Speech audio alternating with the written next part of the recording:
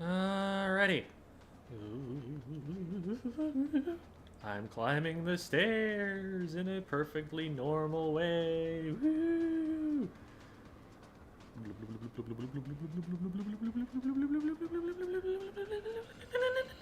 I can't go quite that high.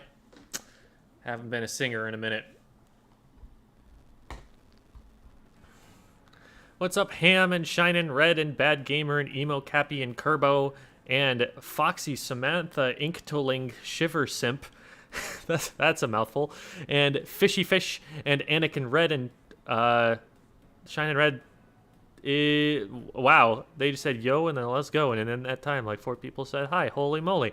And Effect and Nicholas Becker and Noodle and Soliart and Levin and Mr. Nobody 32 and Perfectly Illustrated and Banana Man and Papa and Radical Onion and Coffee Rudy. Hello, welcome.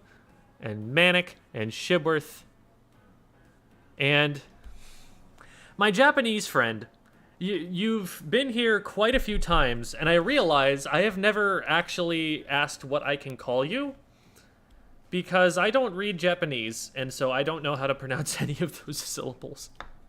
So fill me in if there's something in particular that is more helpful for me to be calling you than my Japanese friend, because I'm sure I have more than one of those.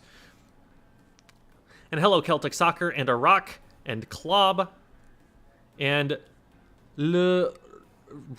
I do not speak French well enough to pronounce Ragujitan? I don't know. And Solomon and Blukin and the Big Sad Cad and Tom and Taka GF and Giga Chad Birdley and Drought Ender and Dub. Oh my god, we're almost at the end. And Endavom Galent and IW Rain C and Thick Yoshi and Bad Tenchi and Potato Soup and Laura Doan and Nightpool. Oh, you're Kaga-san. Oh, okay. We've talked before then. I just didn't make the connection between your YouTube and your Twitch account there. Okay.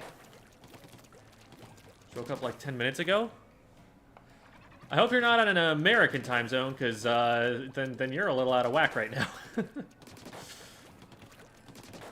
That would be... I don't actually know. Where in the world would it be a normal time to be getting up right now? Not in Europe, because in Europe they would be going to sleep at this moment. So maybe like Japan or Australia? That's my guess. Either that or you're just on massively gamer hours.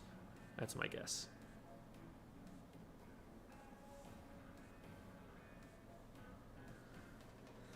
AEST, there you go. Okay. Australian Eastern Standard Time. I know that because Splatoon. Did you watch the Mario movie trailer? I actually didn't. Wait, I forgot to go watch that. Wait, do we need to just do a React stream, right? Am I gonna get copyright claimed for that? I don't think so. I think that should be fine, right? I don't know. I think I'll save it and give my reaction on the next stream, because I don't know. And I would rather this not be demonetized, so... Yeah, I do need to have an opinion on that. That is an important piece of media for me as a gamer to consume.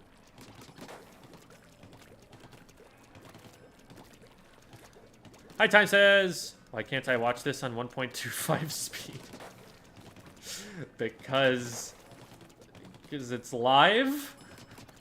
I'm not talking at 1.25 speed.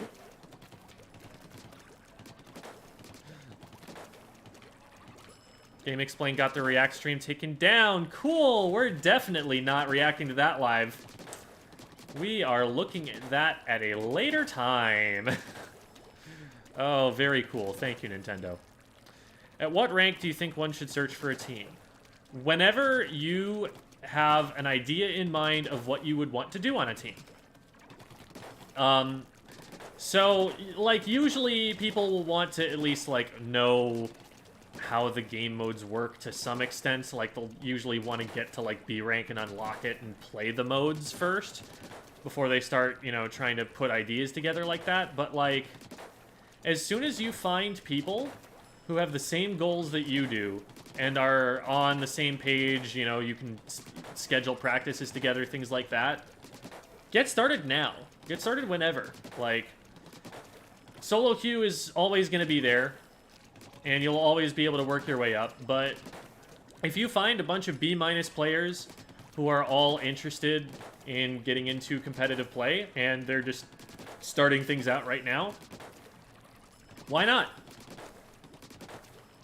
In fact, it can be, you know, a lot of fun if, like, you and a bunch of friends all get into it together and learn the game together. And maybe you'll grow apart at some point. Maybe some of you guys will end up being more serious than others about it, but hey, it's a start. People always ask, like, when do I want to be, you know, when am I good enough to go play in tournaments? And the answer is, you've got it backwards. The question is, how many tournaments do I have to play before I'm going to, you know, be happy with the progress I've made? Like, you get better by playing the tournaments. So you don't get good to play the tournaments. You just start. Just do it.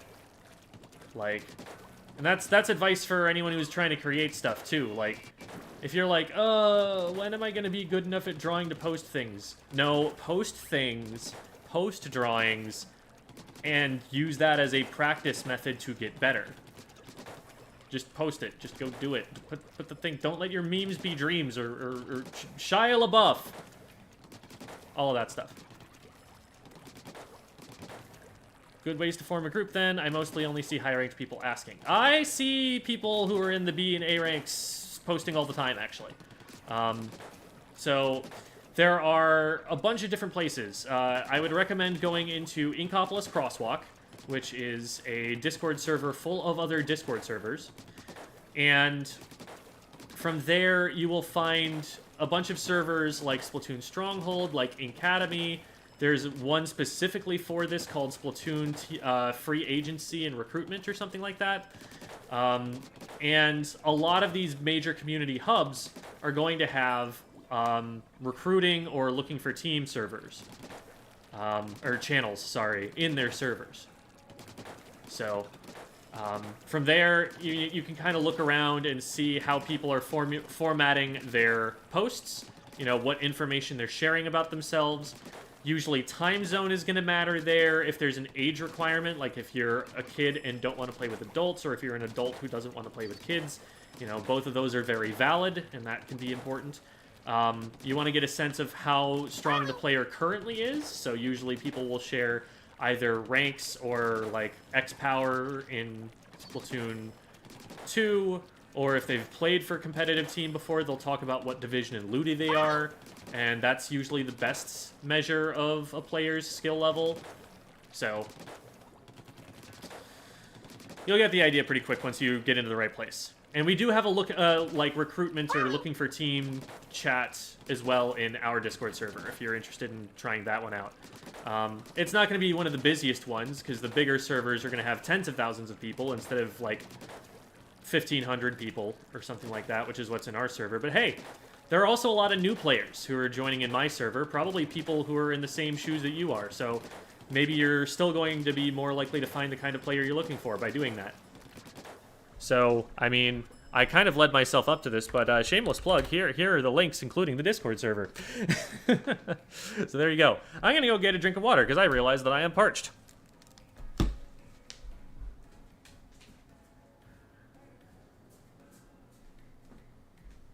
Where is my water bottle? Did the cat put the water bottle in the box? Is that a thing that happened? No, okay. The cat has been liking the inside of my computer monitor box.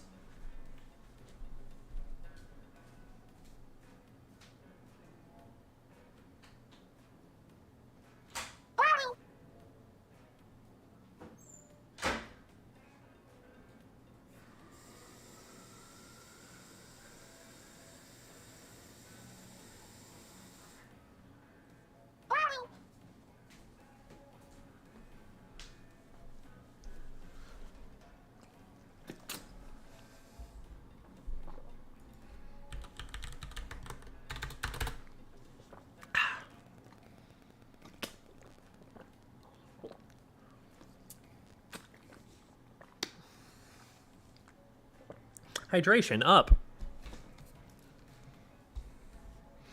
Watch your vids on YouTube? Welcome. Okay. How do you rank Splash-O-Matic in 3 so far? High tier, not top tier. Definitely is going to have a niche. And it's getting a lot of play, especially in Splat Zones at top level. What do you think Nintendo will do for Tentamissiles regarding balance? Nothing useful. I'd like to know how to use 96, but there are no videos on how to master it. 96 is definitely a different weapon than what I generally play. But I haven't actually played an awful lot of it. It'd be nice to maybe learn Inkvac a little bit. So in Splatoon 2, the way that this weapon worked was that it was an armor support. So you'd use your sprinkler primarily just to help you farm for armor faster. Oh, not that. Oh my goodness. That was absolute nightmare on the menus. Okay. I guess I need to actually use this whole thing before I can quit into the... That's so weird that that's how that has to work. Anyway, so what you do is you'd throw sprinkler out and then you just paint like this. And then both the sprinkler and you combined are painting for that armor. You get the armor, you pop it, your team goes in. It's a little bit more complicated in this game because Inkvac is a much more active special. You have to be positioned well to be able to use it. It's also... It's tricky. It's... Even if the opposing team, like, gets a lot of their shots blocked, there's a problem with the Inkvac, which is that in between the time that you get it fully charged and fire it, that there's a little bit of a window there, probably like a, half a second or something. And during that time, someone can splat you. So what coordinated teams are doing right now, as far as I've heard, is they are shooting it deliberately to get it to fill up faster, and then just holding their aim on the player who's using it, so that as soon as they get that window, the player is immediately splatted. And one of the issues with it is that it takes you out of play for so long. It makes it so that, yes, you are blocking shots, but you're not painting, you're not shooting enemy players. You really depend on the rest of your team to really be doing anything on the map. And you really depend on you being in front of the enemy team to be getting any value. So it's very positioning dependent. It can feel overwhelming if it's used in the right places. It's not being especially favored right now competitively. So we'll do a quick zones here on the 96, just because I don't think I've played a game on this thing yet, and I want to get a sense of how it feels. So we're about to see some very, very bad Inkvac gameplay.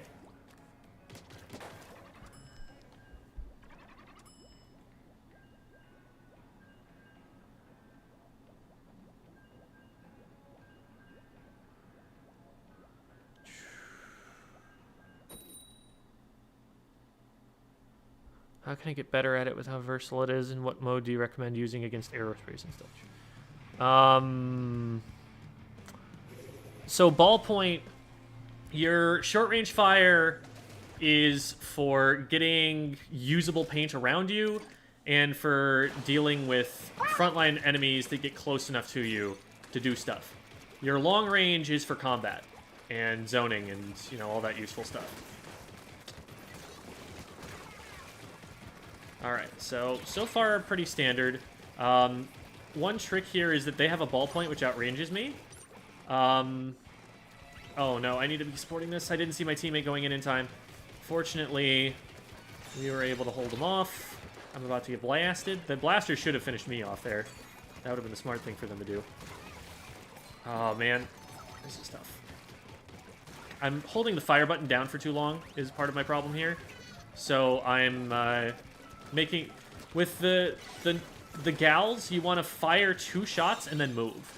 Because when you move, you reset your aim RNG and make it so that your shots are going to be more accurate when you start firing again.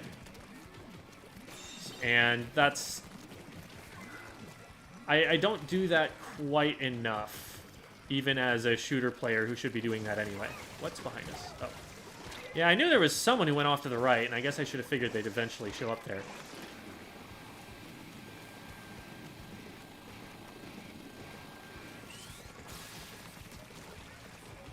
Yep, that's how that's gonna work. Alright. Well. Nope. So there's a game of that.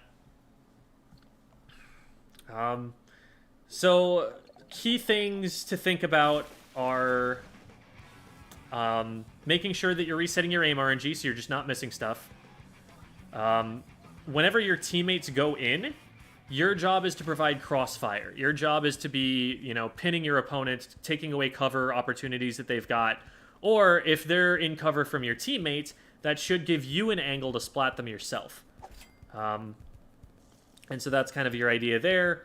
I popped it a little bit on the late side, but whenever the enemy team comes in with some massive special that you need to counter, you pop your ink vac to counter that special, to just take it out of play. So suck up a Booyah Bomb, get rid of missiles. In that case, I was trying to use it and failed to stop the ink jet. That's kind of your game plan. And you stay decently far back so that you can use your max range. With anything that's a midline weapon that has decent range but isn't like an anchor weapon, you always, always, always want to be fighting someone at max range. There's basically no reason for me as a 96 to ever push up to someone and get this close. Unless it's like there's a blaster and I'm trying to make it so they have to hit a direct to splat me or something. Because there are just other weapons that are faster at splatting than yours is.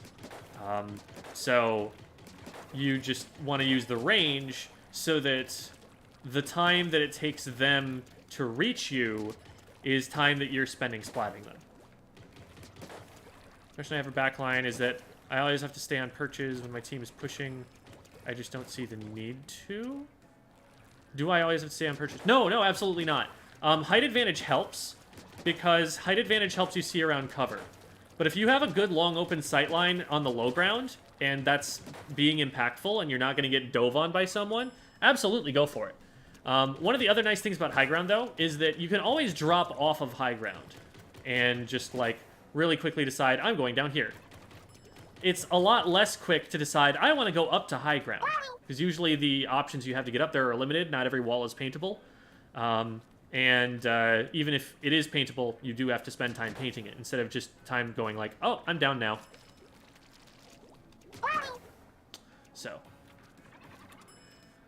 Alright, tips for Tetra Doolies. Tetra Doolies are a sort of hybrid Slayer skirmisher. They are a weapon that is going to be very, very in-your-face and aggressive. But the thing is, they don't actually splat that fast for a weapon that's playing that aggressively. They have to hit 4 shots, and those 4 shots aren't the fastest. So a lot of the time, especially against something like a 52 or a splatter shot, something that is just, like, gonna delete someone very quickly, like this, you as a Tetras do not have a faster kill time than them. You do not want to just be closing distance. What you need to be doing is using your rolls to make them miss. You want to do this sort of thing, and be able to do that really consistently. If you can do this, then what that does is it forces them to adjust their aim. It forces them to miss shots. The best they can do in that situation is, like, if you're being accurate with your shots, the best they can do there is guess which way you're going, basically. Like, get a hard read on you. Another thing about these weapons is that, in case you hadn't noticed, while you are rolling, you are actually still firing a couple of shots. Unlike other Doolies, which roll and then stop and then start firing, like you can see here, blip, blip, shoot, blip, shoot. With the Tetra Doolies, as I roll, I am already shooting.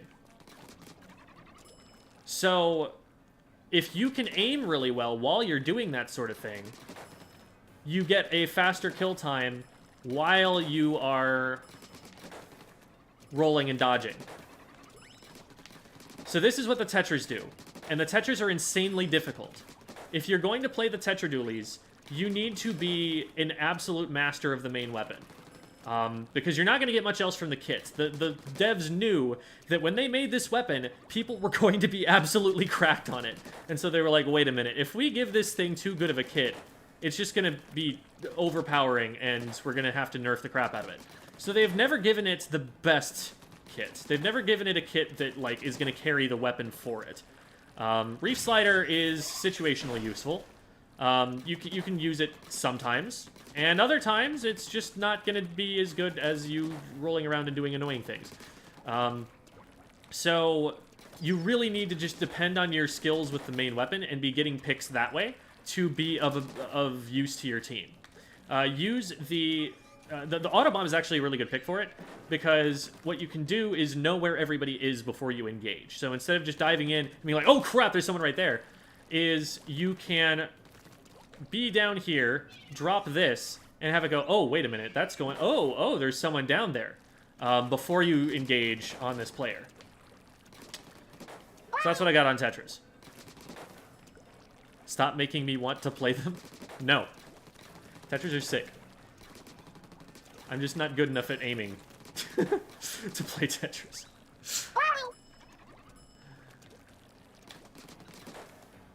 You were crazy with Tetris yesterday? Oh, thank you. Where do you think the regular Splat Doolies rank among all the Doolies? They're mid. They're not bad. They're just, like... I don't know why you run this over the Splash. I don't know why you run this over the Tetras. Like, I feel like there's not really a niche that is better filled by this, unless you're, like, a Doolies main who doesn't want to pick up Splash because you're better with the Doolies than you are with the main weapon of the Splash.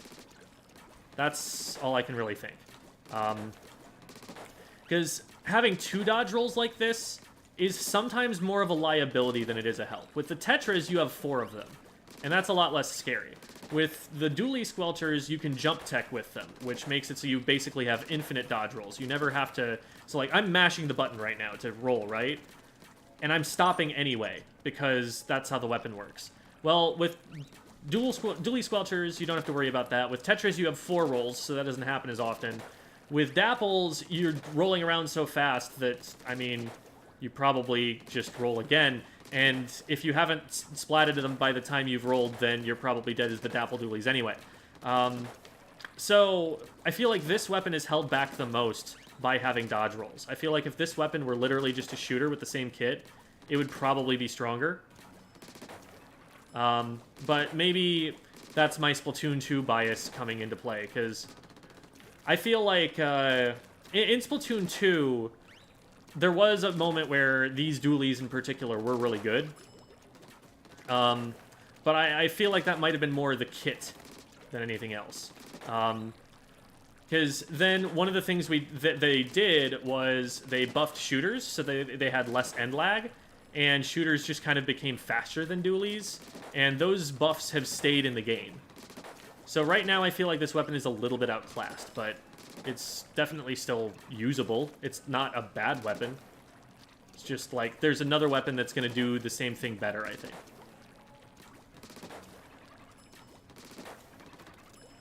Alright.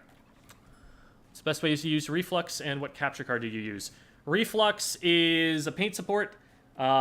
It's going to try to do something with its main weapon sometimes, and otherwise paint a lot, and get a lot of missiles. I played some games of Reflux, and ended up going like 25 seconds into the match before I fired an actual charged shot instead of just tap shots to paint. Like, that was just kind of how I did. Seems to be what it incentivizes. And capture card, the Elgato HD60S. I like it, except for the fact that it's a little bit harder to set up. Like, sometimes the OBS won't find it at first, but once it does find it, I've never had a problem. It's never been a bad one. I use Dooley Squelchers. Just want to know, when should I do the roll jump tech, because I practice it and usually end up not doing it once in a game. It's something that you basically always want to do if you are in combat with someone, because it's just a lower commitment than anything else that you could be doing at that time. So if I'm fighting this guy and I roll and then roll twice, now I can't roll again for a second. Whereas if I'm jump teching the whole time I'm rolling, I can just kind of keep rolling whenever I want to. But as soon as I do the second one, I have to wait for a second, like I just did by accident. So you can just always be rolling when you're doing jump tech with these things. And that's what you want to be getting to the point of being able to do. So when you're playing against someone and doing this, aim at their feet so that when you jump, the shots are going to hit the body. And just keep going. Until you run out of ink and have to run away.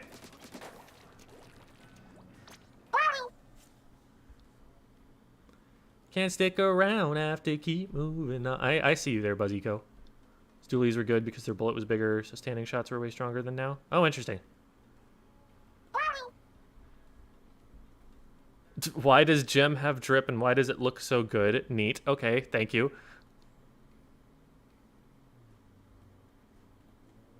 What charger do you think is best? E-liter.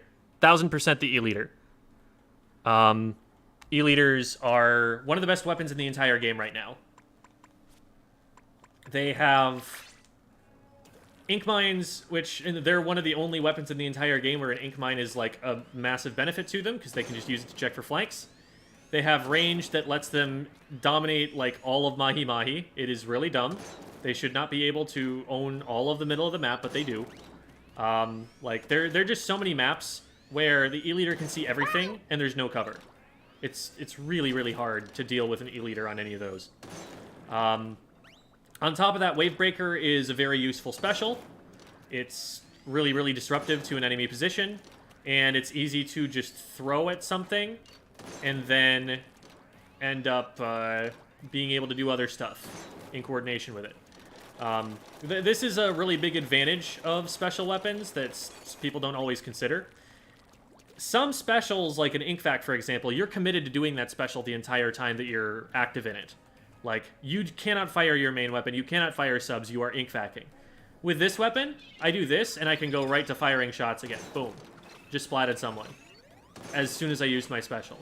I've splatted 3 people in the time that it took for my special to finish. Like, that is value. You basically put a 5th player on the field when you do that. So, the range is a huge factor. The ability to control space with that range is a huge factor. The special is better, and the sub isn't holding it back. So, E-liter for sure. Alright. What is our mode? So it's zones there and Rainmaker here. Rainmaker, Museum, and Wahoo. What do I want to play on Rainmaker, Museum, and Wahoo? Probably just the splatter shot. Lots of open ground there to shoot people with Inksukas. Is this what I want to run? I think this is pretty darn close to what I want to run. Alright, let's run it then. I guess I could afford to have a little bit of IA. Could do this. Probably not, though, because that's a lot of quick super jump. That's more than I need. Is that the only IA hat that I have? I thought I had more than that. Oh, no, I've got these glasses.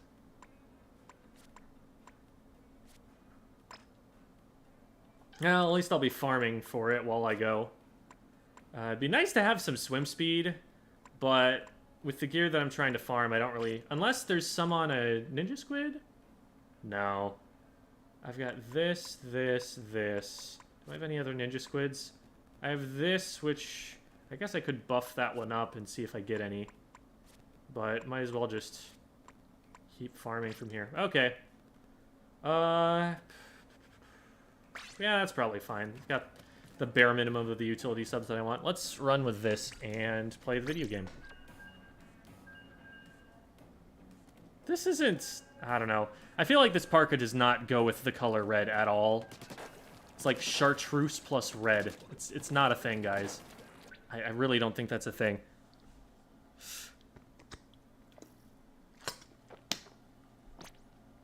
Communication error. Everybody's favorite part of the stream. Any advice for deciding on a roll? Been running through all the weapons and still can't commit to a ranger roll. I would say find a weapon that you enjoy. Figure out what you're doing with it. Like, just pick the weapon first.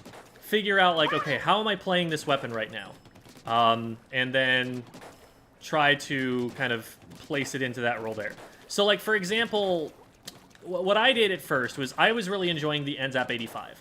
But what I found out was happening was that I was playing it really aggressively, and in Splatoon 2, that was a paint support weapon. That was something that you used for ink armor. And so when I started getting into competitive play, people were like, oh, well, you're playing support, right? And I'm like, huh? Oh, I guess this is a support weapon in this game now. And people directed me instead to play the T-Tech, which is very similar mechanically, but was an actual aggressive kit. And I switched to that and never went back. So find whatever it is you're liking, think about how you're playing it, and then go to the metagame for it to tell you, is there a better version of that thing that you are doing in the meta? Thoughts on L3? Just can't enjoy it in this game, which makes me sad. I think L3 is underrated.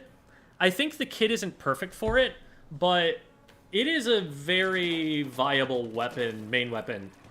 Like in Splatoon 2, we didn't see a lot of Western players use that, and maybe that's just because they weren't doing wrist stretches and were hurting themselves playing it, but because it is kind of intensive on your trigger finger.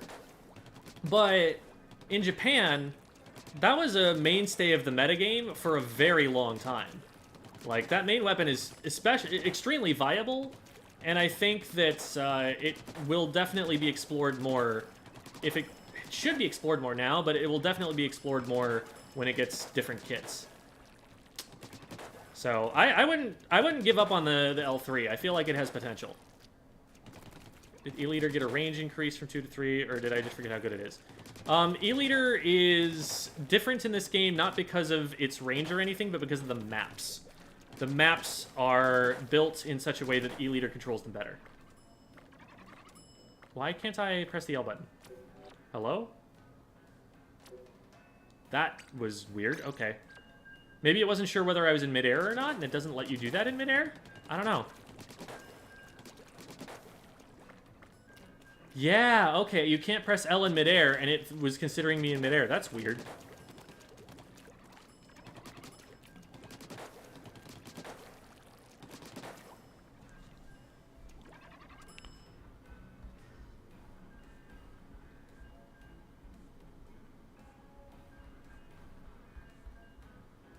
Oh boy, okay. I'm trying to solo queue through low ranks right now, but I'm struggling a bit. Teammates never play anchors, so I'm thinking about playing it. Any advice for a starter anchor weapon or basic anchor tips?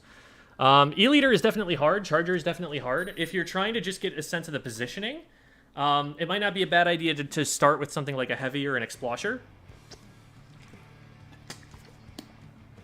But E-Liter is the dominant meta choice right now. How Charger Splatlings can contest E-Liters. Fusion actually made a video about that subject. So I will first recommend that you go and check out Fusion's YouTube channel. They made a great guide on Zipcaster that I shared in resources recently, and you'll be able to find the rest of their stuff from there too. But that's the question of the moment. You kind of need to outplay them just a little bit. You don't want to be in their sight line when they have charge. The trick is to move in when they don't have charge and do something then, and that's hard, because the game doesn't give you a lot of cover, and it's generally just not an easy thing to do right now.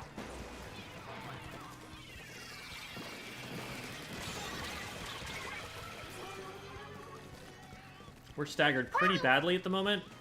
Hello, why are we there? That is not a useful place for us to be. We need to be in between the Rainmaker and the goal. All right.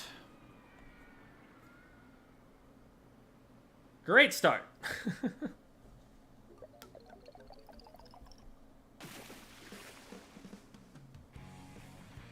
Being able to spec your friends while they are playing would be problematic because then you could be feeding them information about enemy positions. Oh, wait, that was Kiver. We just played against Kiver. That's why we were staggered. I understand now.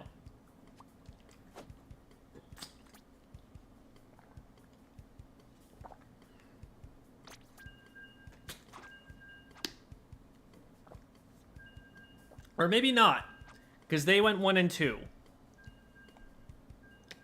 Prosper. Prosper is a competitive player that I've actually... They tried out for my team at one point. They're a really solid player. But I don't know if that's actually Kiver. Hard to say. Are they streaming or something right now? Can that be confirmed? It would be really late for them right now because they're French, but also they're a gamer. So maybe they're just up at 3 in the morning or whatever. Is it wrong for me to feel discouraged about playing as a newcomer, only have 45 hours? I mean, is it wrong to feel discouraged? I mean, I don't want you to feel discouraged. I don't know what wrong means here. But it is a difficult game. If you're not used to the mechanics, then it's going to take a little bit of time to get over how overwhelming it can be.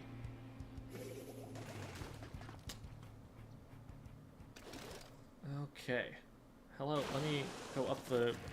You're supposed to be able to super jump up higher on that, and I couldn't get the angle on it. I'm going to drop out here and threaten from the side. Flush them out to the left, which is where my teammate has an advantage. Nice, and we get 2 for 1.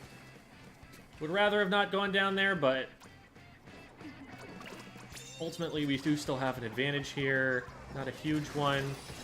We need to stop this. We did.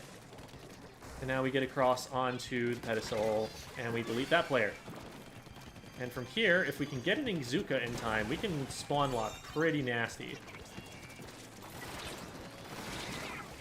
I'm surprised that didn't hit. Alright. 31 is still pretty good. If Danko backs up and gives us jumps, no.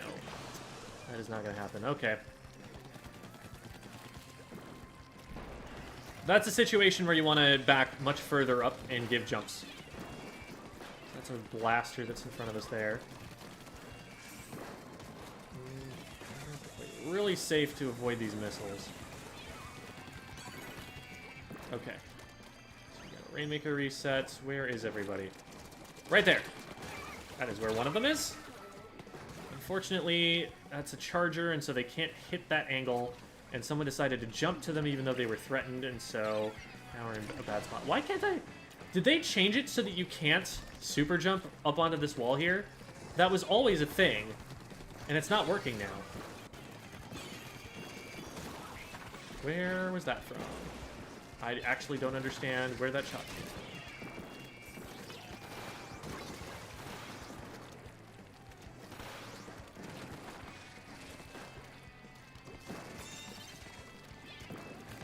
Be able to drop that down. We'll whittle this away and catch the player who's trying to jump to it. They're down. Nice.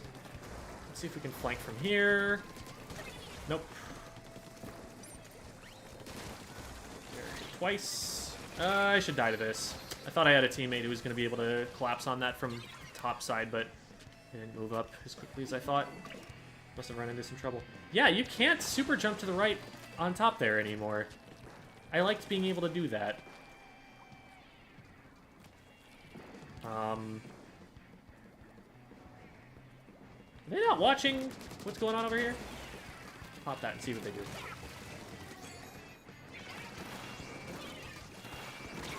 I am surprised that didn't hit. But, I mean, I got 2.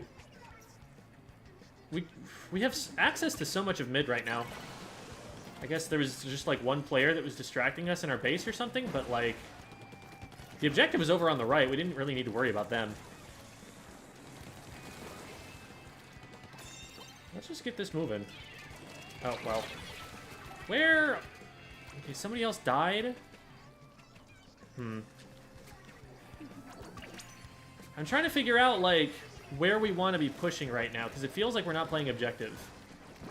Obviously, the Charger is going to have to position where the Charger positions, but the front line, I'm trying to figure out what they're going for. Oh, there's something behind us. Okay, there we go. Can probably be moving. Again, the enemy team is taking fights, like, way down in mid when the Rainmaker is behind them. Like, if we can slip through that, there's no reason we can't just grab it and go. Make them turn around and come back to us. But we're not, like, taking advantage of those positions. We're standing and fighting them. When we, like, could be getting in behind them, flanking, enveloping them. I thought they were gonna get... I thought they were gonna think that I was under the ledge. I guess they were probably just watching me the whole time. I always, like, underestimate how much more they can see from up there than I can see from below them. I figure, okay, I can't see them very well, so they probably can't see me very well, but that's not exactly how it works, actually, with the third-person camera. There we go, good. There was another player down here, yeah. We can just collapse this. This is a preview. Maybe we can't.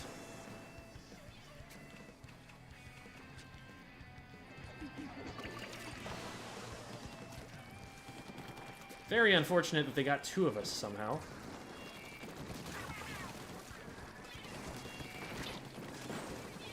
Well, we jump out of this, if we can get out, yes.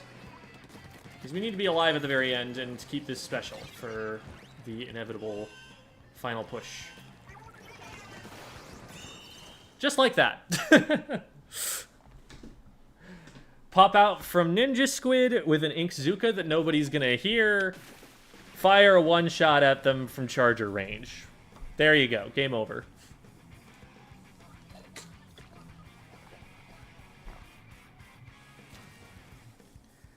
Okay, it's erasing ink. What's the point of erasing ink when it could just put ink down itself? Your ink that you put down erases their ink effectively, but also gives you ink. So any kind of eraser like that would need to be, like, really, really big and, like, ink efficient to ever be useful. Because, like, all you're doing is... You're still making yourself have to paint it if you want control over it.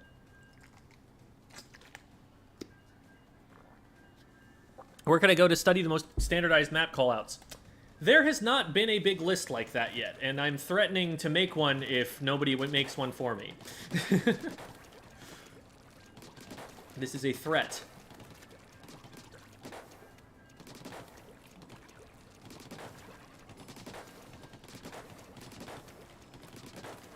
Also, would this eraser do damage?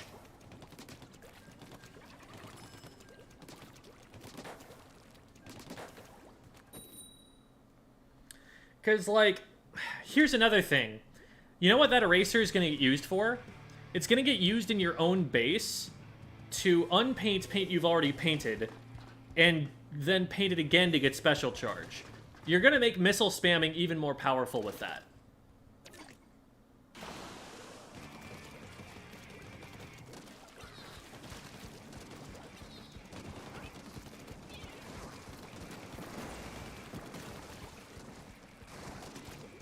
Hi.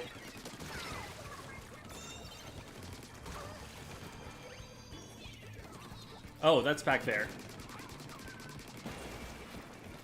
Someone gonna pick it up? Okay, good.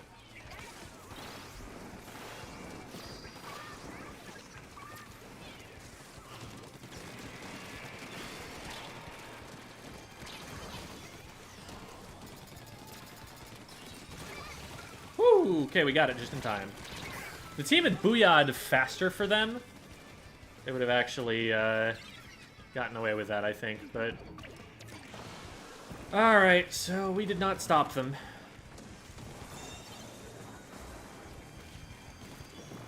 We just drop down here and do a little bit of sneaking around, huh? Hi. Oh, I accidentally got someone over there.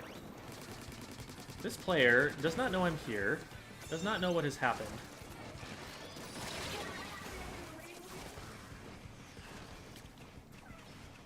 I'm not sure if that was worth it or not. Probably not.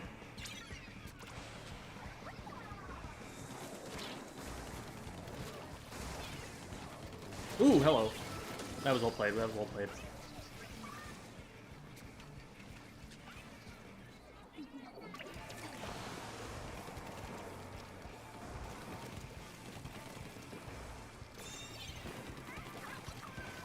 Let's unpaint the sides of this so that it's harder for them to get first check. Okay. And now here's the time where, on a coordinated team, I'm telling everybody, ignore this guy on spinner. They are irrelevant to the objective right now. And we're just spending so much time going after them. It's like, we're not getting out into mid, which we could be doing. We're sitting right back here, letting them paint all of mid. So, we got a lead for now, but not a big one. Okay, that'll get them. And they have no way to jump across there. They will get splatted for that, and it'll stay in mid. And then this player's stuck. Stop that.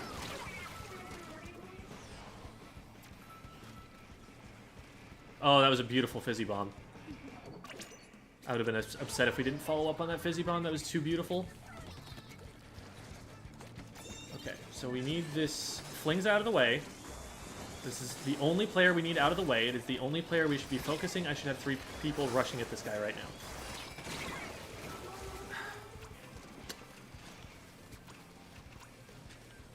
The guy on the left did not matter. If we splat that Fling's a roller, the person on the left we can deal with later.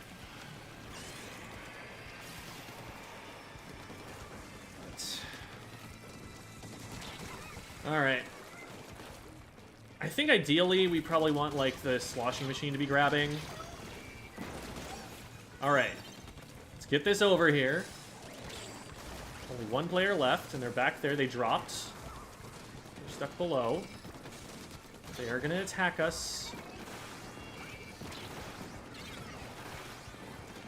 I could have gone a lot further in that time. That was so many people splatted.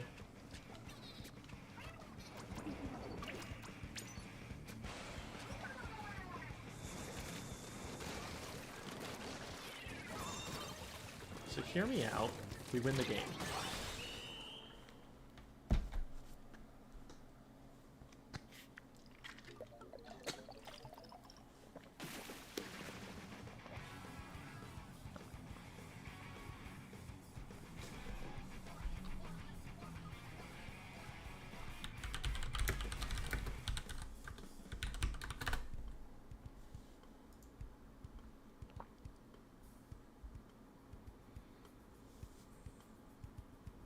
Doppelganger, I like that.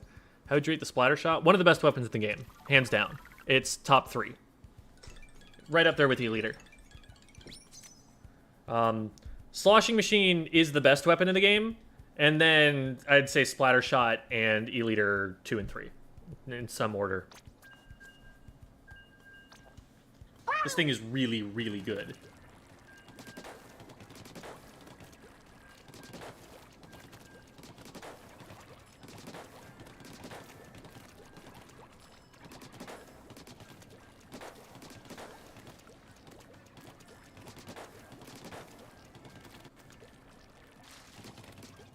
What do you think of basic slosher? It's solid.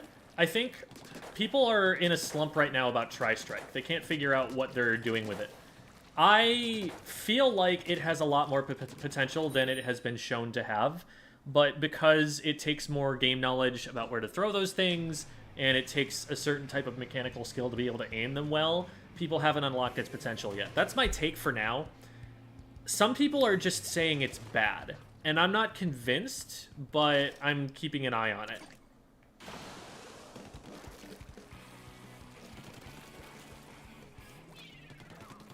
Like, I think it has potential to compete... Ooh.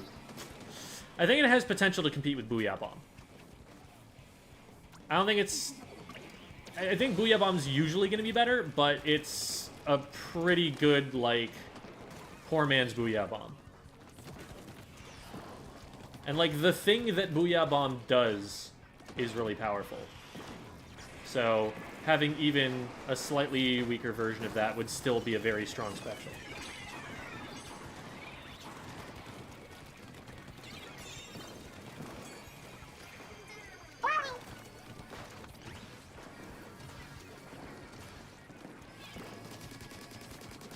Here's the thing. They're all on the left side. They're not in the way of the Rainmaker.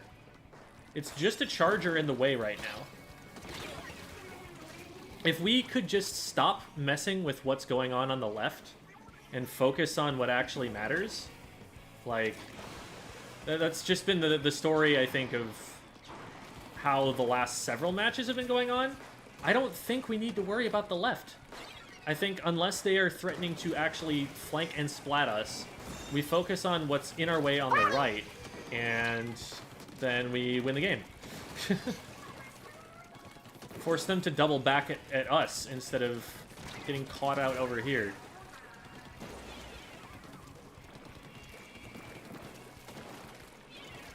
But let's go. Oh my god, what happened? Alright. I guess... So, the thing that happened there was they were shooting at my teammate, and my teammate ran to me. So, they shot me instead of my teammate who they were aiming at. Where's the C leader? Okay, they're top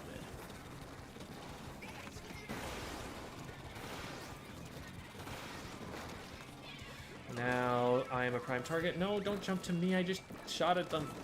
It means they're gonna watch me. Ugh.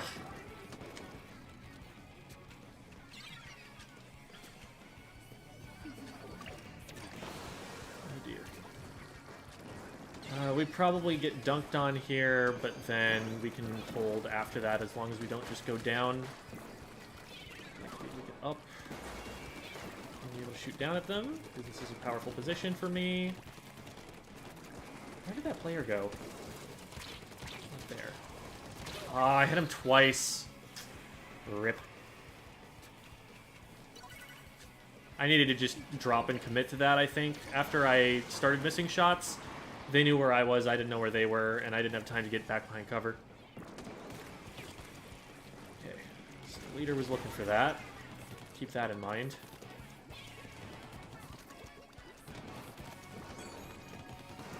There's two people coming over to the left.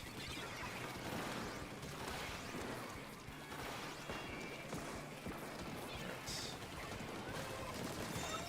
That's clever, however slow.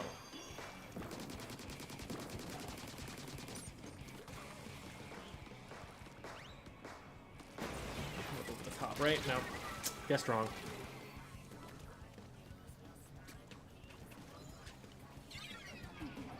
Oh, come on. We've got a bunch of people there. We need to stop it. There we go. There's a Booyah Bomb incoming. Okay, they didn't throw it here. So what we do is this. I'd much rather it be here than where it was.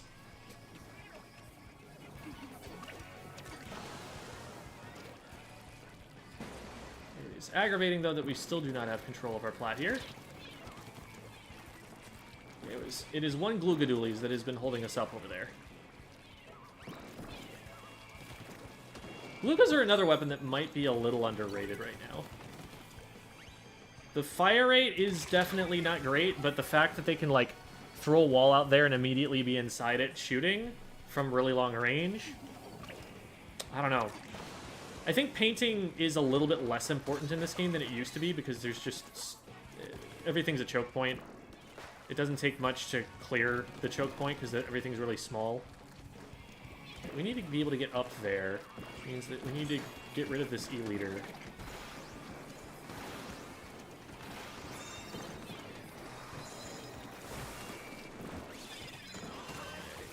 That's one. Stop.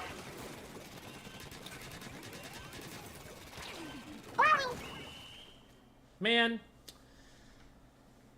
We didn't have the pedestal cleared out yet, and we tried to go for it anyway.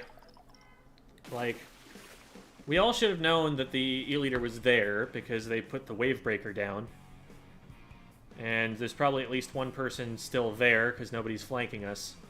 So, we needed to wait for the front line to be able to clear the rest of them out yet. If I get to flank around on the right, and someone else flanks around with me on the left, we have a really good shot of actually clearing the first checkpoint there. But, we're a little hasty.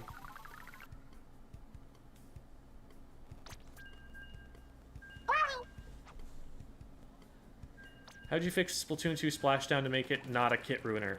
Literally make it invincible the entire time it's active. Just from when you initiate it to when it ends, invincibility frames. Because, like, think about it. As a casual player, that was how you treated it. As a casual player who doesn't know that you shoot that thing down, you just avoid it. And it's still fine. But it also gets kills sometimes. Just make it the ultimate panic button. I think it is not in any way broken. It's not even the best special in the game if you make it that way.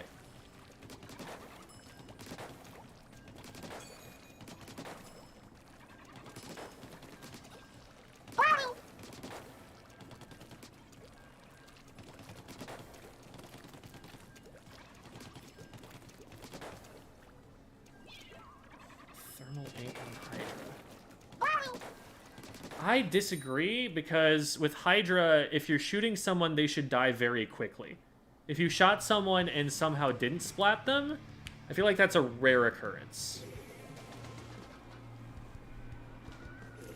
It's better on something like a Bloblobber, where they're very reliably going to be able to dodge your shots if one of them hits you. But like most weapons, I think the reason that Thermal Ink isn't that great is that most weapons, once they start firing at someone, they're committed to that fight to the point where they're either going to splat the enemy player and not need to know where they are, or they're going to lose the engagement anyway. Might as well grab something that doesn't cause you to lose the engagement.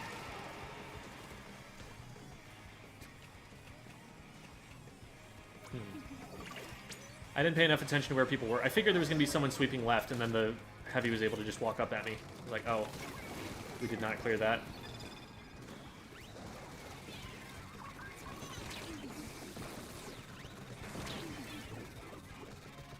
This is difficult to spot coming because of the way that it sweeps down there.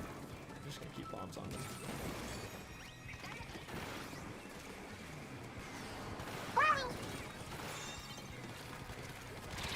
See what happened to the Booyah Bomb there? My teammate fired one shot at it, and it splatted because I hit it with the Trizooka. Trizooka is nuts against that. And that's one of the reasons that this weapon is so good. It is an actual counter to Booyah Bomb.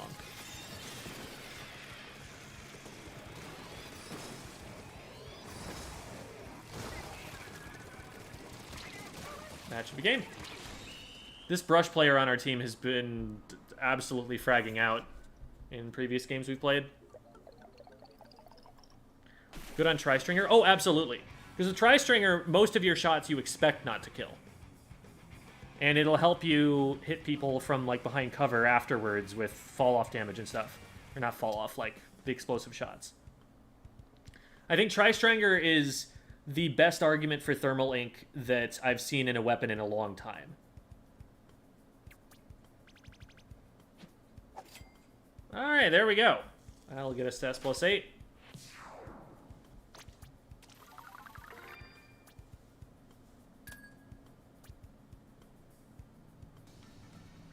Yeah, S+ is not easy compared to S.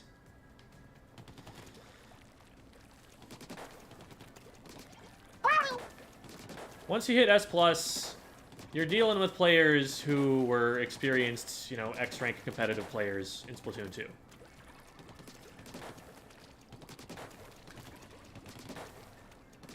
It is not the same S+. S+ in Splatoon 2 was a place for people who are probably going to end up becoming competitive players, but aren't there yet at, like, the level that they'll be able to, excuse me, to start just, like, using their div as their measure of team skill, because Quad X just doesn't mean anything anymore. Like, they're getting there, but usually at that level, they had not learned things like team coordination. They were just learning the metagame still. But in this game, like S+, since it's all we've got, you're going to run into top 500 players there.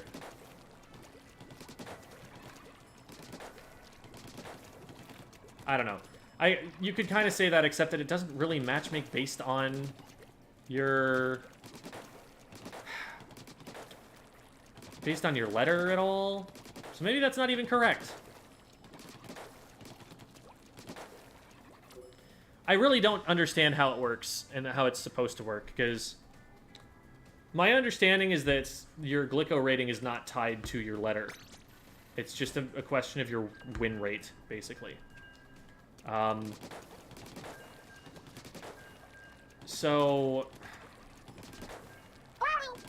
doesn't that mean that, you know, for a stronger player, it's going to be more difficult to get ranked up than for a weaker player? I don't know.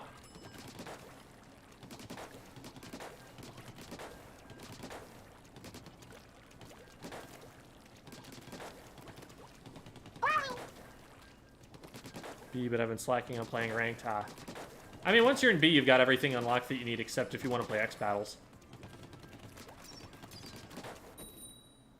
And X battles are not out yet. Like your YouTube shorts? Thank you. Appreciate it. Pushes your letter to S just by playing a lot.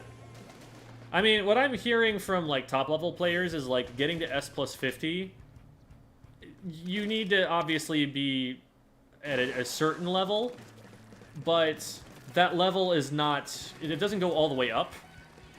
And once you're there, it's just a question of how often you play the game.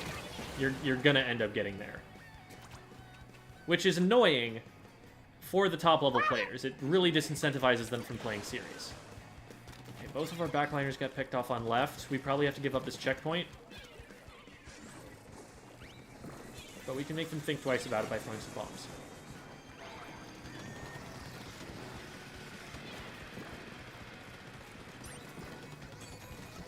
This, and then pop this as soon as that... Oh. Well, okay. I was expecting that they were going to pop it, and then I was going to try Zook the person who was trying to pick it up. And then everybody just died. So, I think that works too. I really don't feel super comfy here yet. Yep. That would be why. Good pick from the Charger there. I can jump into this safely. That's scary as heck. Oh, we're alive. Someone flanking on the left somewhere. There they are. Got them pinned.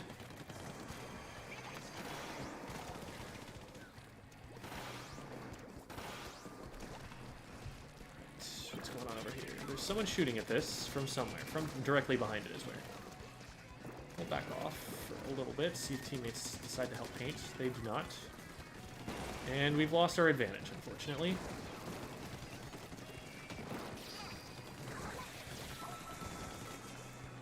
It's a bit of a catch-22 there, because if I try to push the Flingza, all that happens from that is I die to the explosion, because now they're the only one who's painting the shield while I'm moving forward. So I really needed to wait until that got popped or something to push them, and by the time that happened, the rest of their team was spawned, and I didn't want it anymore. Unfortunately, I didn't hit anything there. Oh my god. Okay, there we go. I'm impressed they stayed alive there. I don't know how that worked. Nice. Alright, we take this guy out behind us, right?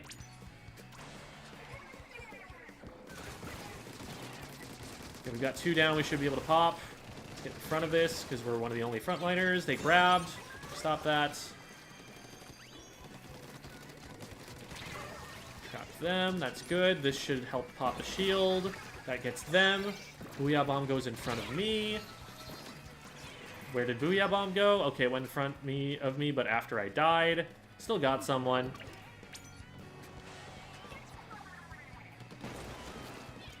I probably rushed it a little too much, even if they had thrown it a little bit faster. Oh, hello. Okay, cool.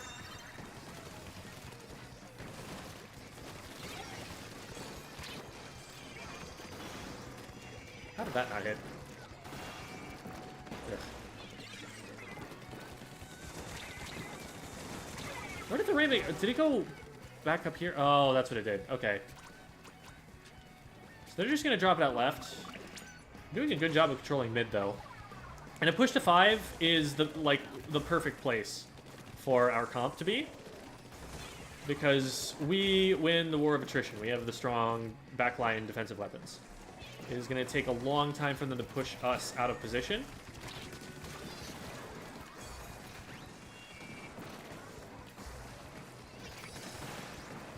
Ow. Oh, that's annoying.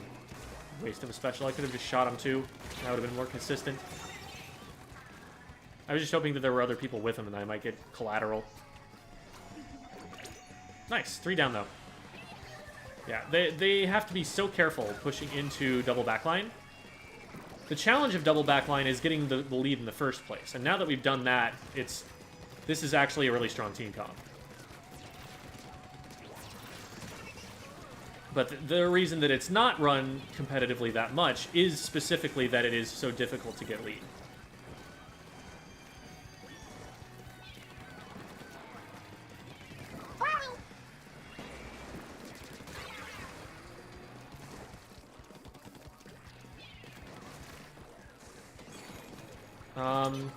What's going on over here right now? There's a lot of paint in our base.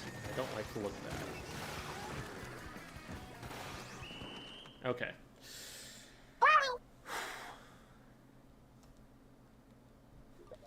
We held the line. They got a lot further in than I expected them to at the end, but we held the line.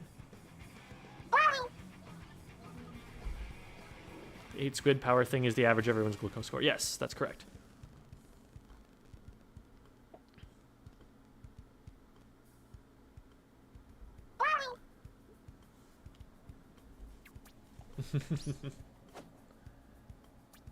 Good job, Goldheart. If there's anything you feel like are common mistakes you still make to this day, what are they? Walking and shooting is still something that I struggle with sometimes. I don't stop and reposition often, or like fast enough when I'm missing. Like what I should be doing when I miss shots is immediately repositioning before I fire any more. Like there, I fired probably 4 or 5 shots before I repositioned. And I want to be doing that after I miss 1.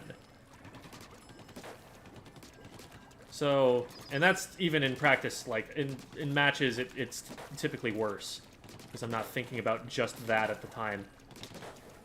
So that's something. Another one is just not paying enough attention to my teammates' positions. So I think I make maybe assumptions about where they're going to be and then realize, no, they were actually getting flanked. They could not help me with that. And I could just like check the map a second before I go in.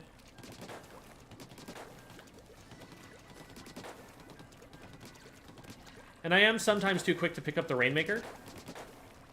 Because I get impatient with people not picking it up when I think it should be picked up. And so I'm like, okay, well, if nobody's going to do this, then I should. But they would have maybe picked it up a second later and then had a frontliner push up in front of them. And that's still better.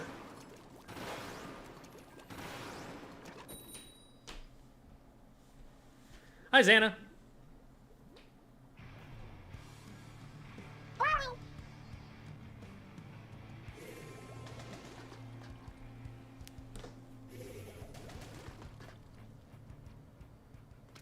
Booyah bomb in front of me, rushed in and died before the actual Booyah bomb was fired. Yes.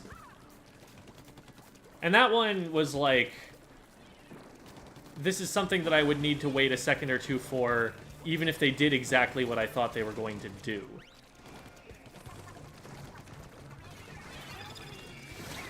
I thought my feet were going to be painted, and I squidded onto something I hadn't painted.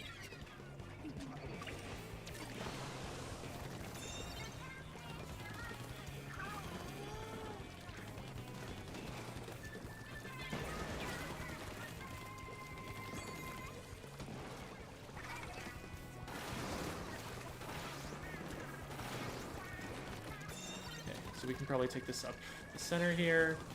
Just make sure that this guy can't do that. And we'll get up here ourselves. Oh, they did do that. I'll be watching this angle, so I have access to right side peeking this now. Which is more than they usually expect you to have, but now I'm in trouble. Thank you for the booyah. That was actually so clutch.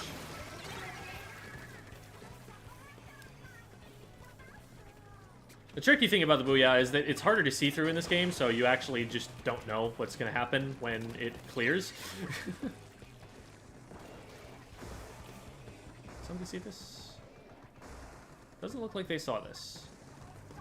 Now we fuck. Jet probably sees this now. They definitely see this now.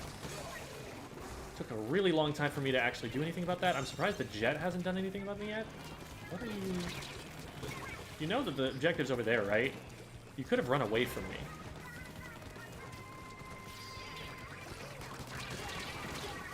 Alright.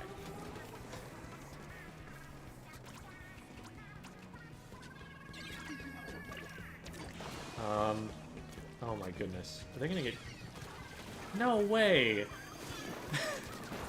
They just pushed through a 3v1 and got in.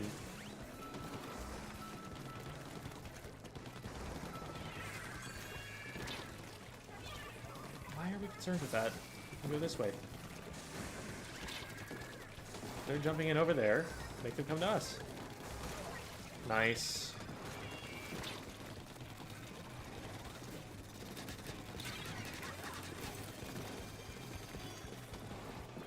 Let's wait for them to pop it and then do this.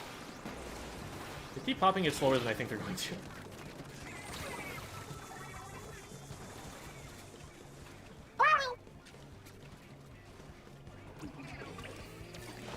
We're pushed really far back again. Oh, well. I knew I was going to get pre-fired, but I didn't think they were going to have the range to do it. There was a splash. And then I just popped Crab Tank.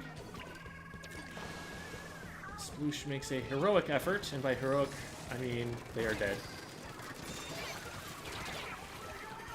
Well, I got two of them, but we've got someone behind us. Can we stop that?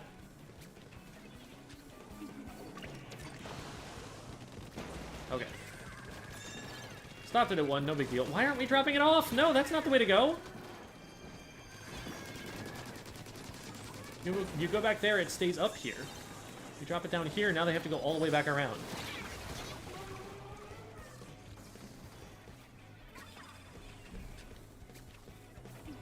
It's like in Humpback Pump Track in Splatoon 2. You get it off the ledge. Just get it off of there. Now look at how much more time we have to defend now that it's here.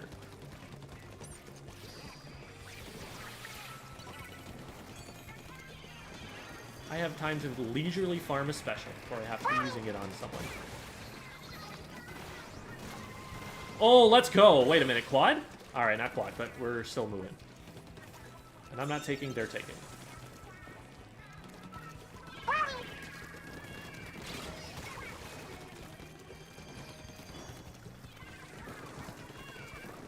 That was something that was difficult to communicate. I was trying to pre-fire there because I knew that my opponents would come that way, not because I wanted the Rainmaker to swim that way. And solo, that's really difficult to get across. Oh, they picked up. They could have just let that reset. That would have been the smart thing to do, because now they're stuck there. If they go down, the game is over, and they have to make it all the way from their goal to ours in 60 seconds. Well, I don't know. Maybe they couldn't have... You're right, you're right. I think they actually did make the right call, because they didn't have enough time to pop if it went into mid. Yeah, the Ink Vac doesn't have as much range in front of it as I initially thought it would. A lot of the time, if you stand too far in front of it, you can just get picked. So, that's something that people are still learning, but it's something that you gotta watch out for. So that Ink Vac needs to be very far forward to have an impact. Any advice on not getting tilted after loss 2 in a series? Take a break. Stop playing the video game. That's step 1. It'll give you perspective. Maybe make a rule that every time you lose a game, you have to walk outside and literally touch grass and then come back in. Remind yourself that the outside world exists.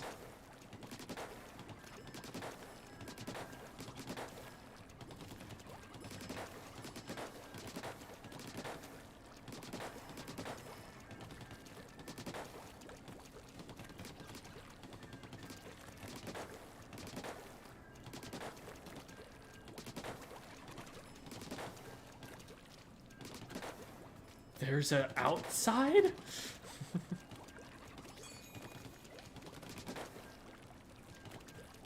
Disabled, so I'm unable to play motion. Any tips for stick? Pick a weapon that is especially conducive to it. So you're probably not going to want to go with, like, Tetra Doolies. You're probably going to want to go with something more like Brush, Roller, Tri-Slosher. Something that has, like, a wide hitbox. Sloshing Machine will probably work. Whoa, we've got a raid incoming. It's Mocha! Hi, Sunshine Mocha. Welcome, everybody.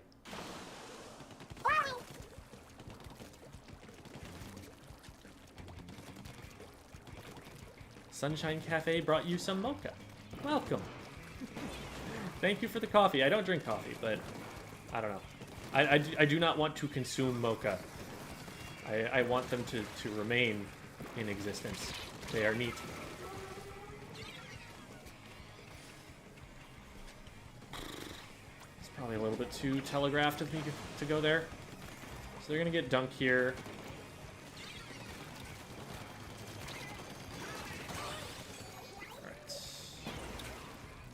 So, that's worthwhile for them. They got the checkpoint, but it's not a game-ending push either.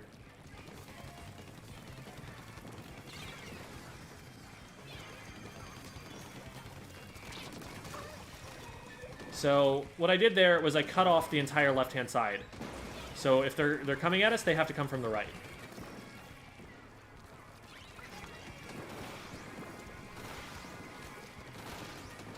Well, unfortunately, I didn't cut it off successfully the second time, and we didn't get anything done on the right when I tri-zooked it.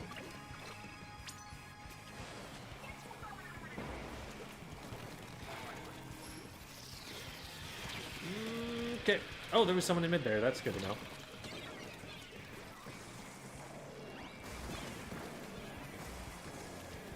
Bridge is coming. Let's be in its way when it gets... Oh, okay, we can just take this. There's definitely at least 2 people in there. They missed. Okay. I don't take that fight if I don't trust them to miss. What? Okay, that was a good shot.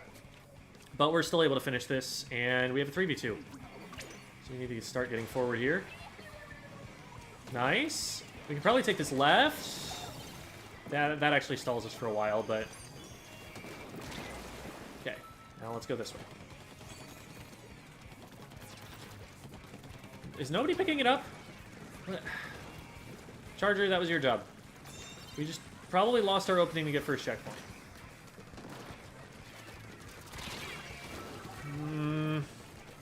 That was a literally free first checkpoint that we just decided not to pick up the Rainmaker for.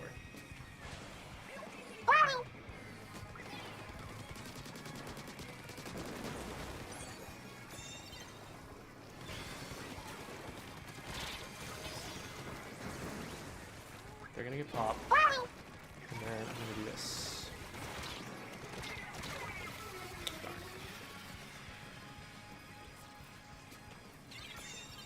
Nice.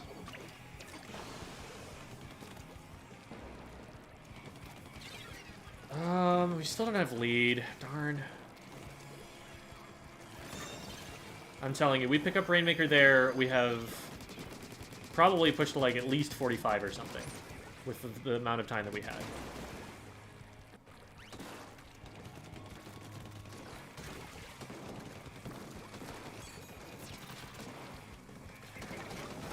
Not hit. But there is someone here. Very distracting. Nice, okay. Oh. Alright. If I'm pinned against the wall there, and my teammate stands in front of me, there's nothing I can do. The idea there is the teammate needs to go left, so that if they snipe one of us, they don't snipe both of us, but they walked right in front of me.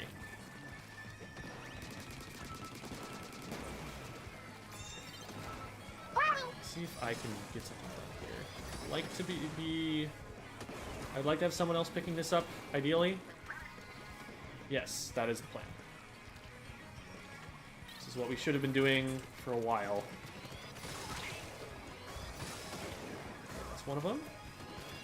I got one up here. Okay. Just one, and it's the charger, and they don't have an angle, so this is game over. Alright, we got there.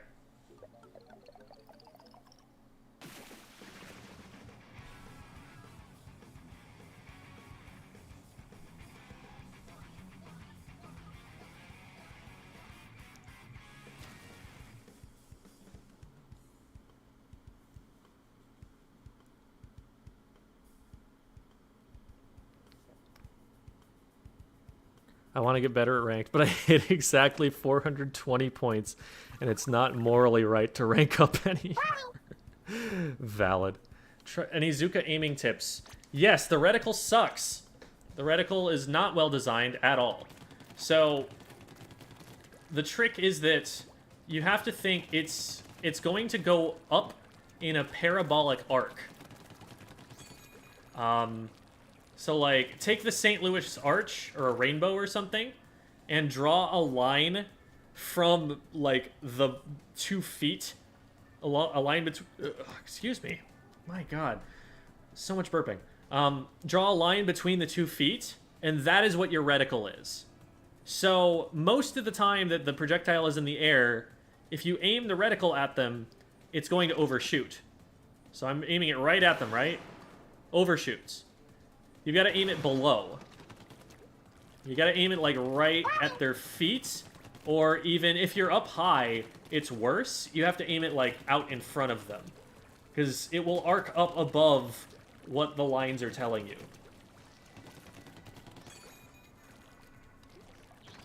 So, like, right here is where I want to aim to direct that guy. Right about here. And then this one's a little further away, so I can get away with aiming a little bit closer to it. Because it's going to go further down on the other side. Playing with randos right now. I'm playing Anarchy Series, so I'm ranking myself up in solo queue.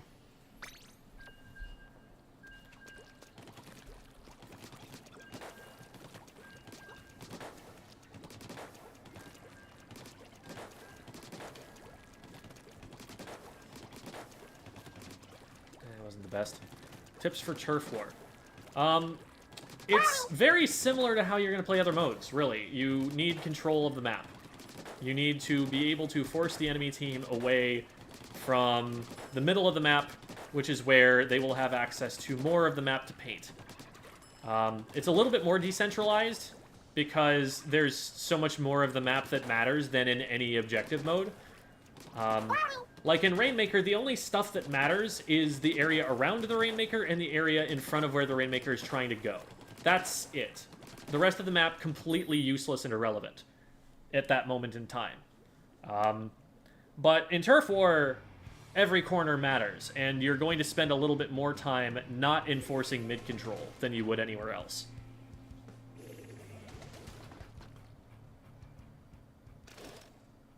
But mid-control is still very important. Mid-control is what wins games.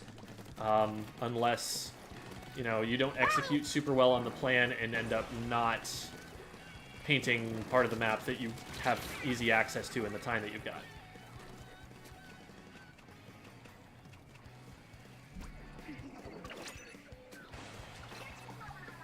In a coordinated environment, that push that I made can work, because I can call my teammates over to it immediately as soon as I'm planning on going for it. I can call them there preemptively. They can already be moving there.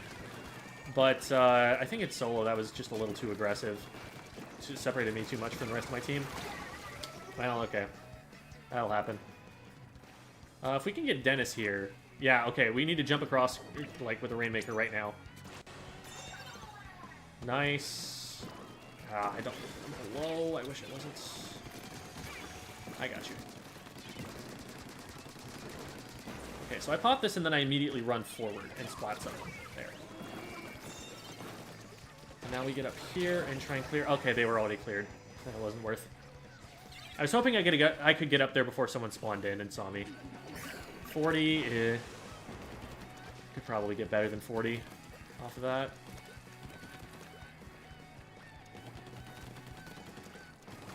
Yeah, that flank is very risky because it puts my back to the enemy team as they spawn.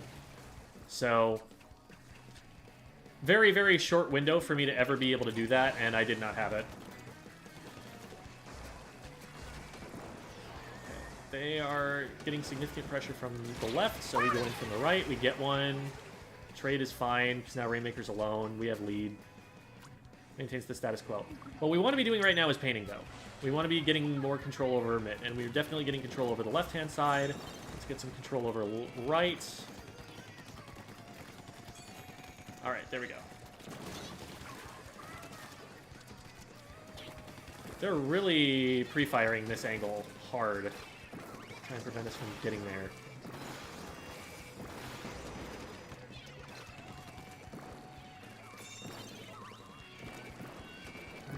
Yeah, I could have pushed forward, but then I would have no escape route. Oh, 2 Trizukas. Look at that, none of them hit me. Neat. At that point, it's just... you try to take a hard angle for them to hit and pray. Why are we back over here? We've been holding them back on their plat for so long, but we're not moving forward to take advantage of it. So there's a Luna in here somewhere. There they go.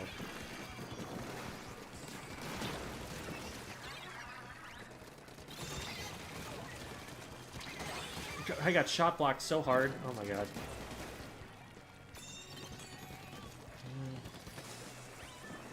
I mean, I did say we can do better than 40. I do still mean it. Oh, hello. Okay, that's 2. Should be a good start. There's one on the right-hand side. They're probably going to go up and over. No, they're going to fight me here, and they're going to die.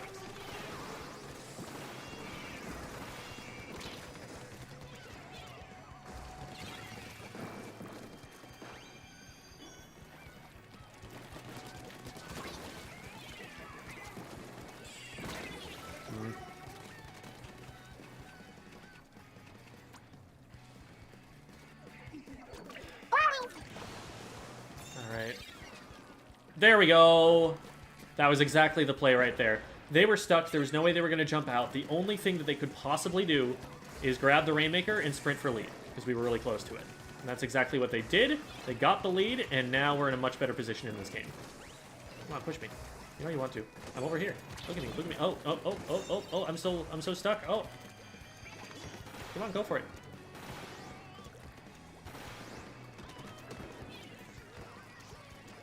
They are still around. Yeah, they're on the right. Might be on the back wall. Yep. They actually got all the way up and over. I was kind of tracking more than one player. They're down. Oh! Wasn't paying enough attention. But we've got good control here. We don't even really need to pick it up if we don't want to. No. Leave my charger alone. Oh, nice! We might actually be able to increase the score here.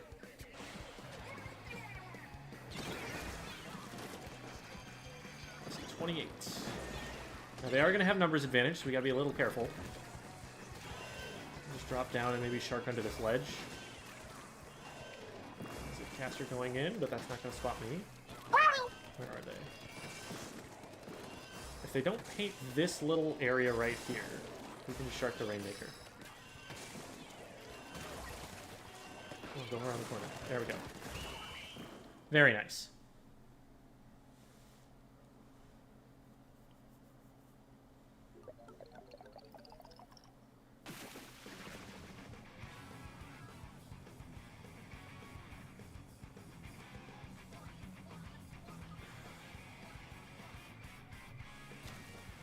Zuka aiming might feel like Stingray aiming for how I learn it. Wait, what? Oh, wait, that was a different person who said it.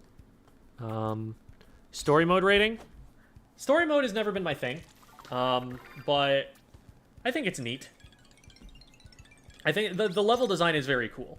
Like, that's something that you always have to give Nintendo. They're very good at that. But, I like how I'm getting swim speed as well. These shoes are crack-on. So on top of having what I want, and not looking horrible, they are also farming useful chunks for me. Like, this is the best of all worlds. These are really good shoes. I'm glad that dude tweeted them out. I was able to snag them. But the level design is really neat. It's like the kind of thing that you enjoy out of a Zelda dungeon. I think that's really fun. But I play the game for the PvP. So, glad I went and you know, beat the whole thing, and after Alterna and everything, but it is the PvP for me, ultimately. I didn't have my arms in a good position for that. I couldn't rotate the rest of the way.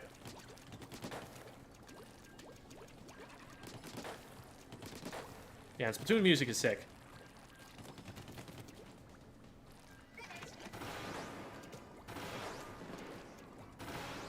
Did that hit? No, that doesn't go all the way.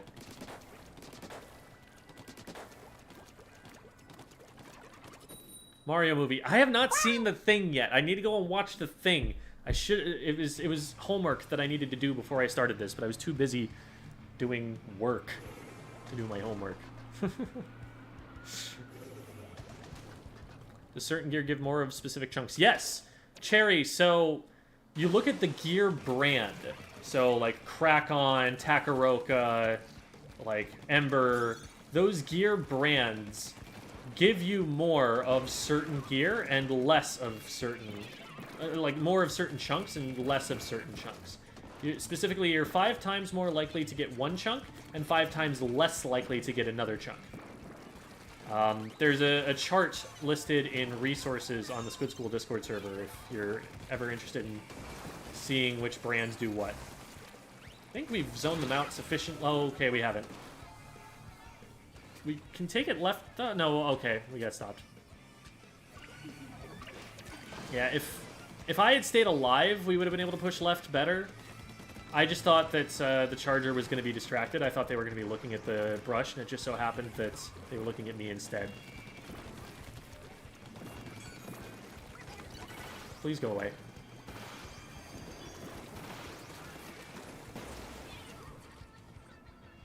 Charger's probably rotated all the way to the other side right now. Yep. Okay. Good stop. I was not in position to stop that. Let's see if we can help Mezzy. Oh yeah, they're gonna get pinched. And now the charger knows that they are in danger. So they drop. Okay, get them down. And now we take it left. I did not grab Tacticooler, which is a huge mistake because I would have moved faster if I had it. However, we got there anyway, and at this point I don't want to be moving. I want to be splatting people.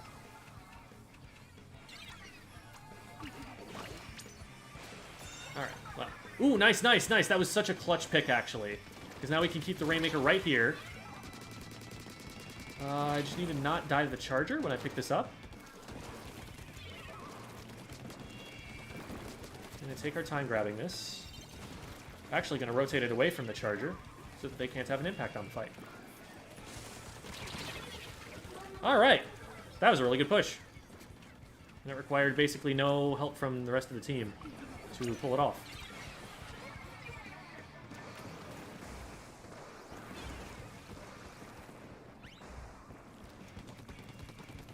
As a general rule, if you're playing against a charger, take the opposite side of the map from where the charger is. Because that's how you deny them the most impact that they can have on the game.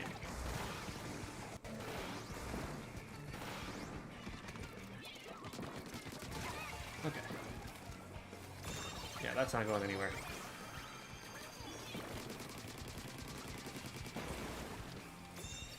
Charger's over there, so we go left.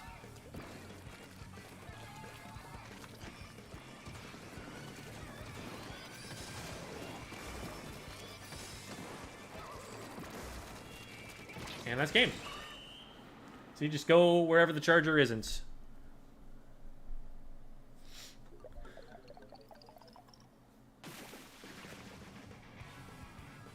How do you deny a charger on Mahi Mahi? Another charger. To throw things at them, like a booyah bomb, I guess. Missile them. You have to, like, expend a special just to even exist in mid against the Charger on Mahi Mahi. So, man, I don't know. Alright. Nice.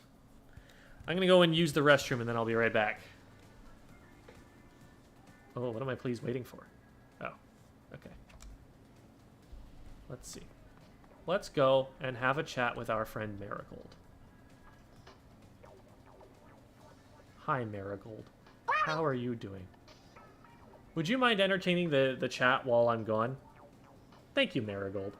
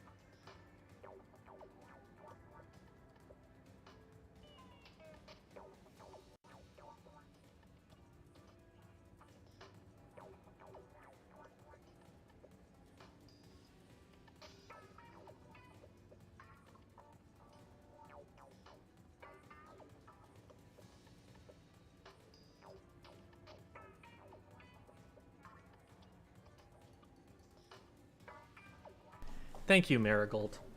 I appreciate the help that you've given to the stream today. Might come and grab a bite, actually. Probably got a bunch of tickets that I'm just, like, not using. But let's also check this out. See if I have any licenses. No, I don't. Okay. How many do I need? 1, 2, 3, 4, 5, 6, 7, 8. 8 Sheldon licenses. Okay, well.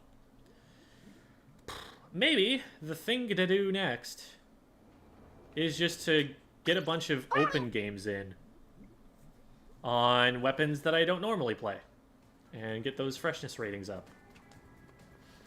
I don't know how much time it takes, but I guess we can figure that out now, can't we? It's a weapon that I probably haven't played, like, at all. Freshness. Oh, there we go. Okay. So it's got this number out of 10,000. I literally just learned that this is a thing. Wow. Okay, I've got a ways to go on the splatter shot. That's surprising, actually. Okay, so I've played more Blaster. That's interesting. Intriguing. This is fairly close. Luna's closer than I thought it was. Explo is actually really close. Let's go for Explo, probably. Are there any others that are in a good spot? Enzap's not bad. But the other ones that are just at 0 out of 10,000 would probably be better. Okay, so we'll get Explo. Probably don't want this. Probably just want some ink efficiency. And we definitely don't need that. What else are we gonna run? Well, yeah, we'll run this. We'll run this. We can farm those. Those are useful. And do I care about stealth jump enough? Do I want to just... What else would I run? I don't really know what else I would run. Object Shredder? I don't know. That doesn't seem especially important on this. Zones, and let's get going. Okay. Yeah, Explosion is really good in this game. I'm happy for the Explo players. They got, I think, a stronger weapon than they had in Splatoon 2.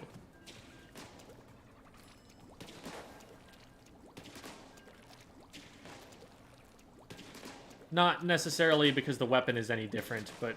I mean, the kit is different, I guess, but... more because of the way that, okay, we're not going to be playing that yet. Just wanted to say I found you on TikTok and binge watching your videos. Was stuck only doing Clam Blitz as the only mode I'm confident at, but now I'm A+ and halfway to S-. Thank you. Awesome. Well, I'm glad that we could help you out with that. Hey, Jem, just wanted to say thanks for all the videos. My college has created a collegiate esports team for the game. We've been using a lot of your videos to study. Hey, so I'm actually very interested in stuff like that. Like, if you want to reach out in, like, Discord DMs, if you have, like, some kind of, like, collegiate regional finals or something like that, I would absolutely commentate that. I would broadcast that on Squid School. Like, I'd go the whole 9 yards for that kind of an event, because I think that that is super cool. That is something that I want everyone to be able to have, is, like, high school and collegiate esports, like, whatever games that they want to play. I'm all in on that if you just want to, like, hit me up. And, well, we can work out details with whoever's running the league or whatever. And, like, worst case scenario, you know, if they want to stream everything and have all the rights to it and everything, like, I'll still VOD review it. That'd be a great VOD review stream. So, let me know. Oh, CCA. Oh, okay. I know about that. I should get in touch with them. I think Magic works with them. So that'd be something. Because someone was talking earlier about Play Versus, and they are unlikely to know that I exist. But with CCA, yeah, I've heard of them. That I know about. How do I get out of stick controls? You suffer through motion controls for a couple weeks. That's how you do it. That is the real answer.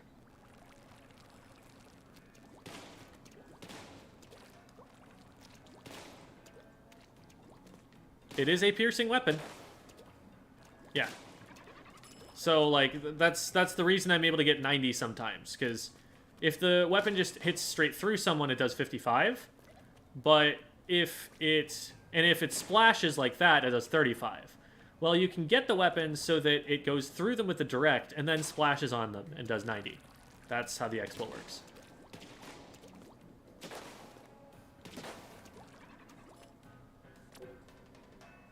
Alright. It's going to be Clam Blitz, Scorch Gorge, and Sturgeon Shipyard, I believe.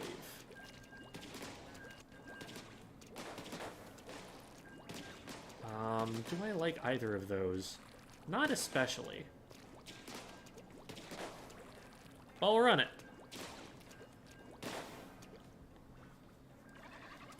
Jem, just discovered your channel. You've helped me improve so much. Thank you. Yeah, thank you for reaching out to say so, Penguin Apple. Appreciate you. Dug myself into a hole. Oh, man. I've heard that someone was at, like, negative, like, 6,000 or something. I'm like, oh, my God. That's life-ruining debt right there. The house always wins, I guess. How do I decrease value of rollers without a support? Oh, okay. I think I see what you mean. Because the counter to roller is to paint. And so, I mean, you just gotta be very aware of enemy ink, I guess. Your favorite new stage? Museum. I think Museum is the only stage in the game that is better than the Splatoon 2 stages. All of the new stages... I call it new because the Splatoon 1 stages are not at all in the formation and everything that they were. Like, Hammerhead Bridge is completely different map. So, like, you can say, oh, but it's a Splatoon 1 map. It's unique to Splatoon 3.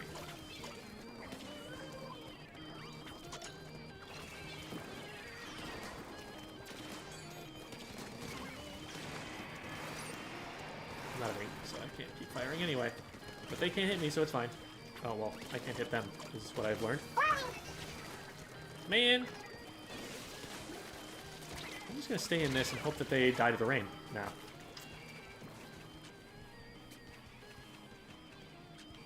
We have been able to stay in there for a long time, and it is not primarily because of my efforts, that's for sure. If I have to pick one of the actual, like, Splatoon 3 only maps. That was funny. Oh, hi! Let's see, there's Mincemeat, Scorch, Eeltail, and Hagglefish. Hagglefish is the most playable and competitive by a lot. Mincemeat is fun. Like, I have more fun on, like, casual games of Mincemeat. But once players get to a certain skill level, it's just such a grind to do anything. It's so hard to push into mid.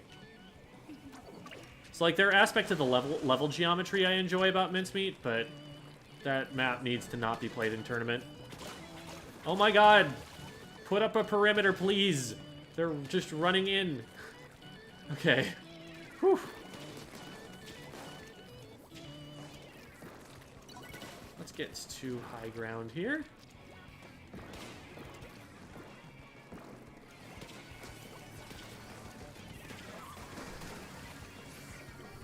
That was unintended.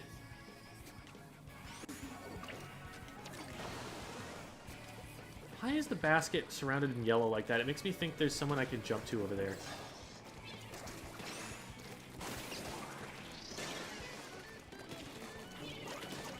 Hello? Basket's under attack. Help, please.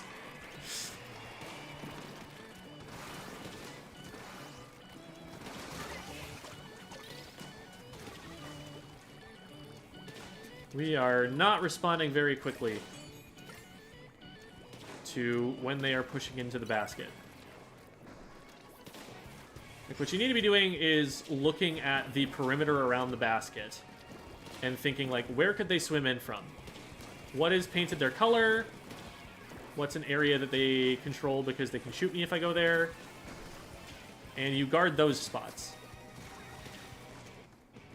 I'm going to throw this over there. I feel like my teammate's going to dive and get splatted. Okay. Well, that's what happened.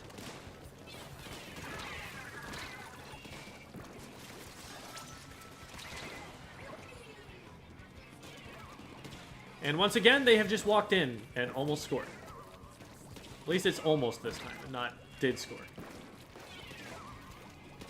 This is a bad angle for me to take. I need to get away from that.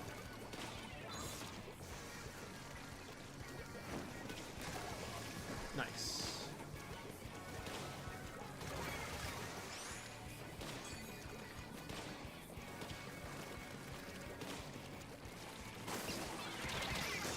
I was trying to... I hit the wrong button, but I was trying to throw the rain before I went down, because I figured I wasn't going to get another chance to use it. We need 2 clams in. We need 1 clam in. There we go. How did you miss that? What? They must have run out of ink. That's the only way I can see that happening. That's insane. I'm not used to jumping into an unsafe jump and just out DPSing someone on Explosion.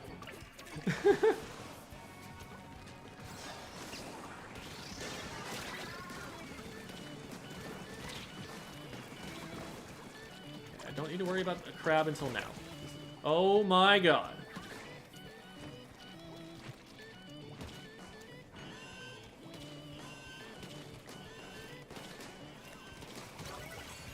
Alrighty.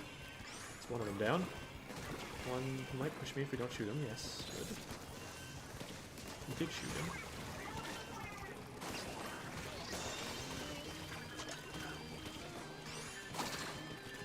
Oh my god. We need 1 clam. We need 1 clam. Okay.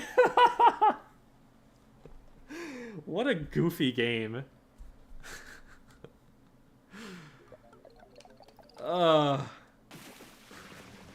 Clam Blitz is such a weird game that looks fun but is an utter pain to play. I disagree. I like Clam Blitz a lot, actually. I think it's very cool that so much more of the map is important than on most modes. There is a central, like, unifying objective, so you can't get away with just not knowing where to be on the map like you can in Turf War. But there's also... Nice. Oh, I got 7,500 for that? Is it catalog, or is it... I don't know. Oh, I stayed on the same team. Whoops. I didn't mean to do that. I was going to drop out and grab another one, because I'm not going to get freshness points as fast. We'll do one more. But, oh, was that you? Were you on the other team there?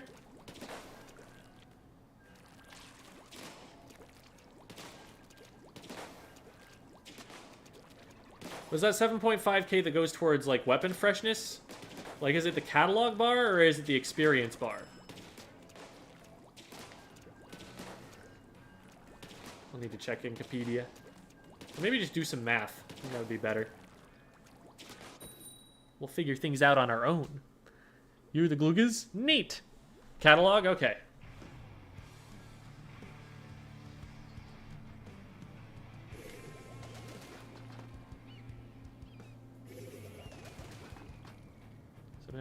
Just purely towards yeah, towards catalog. I'm saying, like, what points go towards freshness? How is that calculated? How do I earn more of those?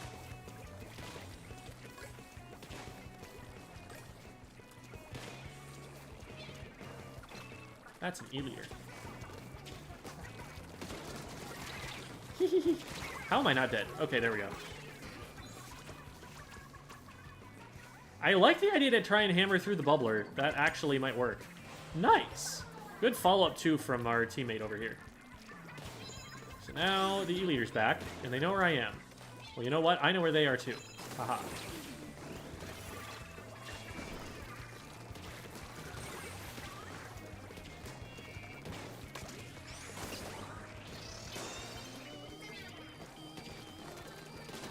Well, that didn't hit anyone. This might... no. Rip. Stay alive, Aerospray! It's a scary world out there for an Aerospray. Like I said.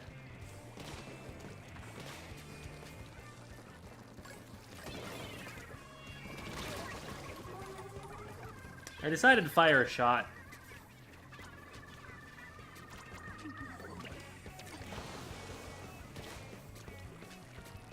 Yeah, it's 3 down. Nice.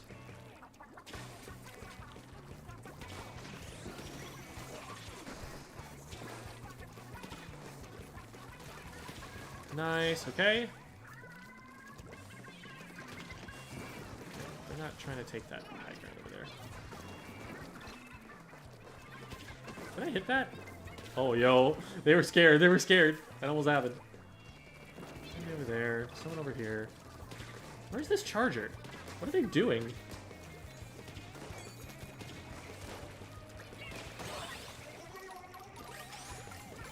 Guess maybe they were trying to make a power clam and sneak it in?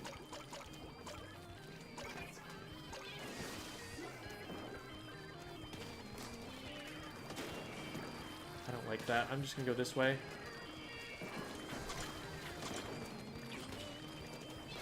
Help.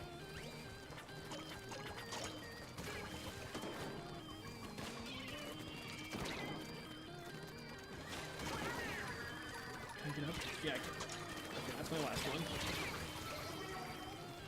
Okay, that was a pretty good push.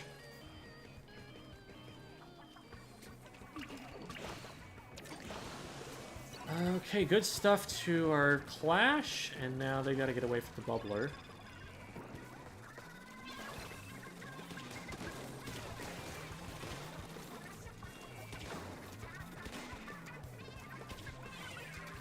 Someone over here. Oh, hi. Cool. They were not playing their range against me. They definitely could have had that. Nice. A little bit scary there. That shot could have hit me.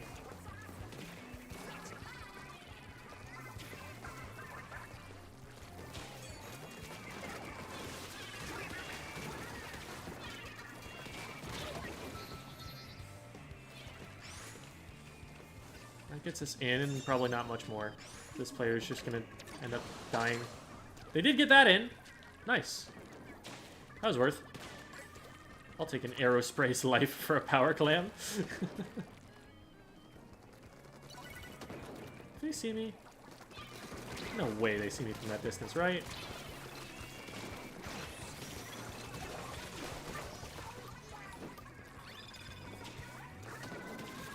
This is really awkward. Nice! That goes really far. It's obnoxious. So we're just gonna play it slow because they know where I am now. Okay, we got 2 down. Well, they traded.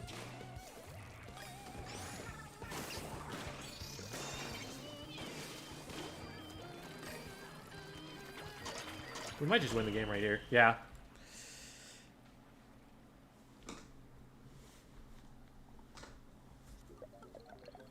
Keep seeing the bombs have been nerfed, but I swear I die of them more than 2. Feel like I don't notice them as easily.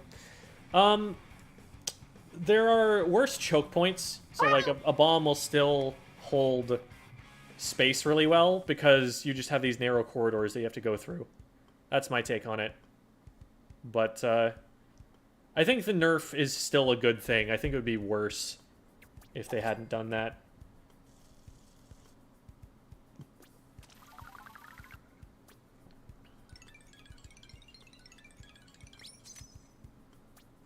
And now we hit no. Cool. Okay, so we got a freshness point, which means we've got another ticket in Sheldon's shop. Have we hit 7 yet? Yes, we have.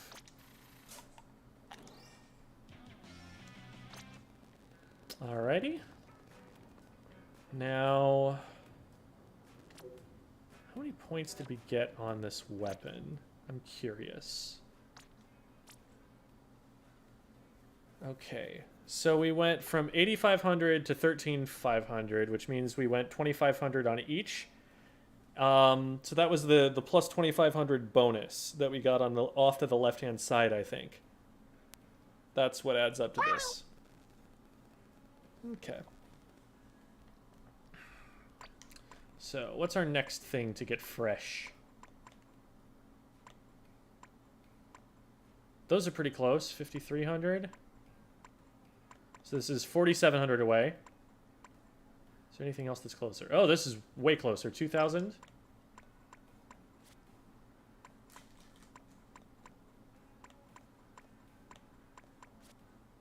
Okay. Oh, wait, there's another row. Whoops. Probably nothing that's super close here, though.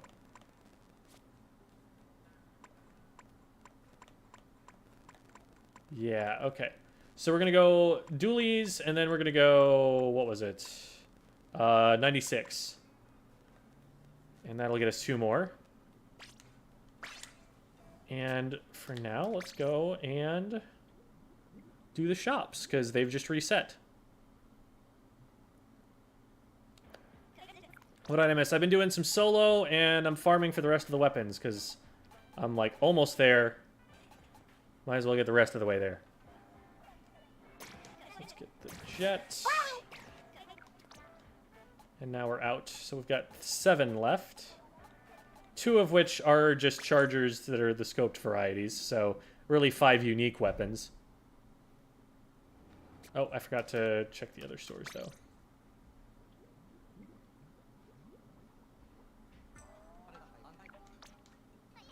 Okay, what do we got? Not super interested. Kind of interested in that. There are some weapons that do like Inksaver main here.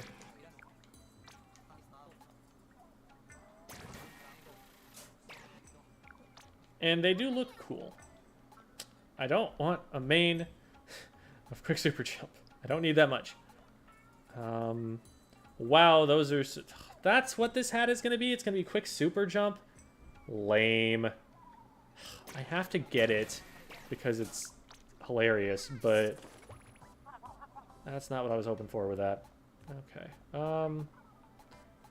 Ooh. Wait, this is already 2 stars. Yeah, no. I already have that set.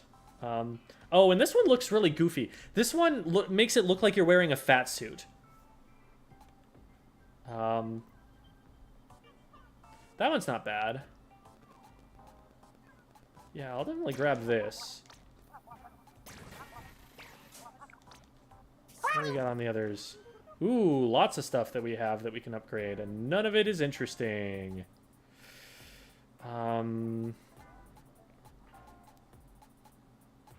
I guess maybe this. They do look nice.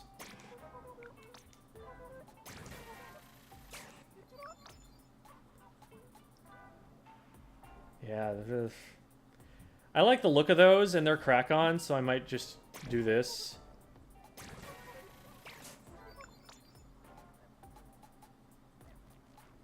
Not especially invigorating there.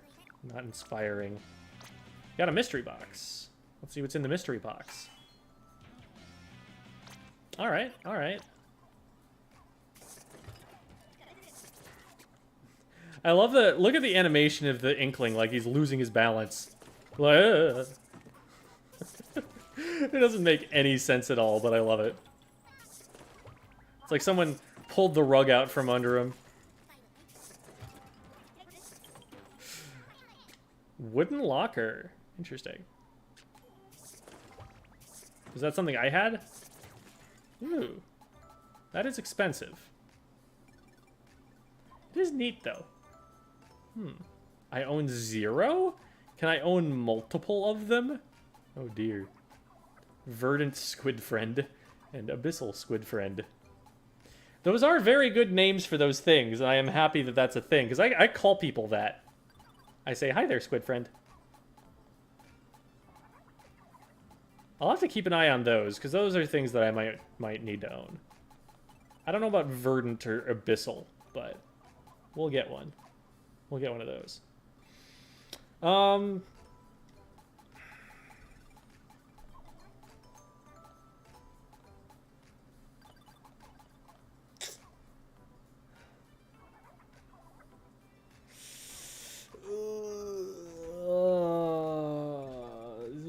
It's not big, though.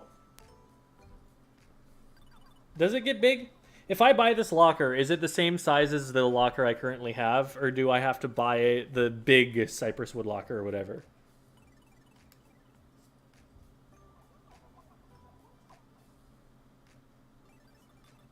Kermit T-Tech.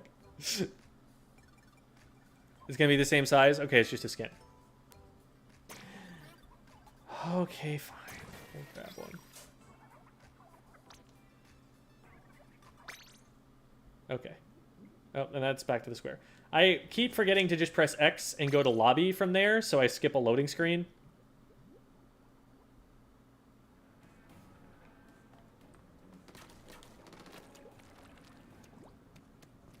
Huh? I guess I have to equip it, huh?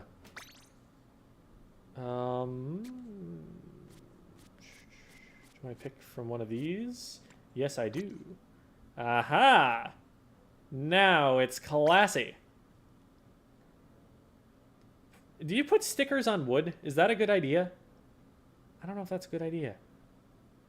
I feel like they just kind of get stuck that way. That looks nice with the... I should edit the stickers on the front, though. There's a lot more space for them to go on now. I can center them a little bit more.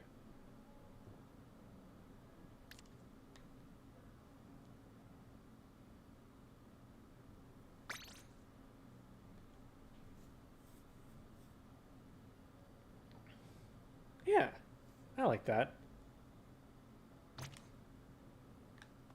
I've made a good purchase.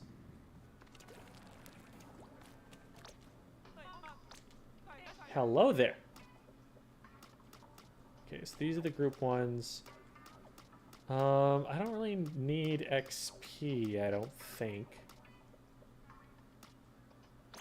Let's just run some cash. One of the low-grade ones because I'm not using my main weapons here. Alright. So this puts us in Clam Blitz, Scorch Gorge, and Surgeon Shipyard again. We're gonna have a crab tank for this.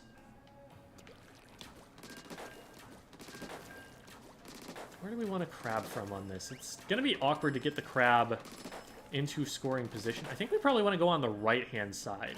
You can wedge yourself in a corner as you're pushing that way. And then that would be left-hand side when defending. Because as long as I don't get flanked from mid, I can kind of just shut down the push on the right-hand side from there. Or maybe just from above or something. I've got a plan. I don't know if I'm sticking to it. What do gear brands do? When you pick a piece of gear that has a certain brand, that brand is determining the likelihood that you get certain types of chunks. Specifically, there is a 5 times more likely chance that you get one kind of chunk, and a 5 times chance that you are a 1/5 chance to get another type of chunk. So if you're trying to farm something specific, it's really important to look at the gear brands so that you can pick gear that is likely to get that thing, or that is at least not unlikely to get it. Well, that didn't work.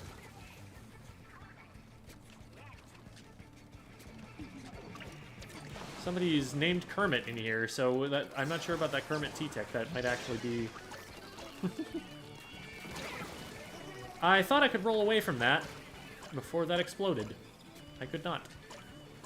We are going to lose.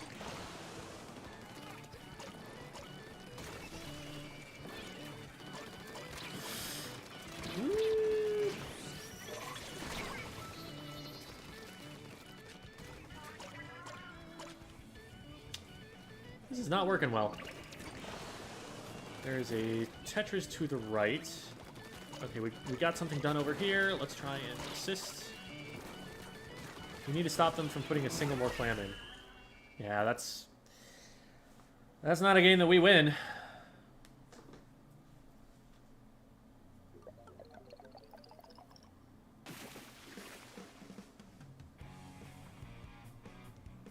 Messages on Metafy? Oh, awesome! I'll make sure to get to that after the stream's done. Thank you, Javier. Tips for people new to Doolies. Knowing when to roll and how to get the most out of it is really important. If you're just kind of spamming your rolls, you're going to make yourself vulnerable and use a lot of ink that you don't need to. It's important to use it when it is going to be valuable to you, and to otherwise just kind of paint like this, because this actually paints a lot better. The double reticle, because you're firing from 2 different places at once, it spreads the ink trail out a lot more, as opposed to this.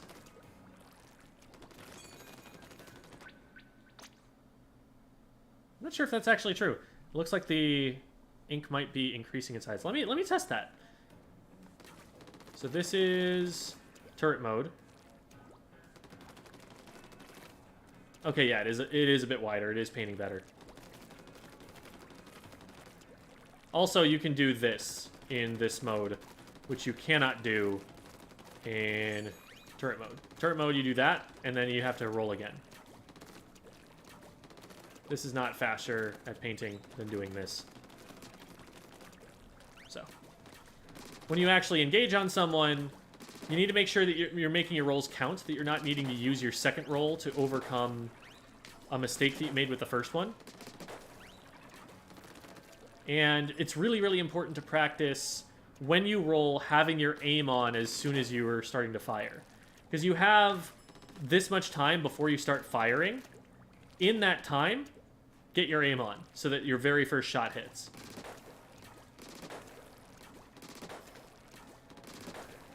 Part of that is getting used to the distance of the dodge roll, and that distance of the dodge roll will be different for each type of Doolies. Are there any call-out maps for Splatoon 3 yet? Not yet! And if none of the top players bother to make one, then I'm just going to make it, and they're going to have to deal with it. So I'm sure they have call-outs they've been using, but if they're not going to share them, then we're just going to have our own callouts. That's a threat. Also, if they don't name the top of the trucks in Mincemeat Truck, they are wrong, and I will be mutinying against them. Okay.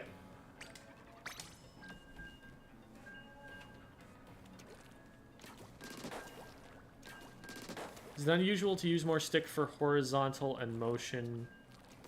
Stick. In combat, you really want to be using motion for horizontal. You cannot use stick for vertical. So that's your only option.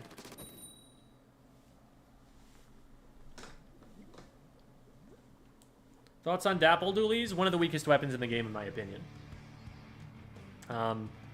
They need something that they can use to contest someone at longer range, because otherwise, against strong players, they're just going to need to be stealthy to get anything done, and that's not the easiest thing at high level. And other weapons can do it too. They just need to be able to get close to do anything, and that's a huge disadvantage that they need something to overcome.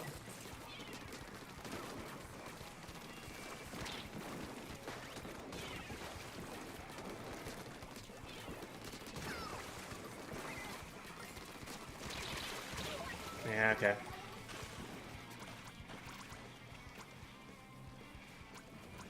Lily, you're gonna be in trouble here soon. You definitely do not want to be pushing that player.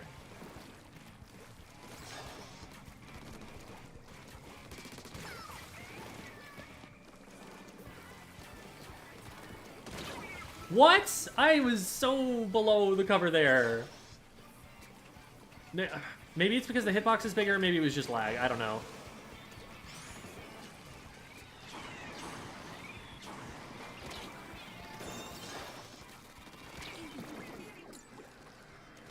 I will take that hit. They know that I am here.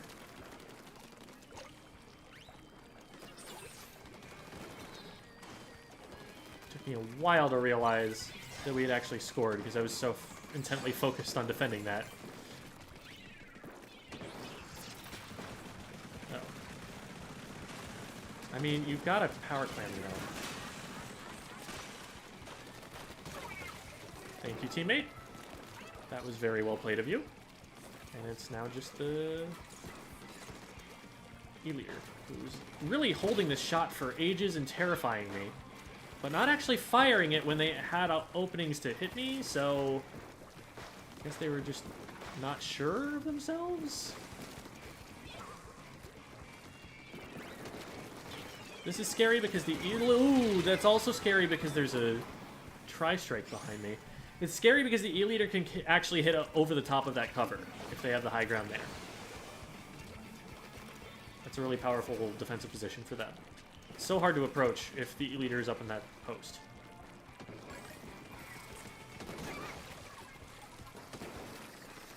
Oh, I couldn't reach him in time. Well, that sucks.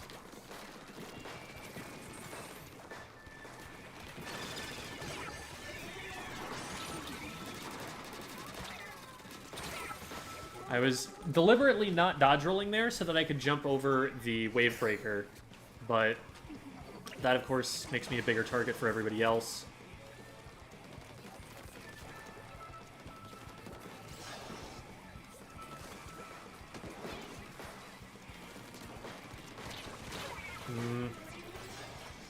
I should have checked to the right before I dropped down there. I just figured the entire team would be working on the same side. Okay, good job on the 52 there. I was worried that the rest of the team wouldn't cover the other angle, but this is not going to happen. That's just not a thing.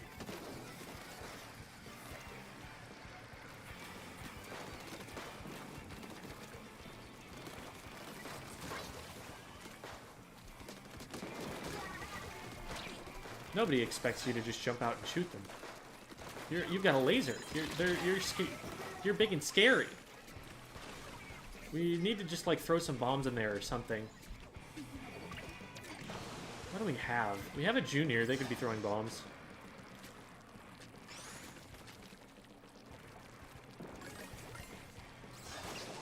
What?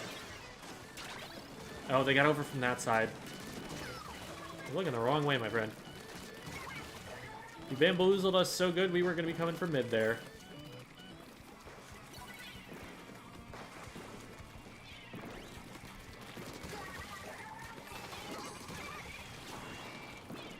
Okay. Let's force our way in.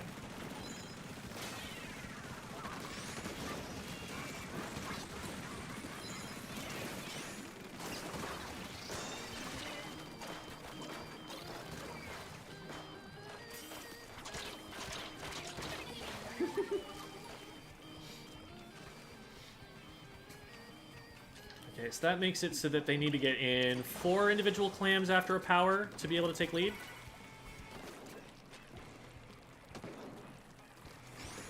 I think that was actually pretty significant that I got those 3 in. There's a zip caster. Where are they starting from? They're starting from here.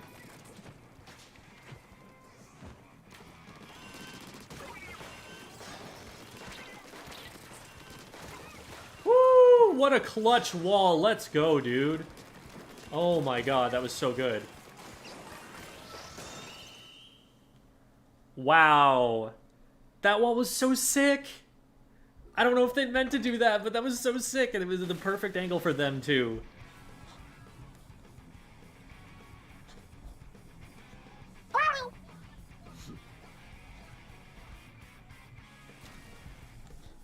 Any tips for playing Roller in S+? Stealth is really important to you. You absolutely must be running Ninja Squid. Probably should be running a lot of swim speed along with it. I don't know exactly what people are running these days, but those are my guesses. You can use... Nice, we're done with that one. You can use your Big Bubbler aggressively, because the way that the Big Bubbler makes it, in order for them to be able to hit you, they have to go into your one-shot range. And that's exactly where you as a roller want them to be. So as soon as you put Big Bubbler up, they have the choice to either walk forward and die, or walk backwards. And so they have to walk backwards, no matter, you know, what's happening there. The only way that they stop that is if they can just shred it right away. If they have like a Hydra with charge or something that deletes it before you can do anything with it. So it's very useful actually for when you get in really deep on a flank. If you have time to pop that in between shots, maybe just like duck behind cover and put it out there really quick, that lets you stay in there a lot longer and makes you a lot more of a pain. Alright, so that gives us another weapon freshness thing. Which, I keep pressing the wrong menu options, which means we can go here. What weapons should you be using? Oops. Need to scroll up a little more. What weapons should you be using Ninja Squid with besides rollers? Literally almost everything. I think it's like E-liters and Explos that aren't running it. Like, everyone is at least considering it because it's really strong. Anyone who has to move through mid, basically. Gluga and B- trying to get my feet. Any advice? So with Gluga, your kit is designed to be extremely survivable. You have a splash wall and you have Booyah Bomb, which gives you armor. That's the kit that the Kensa 52 gal in Splatoon 2 used, and you can probably look at some video of people playing K52 in that game to get some tips. Now, Glugas work a little bit differently. They don't have as much of a fire rate, so they're not going to paint as effectively. But what you kind of want to do is, like, you launch a splash wall, and then you can roll into it really quickly and be just right on top of it right away. And from there, you are protected, and you're able to poke from really, really long range. So your job is to hit people from outside of their range and threaten lethal damage, which you get fairly quickly. It does 2-shot when you're rolling. It only 3 shots when you're standing and shooting, but when you're rolling, it 2 shots. So that is threatening. And you can just kind of force people to back up that way. And that's something that you want to be doing, like... You need to get really, really good at knowing your range so that you can keep that range. And if they start to aggress on you, you're moving back with them. And you're not... this is a bad demonstration because I'm not on camera. So, like, you're here, they're here. And if they move forward, you're moving back. Like, you're keeping that exact range that you want right there. speaking of which.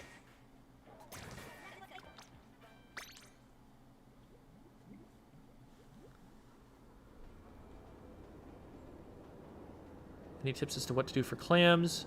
So I'm more encouraged to actually play it when it's in rotation. I have multiple videos on Clamblets. And I think both of them will give you a better idea of how the mode is played. One is very old, and it focuses on the mechanics of the mode so that you learn how scoring works and what some specials can do to help push in. And then one is about the tactics of the mode. Like, here is how you make a successful Clamblets push. So what I've been seeing a lot of players do, and obviously I haven't had the weapon unlocked yet, but what I've been seeing a lot of players do is something like this. Yeah. So you can throw the wall just far enough that when you roll, you're still behind it. So take advantage of that. Every time you're about to engage, boom, boom. Boom, boom. Oh, well, I ran out of ink to be able to roll, but you get the idea.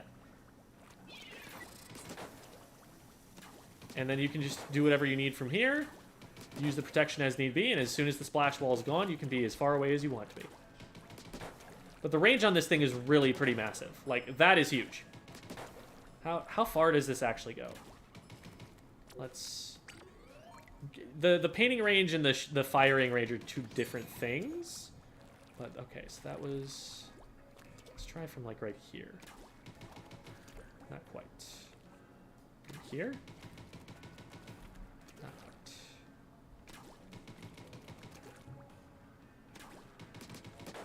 Okay. So from about... One, two, three, four and a little bit of change lines away. If you start to roll, you will start to hit them. So you need to be... This is a little bit longer than Splatana Wiper range. Which is pretty good. I don't know how it compares to Doolies Squelchers, actually. I should take a look at that and get that comparison there. So with this weapon... See, I'm right here. Okay. That's about the same, actually. Huh, interesting. I didn't know that they were the same. I figured this one was a little bit longer. Neat. Okay.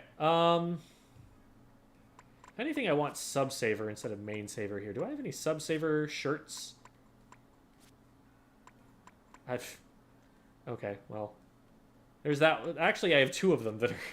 Oh, that sucks. That's not a huge priority right now, so I'm probably not going to spend a sea snail on it. This would be useful. And I've got LDE.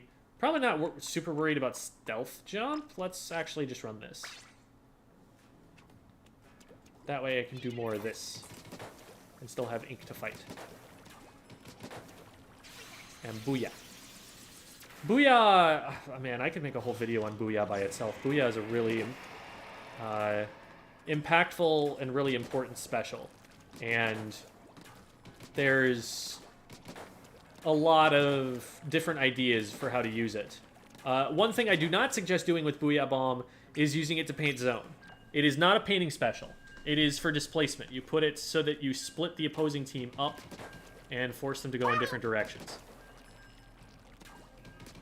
What other rank modes should they add to the game? Honestly, I don't think they need to add anything new in terms of rank modes, but it'd be neat if they did. What would I want to see?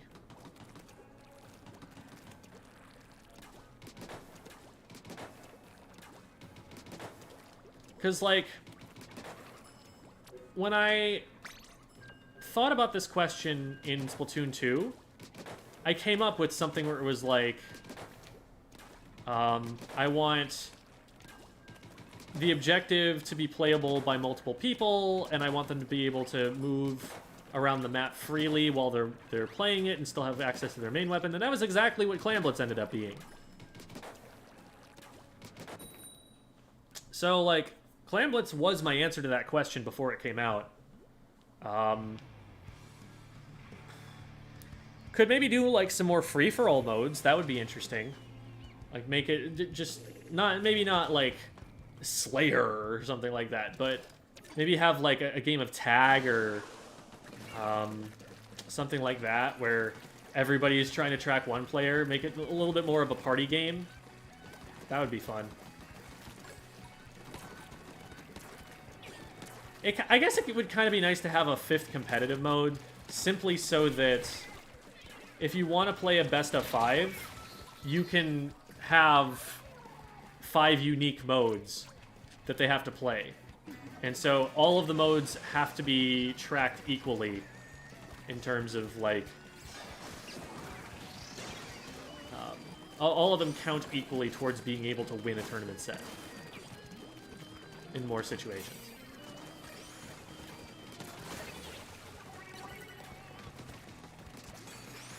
I should have hit more shots than that. Okay. I'm also not using my wall at all.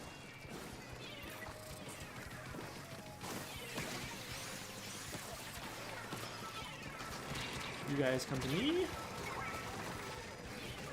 We got splatted a little bit, and it was a little sloppy, but we're in.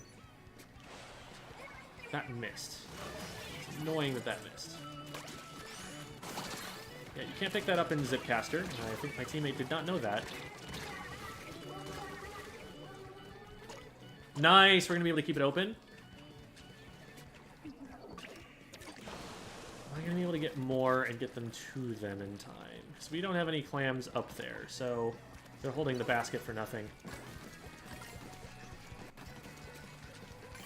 Something to pay attention to in Clam Blitz is the number on the left and right of the screen. That number shows you how many clams... The number shows you how many clams each team has.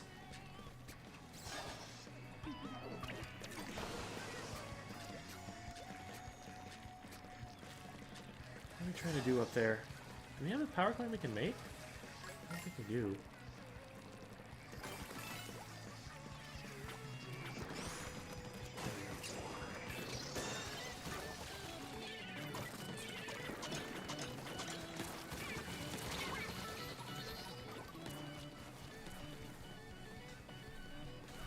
Big money squid.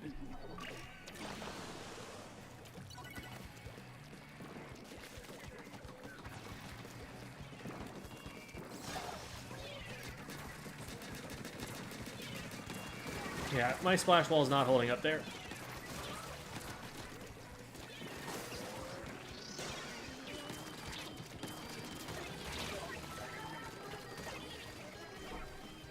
Okay. I figured the charger is probably the most dangerous thing there because we're gonna everyone else besides me is going to have to engage the frontline players. They can't afford to ignore them because they're in range of them. That's all they can hit. The charger, though, the charger we had no way of hitting.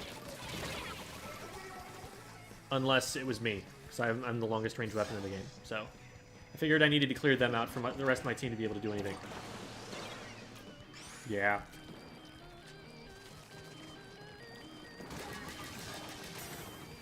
That's the worst when you're trying to get a clam in and they get one just before you. Although, with better awareness, that stops happening because you're just not going for it in situations where they're about to score. Ooh, okay, well, that's fine. That's not fine. They're just gonna die. What? Where are the Squiffer and the hero shot if not defending that? That was a big mistake on their part.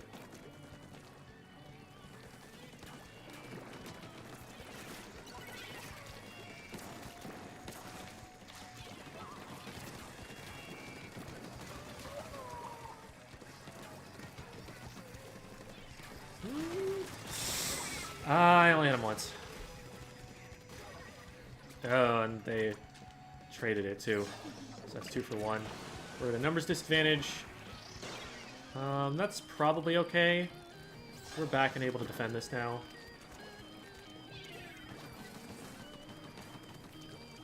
Let's just charge up for Booyah here. So let's see. Nice. What? I thought that hit the ledge because it went underneath the power clam. That's what happened. I might be able to stop this in time.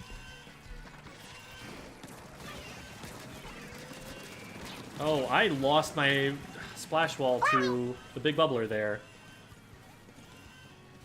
Now, the mistake they made was they gave the clam to the crab, but I think we still lose. Yeah. They had just enough clams to make it happen. Exactly the correct number. Otherwise, they would have had to back up. They wouldn't have had to back up far, though. There were 3 behind our pillow there. Eh. That was just really unfortunate. I saw the bomb, but I thought that it had to have gone below the ledge, because I didn't see it up over the top of the ledge. It was inside the power clam. That was what happened. How do you suggest practicing forward squid... Do you suggest practicing forward squid rolls at all? Be able to do it, but there aren't that many situations where you want to do it. It's a good option for, like, a Doolies to have a third movement technique if you really need to, like, armor through a bomb instead of just avoiding it. See, my thing is, if a bomb gets thrown at you and you have enough ink around you that you're able to squid roll, most of the time you can just swim away. You don't even need to squid roll it. It's usually when your feet get painted or something, or when your other route is getting cut off, that you're going to need... that you're going to get, like, splatted by a bomb. What is really important with squid rolling is using it on walls. Being able to do this consistently. And use that for movement is extremely powerful. It can make it so that you don't have to swim for as long to get up walls. It can make it so that you have an option to get away from them. That stuff is really useful. That's probably my favorite addition to the game. The fact that you can do that. Not run QR stealth jump on Googles.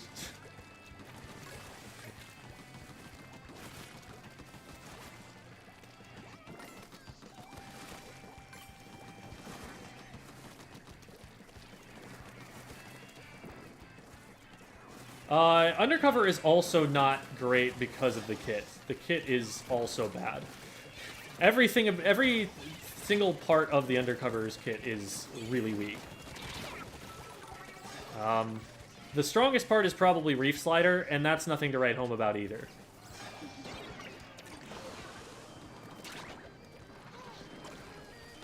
It's at least a special that does something, which is more than you can say for the vanilla Undercover in Splatoon 2.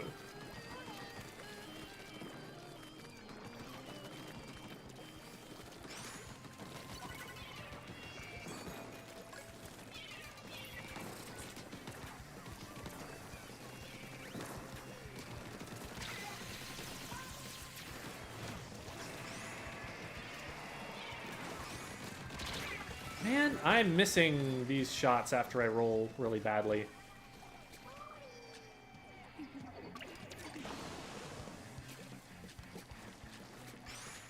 I'm also not using my wall very well. That's something that I'm, like, consciously trying to think about.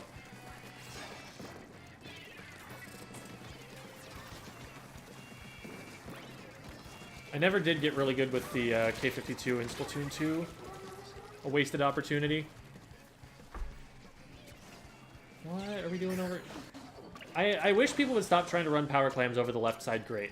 It's slower, it's less safe, it's very, like, obvious when someone is doing it because you see a power clam going across.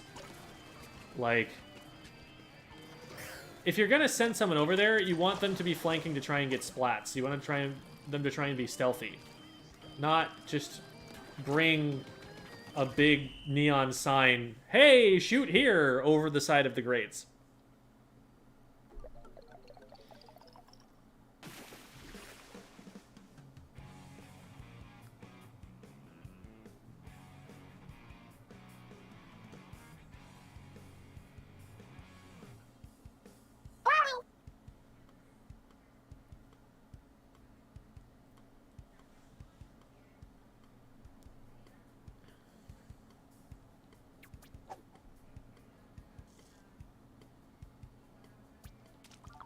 Alright.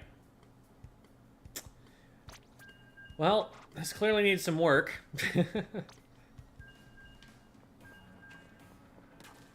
Oh, we've got 2 carbon rollers. That's not ideal.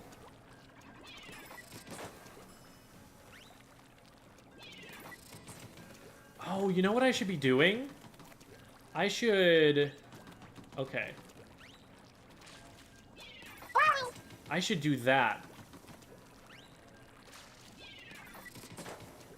That's how I should initiate fights. That clears more distance. Gives me armor as I'm setting the wall up. I think that's the idea. And I just go in and threaten. If I'm hitting stuff, I keep hitting stuff. If I'm not hitting stuff, I back up.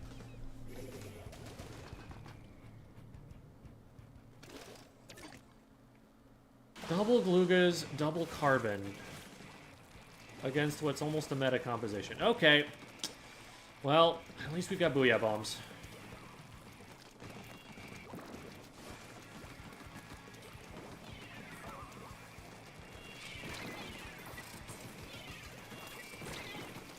Yeah, that feels more like the wave. Somebody's over on this side here. Let's see if my teammate can get that. Nice. Oh, hi.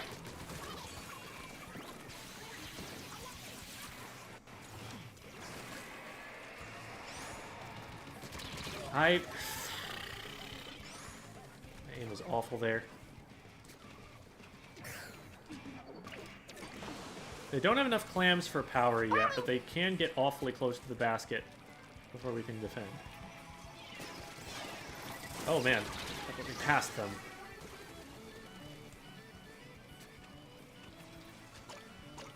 Okay, we are collapsing on the guy on the right. I guess one of them has a crab, so it makes sense.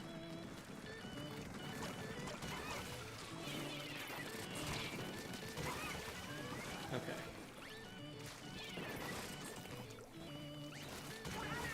Nice. Ah! Good stuff, good stuff. Glad they followed up. Ooh, this might not be safe. Might have to backpedal here. Okay, we're good. We can kite them if they try to go.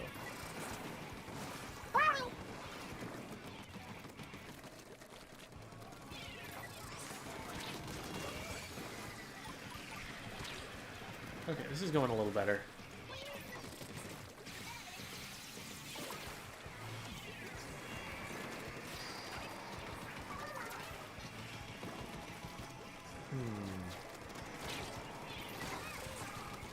I could have put that up a lot earlier.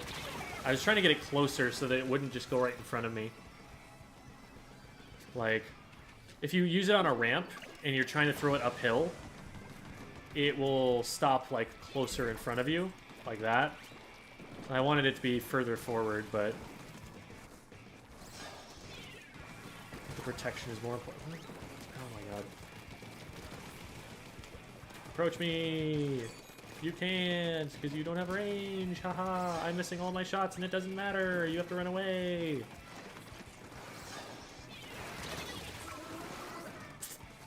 Alrighty. We got 2, and then did not trade the other one.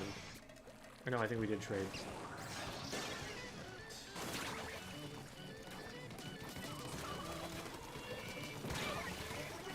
Yeah, they bombed the front of it. Makes sense. Okay, that's a wipe. Another wipe. It's funny how that can happen.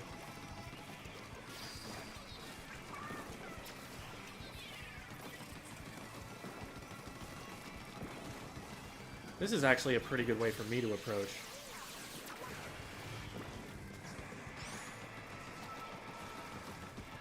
But what can they do about this?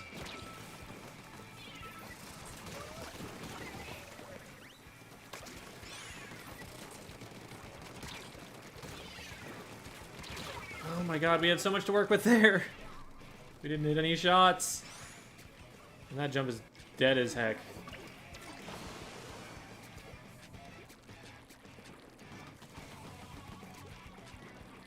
This is feeling a lot better, though. Like, I know more of what I am doing with the weapon, at least.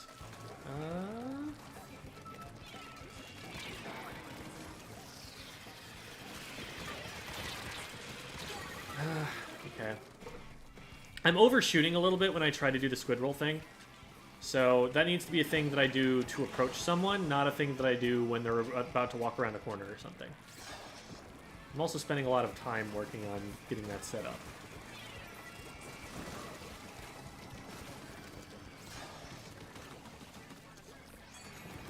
Okay. The splat that we heard was for an opponent.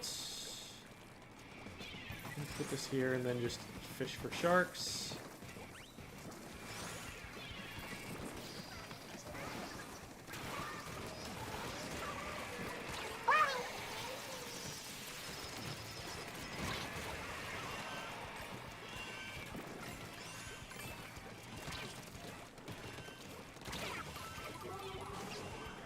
We get that in, and then we have no more clams.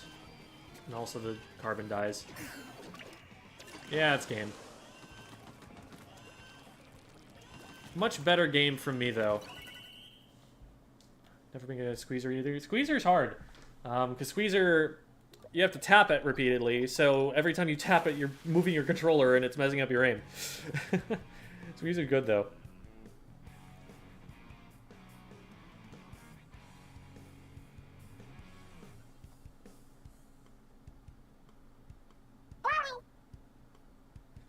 Inkling or Octoling? Inkling.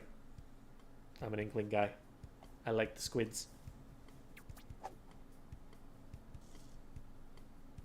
Practice your new weapons and turf orders with grip accuracy and map awareness. I think you can practice an Anarchy Open too. That's fine. That's not a big deal. Let's not be in this comp again, because this comp is silly. That comp makes no sense. Where are we at? Wow, we have not gotten far, huh?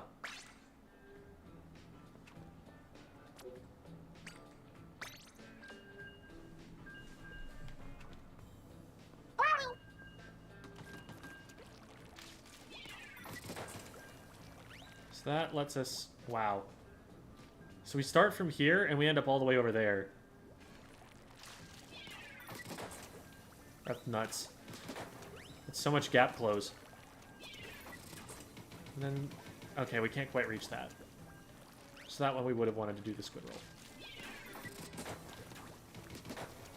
I get so tempted to move past the splash wall, and I'm just going to get bombed every time for doing that. Especially since I've already used one roll to get up to it. So once I use the other roll, it takes me that long to be able to get back behind it. I'm getting bombed every time for that. I need to stop doing that.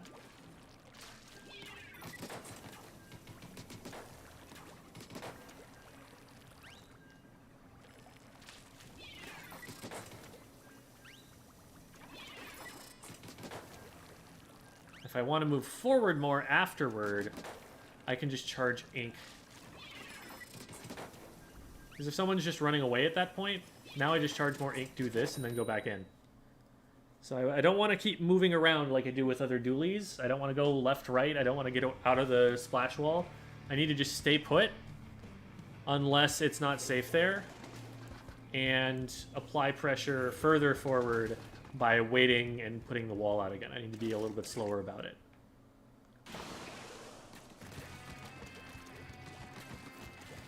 What metrics are used to increase and decrease freshness? I don't know. I've been trying to ask people that, and I don't think we've been understanding the question, or maybe I've missed the answer at some point.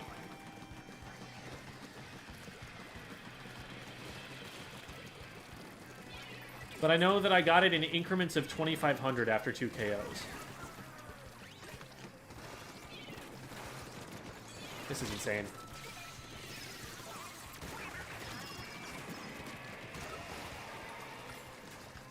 Unbelievable that that paid off. My kit carried me there.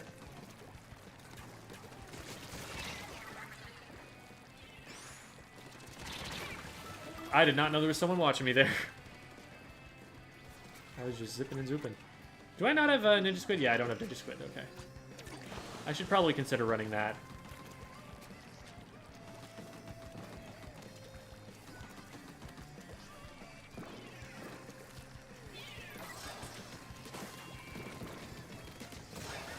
There we go. throw this behind them here. Now they're forced ahead. Easy money.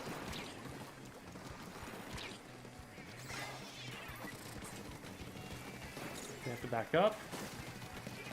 I get to pick one of these? No, I don't, because I'm bad at aiming.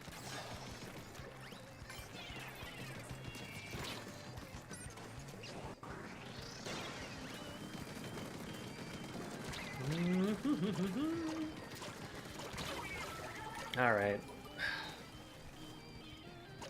I'm definitely getting better at it. The aim is definitely not there yet.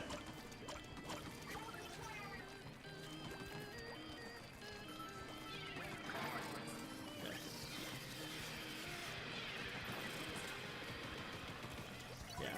So that's where we get utility out of this. I'm making them back up.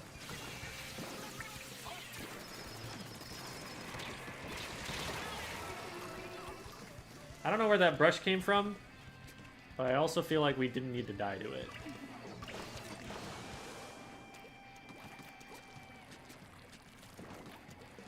They were all on right side here. Paint this up.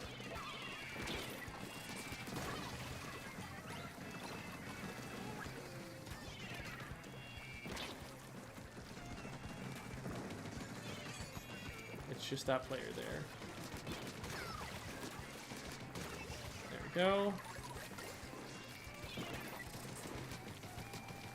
Oh, we almost have them.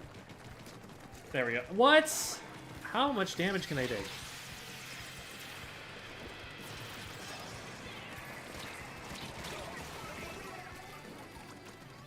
Man, we needed someone who is going to be able to watch that.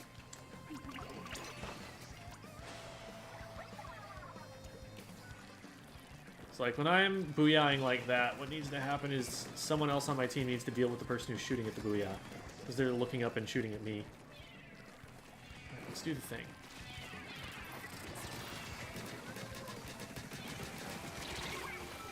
Okay, that does not do damage fast enough to be worth trying to shoot the crab tank outright.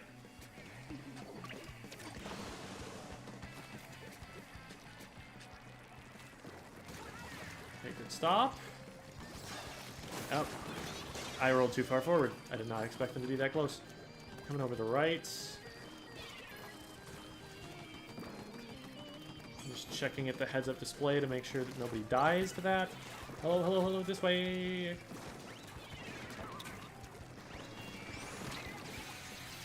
They went way too far ahead. They didn't even have anyone with them, with a power clan.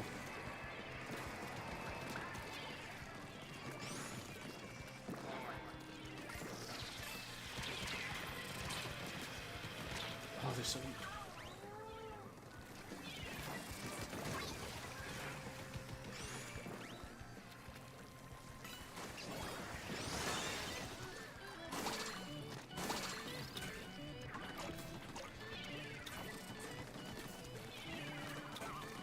Like a booyah bomb, thank you.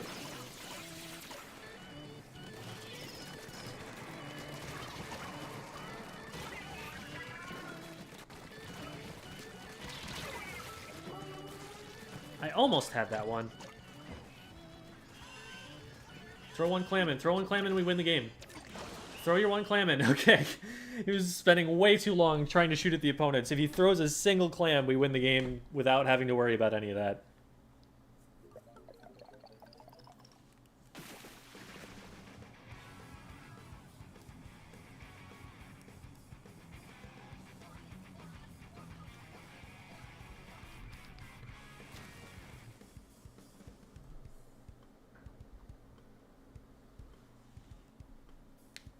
Yeah, we have answered the question about what happens when you stand in enemy ink.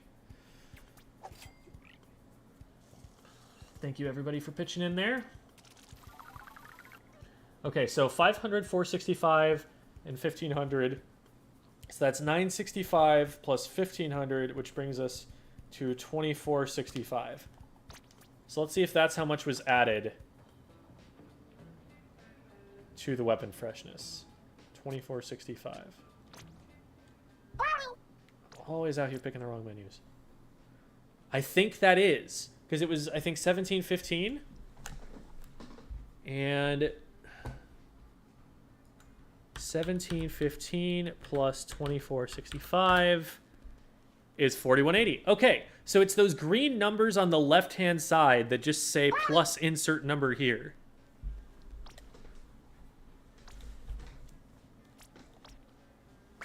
I think that's the same as experience points, right?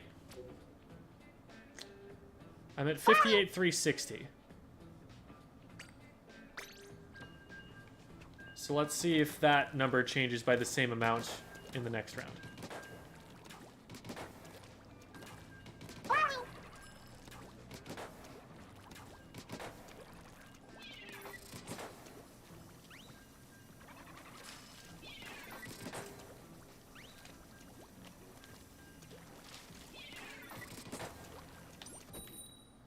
All right.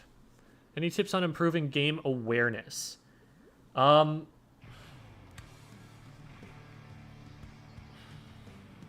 Game awareness. So you basically want to condition yourself like I'm talking like classical psychological conditioning.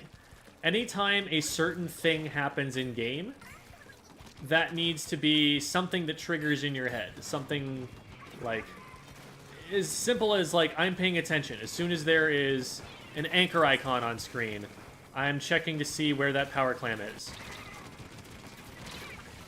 Took too long. Oh man, we're getting overrun really hard. These beacons are actually going to be really helpful.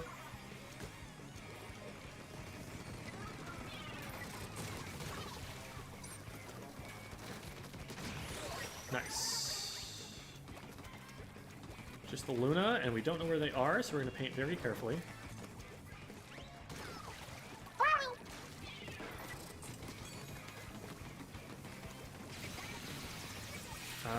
I did this not realizing we did not have the clams to score.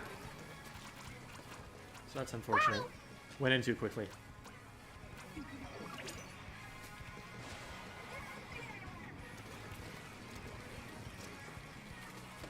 Ah, that is a different weapon than the one that I had to fight before. I'm not going to jump to that because someone might be camping it. Okay, they get a trade. Oh, crap.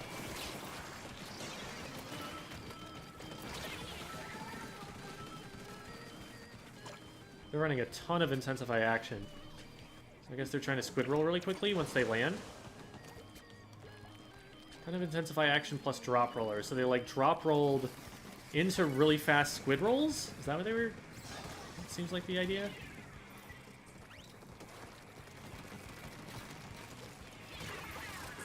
The wall there, it'll draw people's attention to it.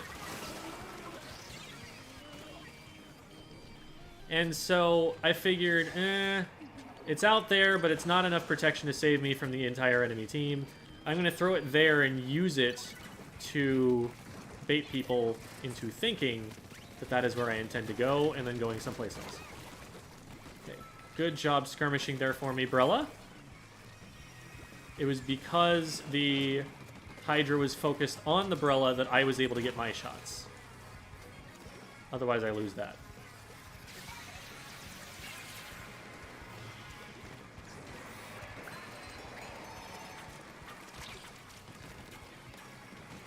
I'm lucky that I didn't die there.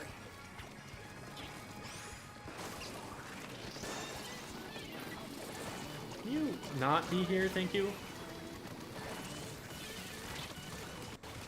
We get the Hydra. We didn't get the Hydra. We got the Doolies instead. Yep, that's not going to do it.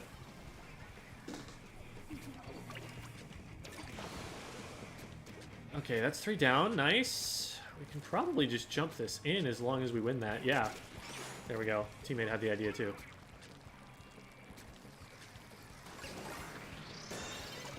And that'll be lead, and that'll be some more points.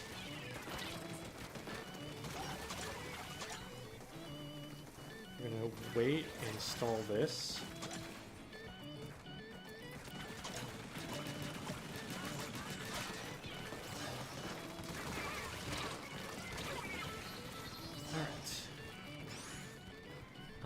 Yeah, teammate doesn't want that. Hopefully Tent can hold the choke point for long enough. Let's go. They overpushed. Their power clam just ran for it. They ran it down.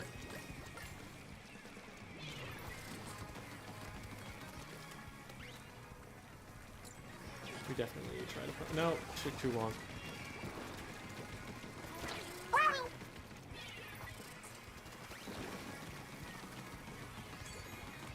I'm just gonna stall. We've got a booyah now. Oh, hello. Can I get that off in time? No, I cannot. Teammate... Oh, they got bumped off. That's funny. When you go squid form, you can go through those walls, and so they got kind of pushed by my teammate. So my teammate was occupying the same space as they were through the grate. If I miss a single more shot there, I die to the Hydra.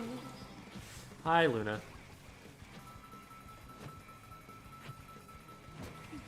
Okay, good. We caught the Luna. Whoo! That is good. That should be game.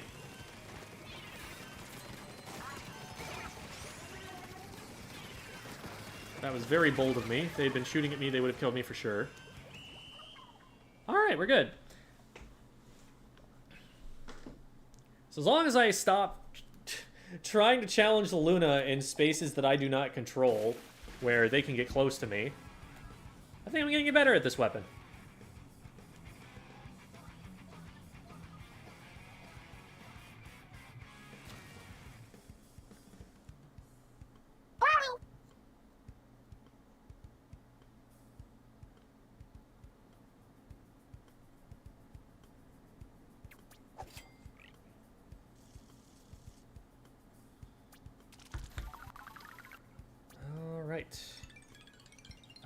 So I was at 58,360, and now I'm at 6685.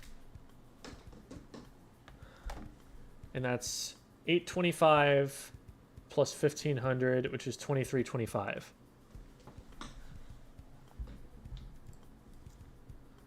So 6685 minus 58,360 equals 2325. All right, we've solved it.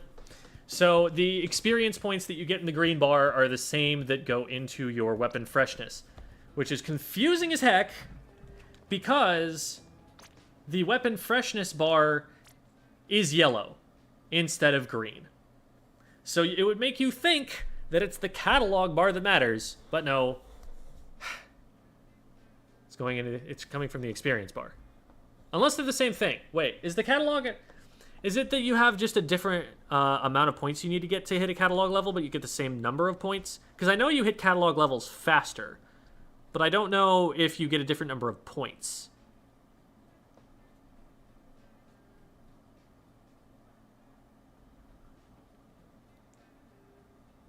Not the same as fresh. They use the same points? Okay.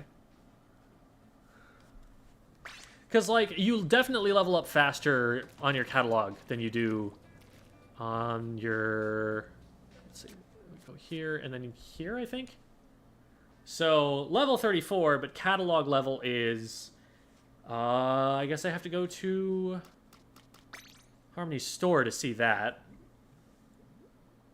But I'm prestiged on the catalog level. It's like 3 times as fast.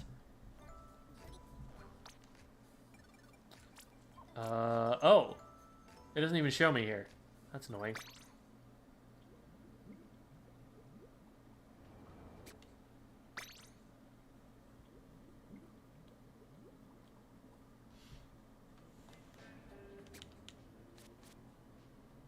Oh, catalog is right there. Lol. Yeah, okay, see, this level up only takes 9,500. This level up takes 76,000. So that's why it's, you know, we're flying through the catalog so much faster.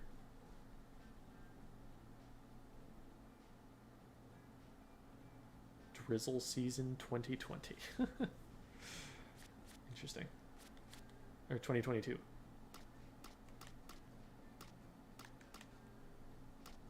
Now this rank, on the other end, this is the important one. Oh. All right.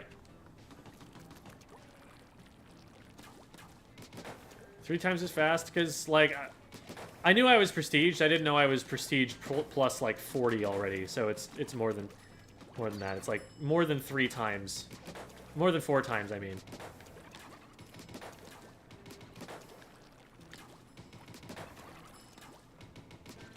And that's probably only because the early levels were, like, 1,000, 1,500 on the green bar.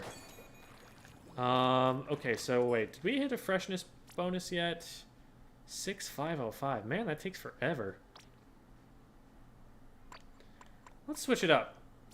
What do we got here? That's further away. Didn't we have one that was really close? Oh, never mind. I don't like that it only shows when you hit the 4-star on it. Like, it should just show the freshness all the time.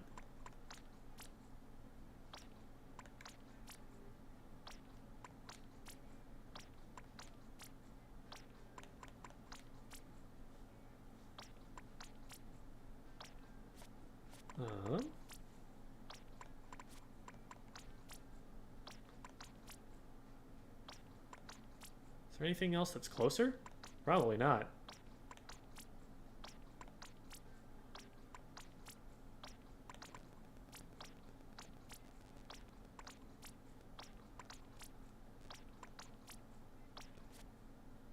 There are so many weapons.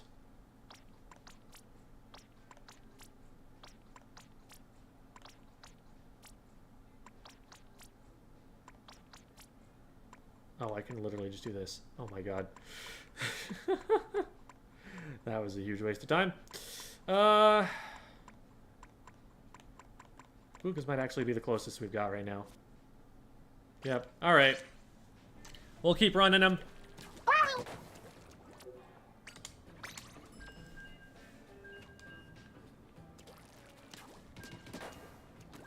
Hi, Serapha! And sort by freshness on Splatnet if that makes it easier. On Splatnet, so I'd have to get my phone out. That's probably not faster. Autobomb sucks on Tetras. No. I think Autobomb is really well used on Tetras. Because the Tetra Doolies, they want to go in, and they want to go in fast. Well, if you want to go in fast, that means you need to collect information really fast. So you scout with an Autobomb. Same reason that I like them on the Vanilla Blaster. Like, would I rather have a Splat Bomb or a Suction Bomb? Maybe. But it's up there in terms of the specials that I would want. Or the subs that I would want. Is Last Ditch Effort worth running on any weapon? Most weapons, for sure. There are some where it's worth more to do something else. But you can't go too far wrong with LDE.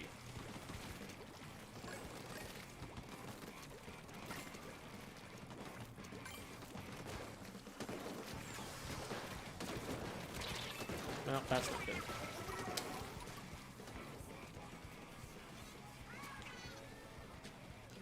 I'm just overestimating my range a little bit, I think.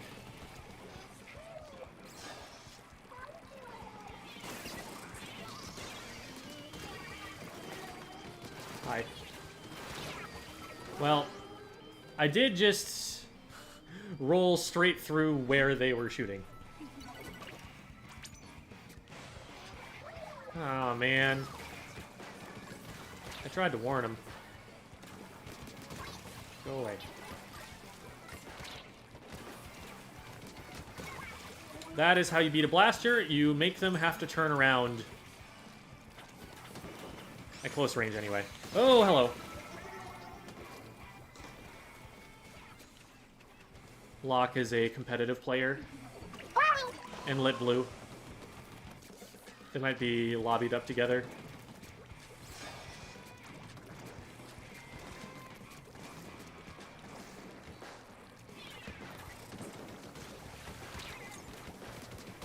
Woo! Let's go. What was even there? A bomb? From that side? Was it on the back side of the square there? I don't even know where that bomb was.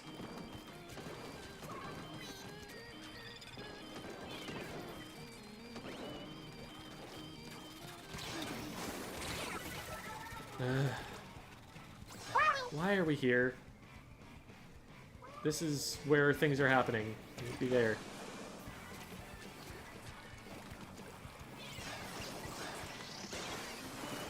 Ah, hello. Well, I'm dead. Yeah, because we were over here, they were just taking full control of our base, and now we're locked out. And there's a DC.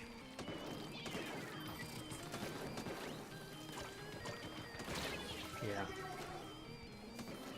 I can't just, like, solo. I have to back up and play safe. I don't have either the range or the, DPS to just stay in there and keep in that fight. Yeah, whatever.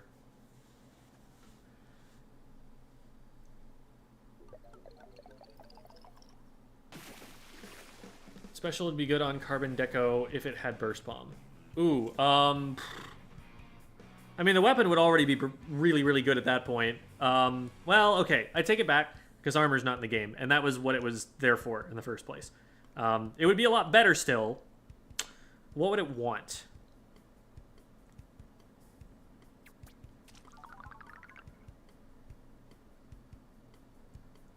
It could use Zuka.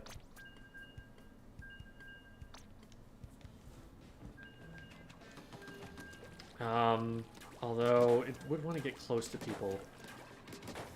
I mean, if it wants to be awful, then it could have Booyah Bomb. Then everyone would hate it. I don't know, it's not going to farm for it very fast, but it would be a get-out-of-jail-free card if you just, like, splat someone and then Booyah to survive their teammate, trading them back. It's not going to be able to use Crab Tank probably that well. Whale would actually not be bad. Whale would let it kind of just go in and do whatever it wanted, and the whale would distract people as soon as you're trying to go in. Whale would actually be a pretty solid choice.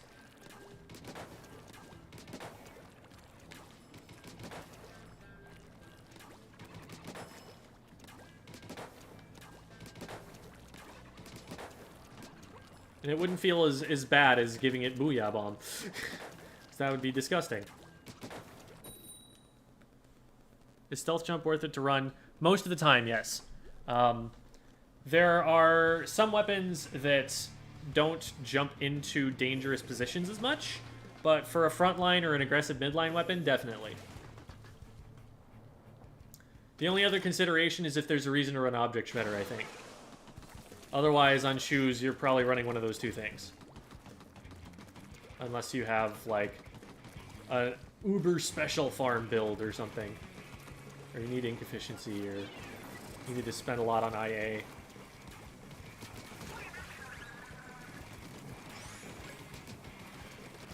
Ah! I thought they were backing up. They baited me. Careful, Billy. You got stuff behind you. Okay, they see it. Good. I'm here to try and help. I'm here to die.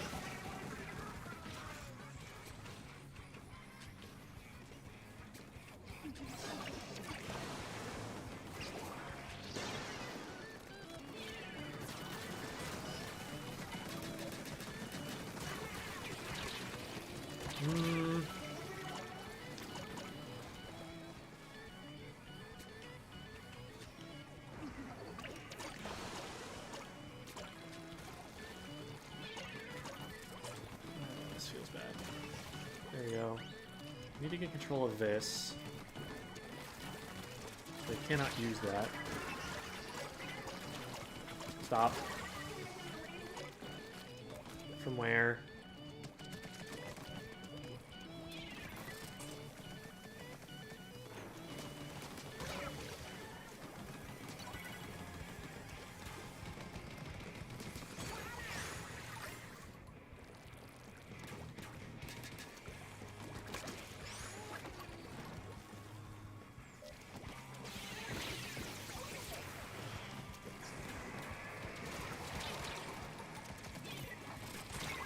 Man, if he just misses like one shot there, I'm fine. And they're getting it on the left, and they've got beacons in our base. We're not dealing with the beacons. They're just gonna... Okay, maybe they're not gonna score. We're not gonna get much done over there. That's such a annoying place to have a beacon.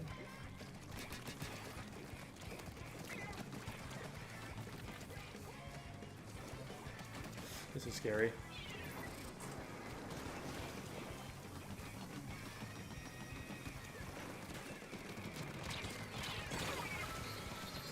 Oh, well, of course there was someone there.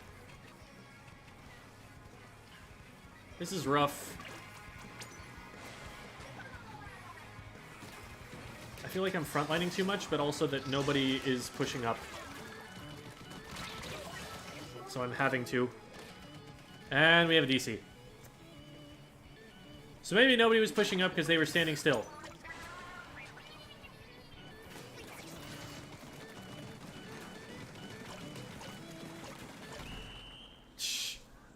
I had so many shots at their back, and I just missed all of them.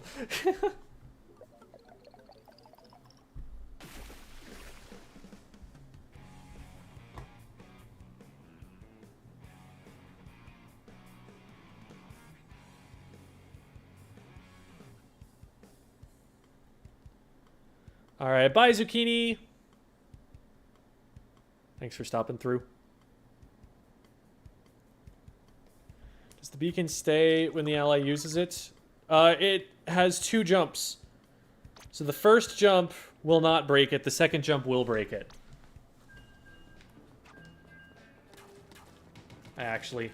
Okay. I didn't want to stay with that team, frankly. I think Dapples plus Reflux is not a good time.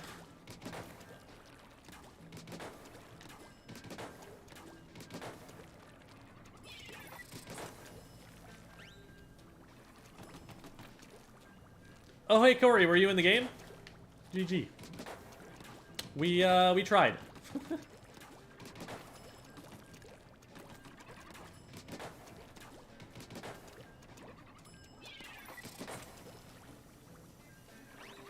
Unless you're the user of it. That's something I didn't know. Because I never play beacon weapons.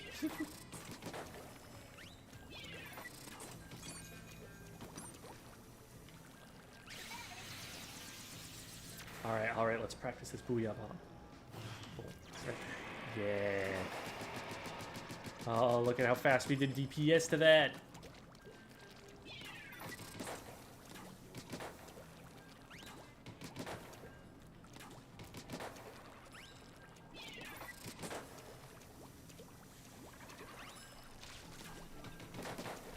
I have not gotten a chance to see the Mario movie trailer thing. So I will be checking that out after the stream.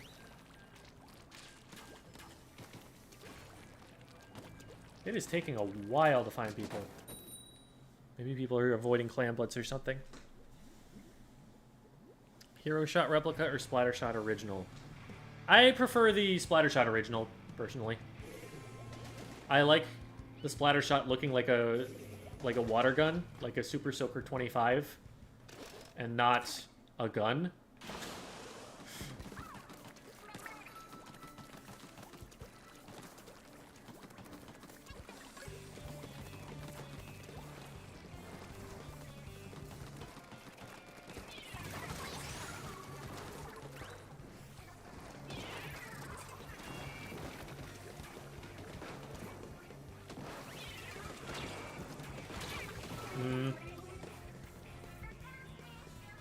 Getting up in there is a short-range thing. That's not something I should be trying to do. I'm trying to force the issue too quickly.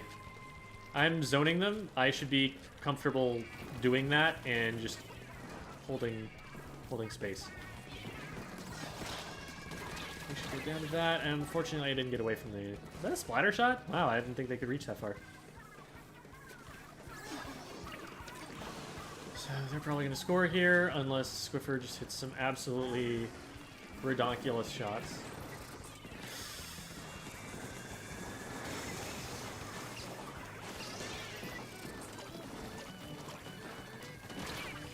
Oh, that took me just a little bit too far through the wall. Oopsie daisies. Spending So much time dead. I want to play the game. Hi. Got them.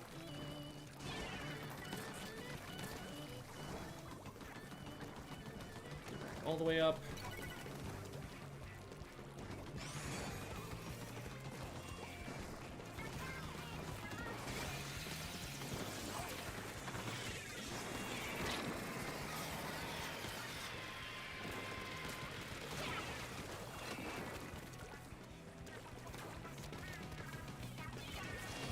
Everything.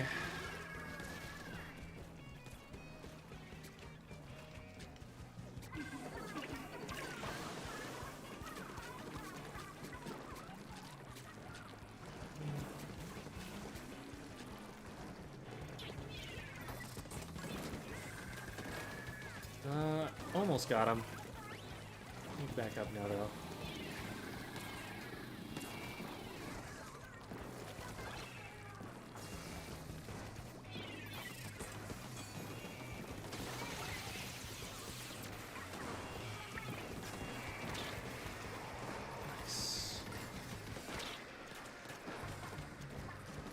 Get out of that.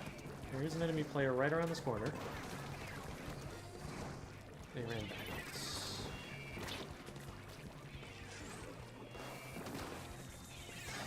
Run these away from my teammate. Ooh, nice shot, nice shot.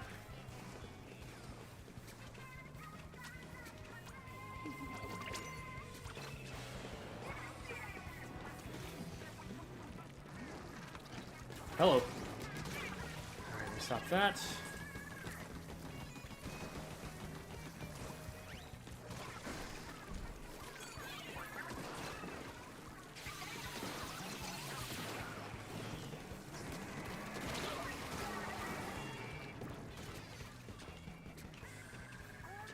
How did we not make a power clam there? We just not have enough? I thought we had 8. Maybe I did math wrong.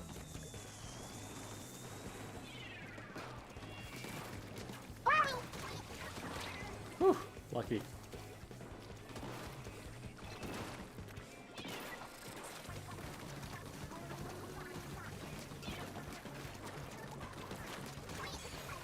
That's my equivalent of tap shots.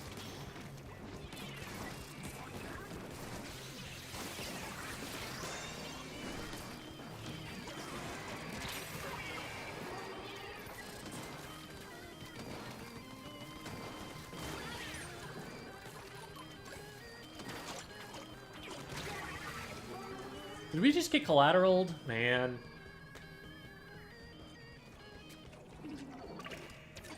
That was a very well-orchestrated push, and we just didn't have enough clams to go through with it.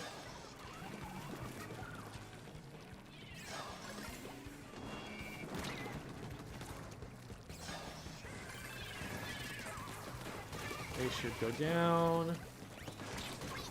There we go.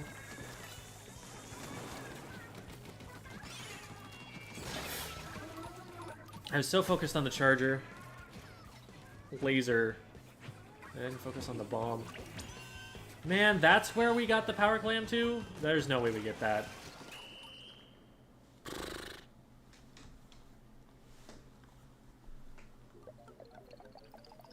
So we got 2 down, and then we tried on the right, and then we tried to flank it around the left? That just completely cuts us off from them.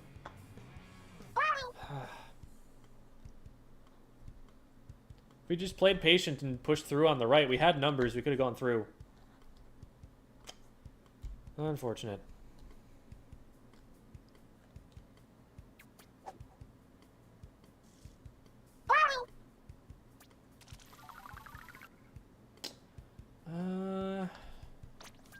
What are we at right now?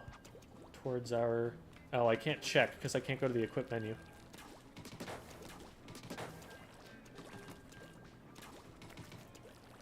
Have any advice for what kinds of things to be focusing on if you got carried through the rank up battle? Now you're out of your league. Play to learn.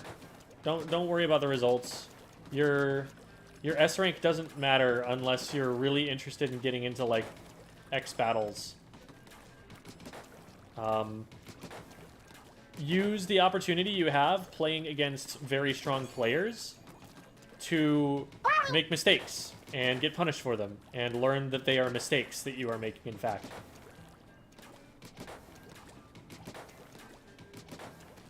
Being able to play against people who are better than you is a great learning opportunity. If something works against them, you know that it works. At least at a higher level than you're currently at. If you do something that doesn't work, they'll teach it to you. Because it might work at your level, but not work at theirs. And so it'll be, you know, a little bit of a crash course. And if that means that, you know, you're just getting smacked around for a little bit, but then on the next season you're doing better, so be it.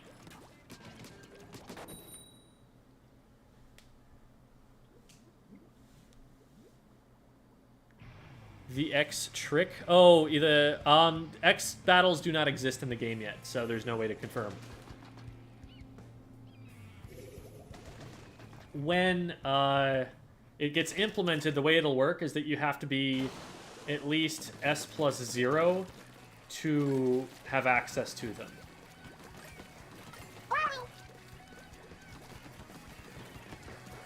And then when the ranks reset after the fact, you will need to have been S+10 or higher to have access to them again.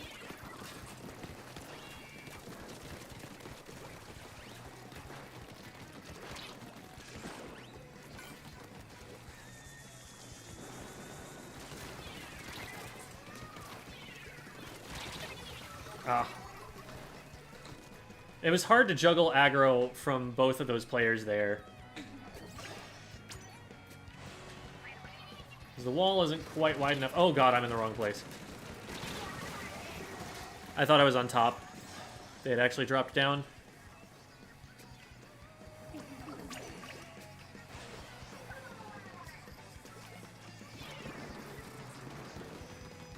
Alrighty.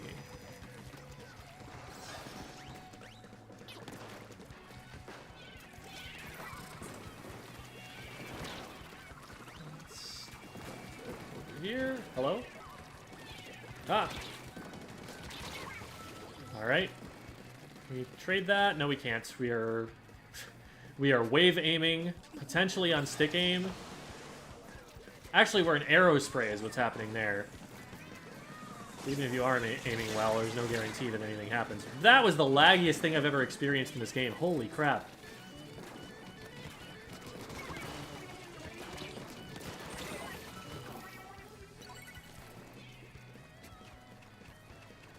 Sandwich him, nice.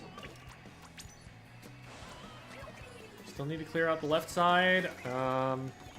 We are an arrow spray. We are not concerned with such things.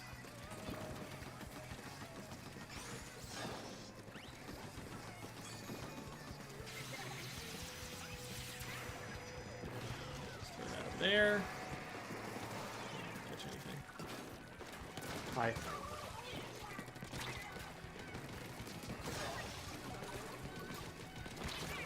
Get him, nice. Okay.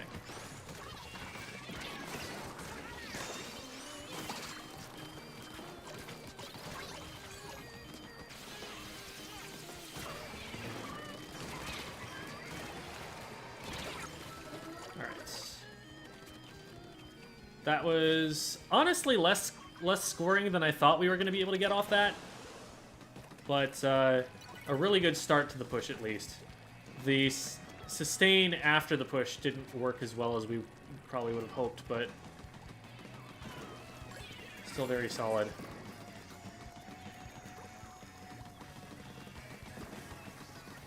Okay, there's a shark in there. Probably coming up to this box. Look higher than that. I'm gonna move someplace else. Oh no, please don't go there.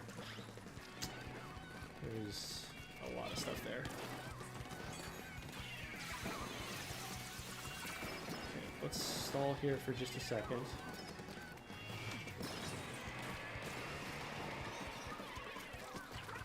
And we're dead again.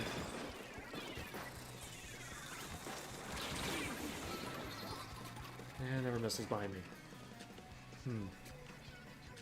How could I have gotten out of that? Probably go left around the pillow. I was just scared because there was going to be 3 people rushing me. Okay, that's a crab tank.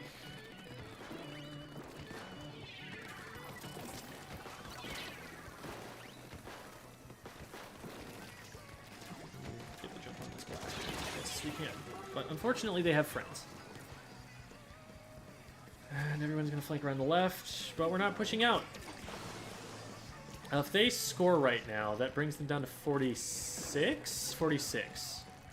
So they will need 2 more clams after that. That's not a big push.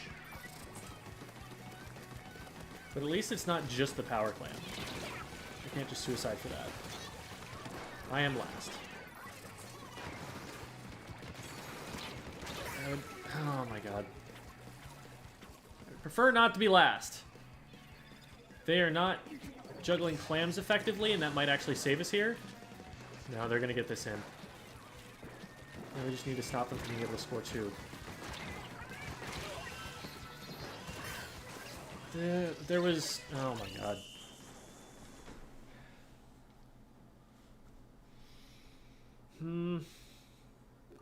Someone needed to deal with the player on the right, with the blaster down there. I thought our blaster was going to do it. I probably could had a better opportunity to do that by dropping off to the right and then, like, rolling and then doing one of these. That probably throws him off. Eh, close one.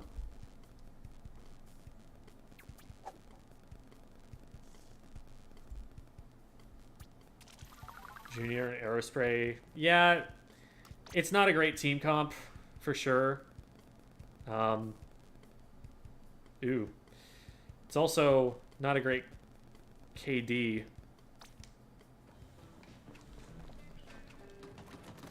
It's like, what should be happening there is those 2 weapons play really safe. And then we don't have a lot of pushing power. But instead they were going in and dying. And so we were a lot less defensively capable than we could have been. It's whatever.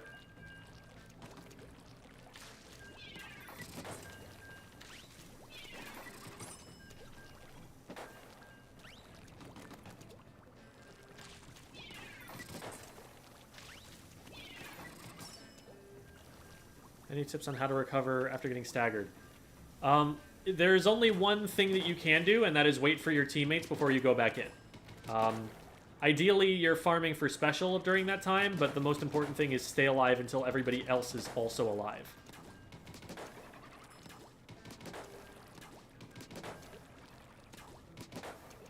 And then when you do go in, the fight that you take needs to be a good one. So that means good positions, special usage. That's what you gotta do.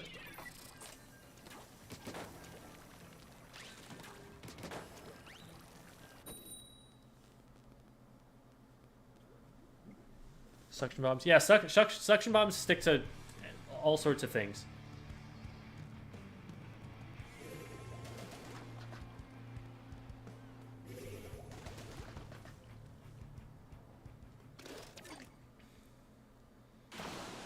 Are there any weapons you'd recommend that are good for ranking up or are solid choices in general? I mean, I can tell you what I think the best weapons in the game are. Sloshing Machine can do basically anything it wants to right now. It's just one of the craziest weapons that's ever been in Splatoon. Oh my god. Splatter Shot is always a good choice. E-Leader is hard, but it's very good. So you will be rewarded if you are interested in trying to learn to play chargers.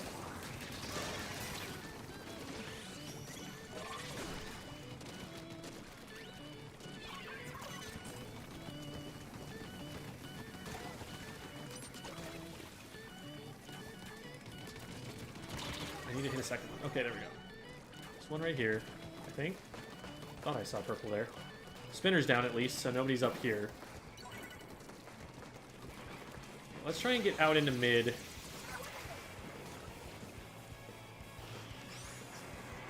force them into my teammates and hopefully cause a splat to happen. I can't reach that. They're going to know that I'm here. I'm just going to pick the clams up so they can't have them and back up.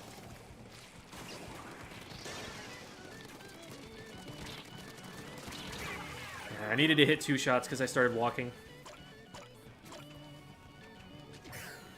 They're still Splatlandian youth.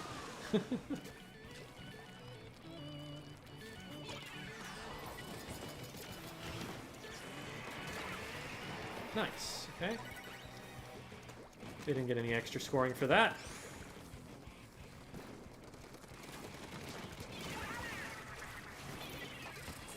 Hello.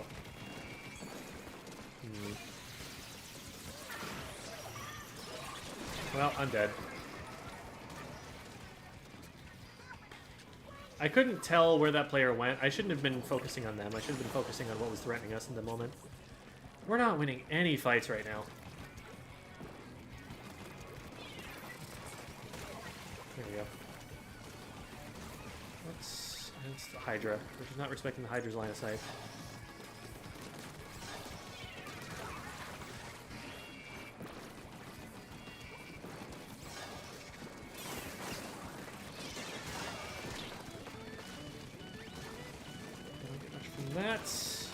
I get behind them. Oh, they got behind me, though. I thought they went forward.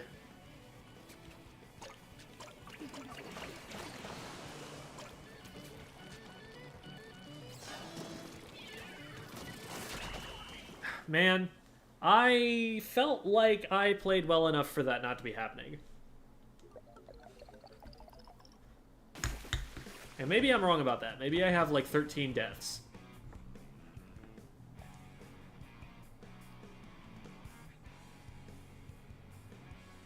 But that just felt like I was always at a numbers disadvantage.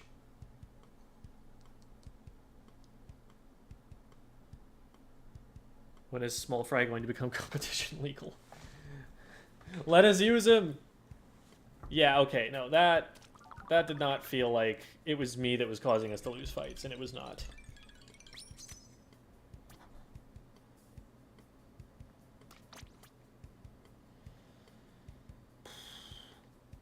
Rip. We didn't have a lot of paint, that's one thing. Like when the Galoogas are painting the most out of anyone, that's not great.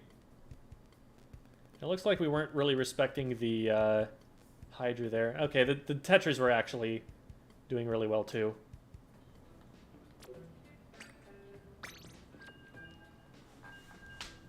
So close being Kozuna. Oh, and you didn't get it? Oh, I'm sorry.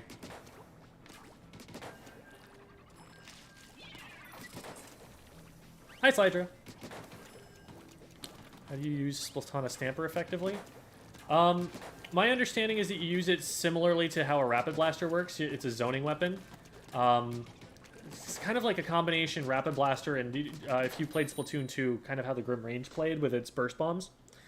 And then Zipcaster, you zip to a wall on the opposite side from someone, wait for them to, like, react, and then hop up over the top and try and one-shot them with the melee attack accordingly.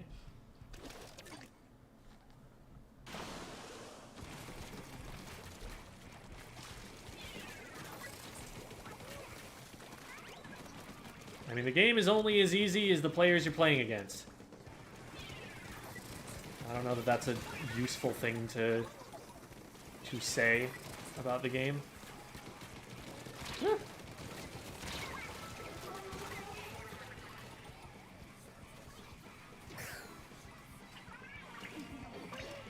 I don't think I have the bamboo unlocked right now. I'm working on getting the rest of the weapon unlocks at the moment. That's why I'm using the Doolies, because I'm close to a freshness bonus from those. A new token. Or license, sorry. Oh, that bounced in a way. Oh, no, it bounced in a good way. This is a terrible, terrible Booyah Bomb. Oh my god. I'm so upset that I used the Booyah Bomb right on that spot. I will... Oh, they dropped below me. Okay. I was tunneling on the splatling. Not paying enough attention to when they shift. They're weak. Okay, well, they're not weak anymore. And we, instead of helping fight them, picked up the power clan and then died. And the power clan died. So now we also don't have a biddy clan. Why does it keep putting me on comps without frontliners? It's either like I get a bunch of spray shooters, or I get a bunch of backline weapons. And nobody's pushing forward.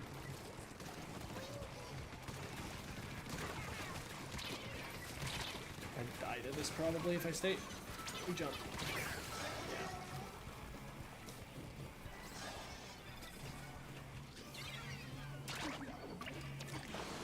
That should probably be game. And especially since we're all chasing the brush and not watching the front door where the clams are coming from.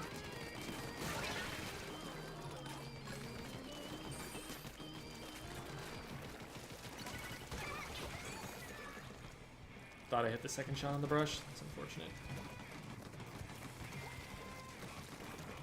Ah, hell. Okay. Yeah. With so little paint on the map, they can see exactly where we are all the time.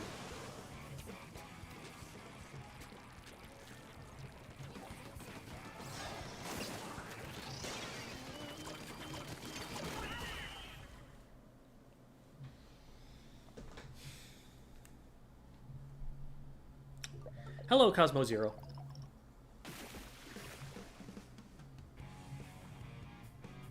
The only weapon with a laser to guide you, because it's really strong. And they need to make it visible to the opposing team, or else it's overpowered. The laser is not for the benefit of the player aiming it. The laser is for the benefit of the team that's getting shot by it, so that they have a chance to get away. That's what the design is for.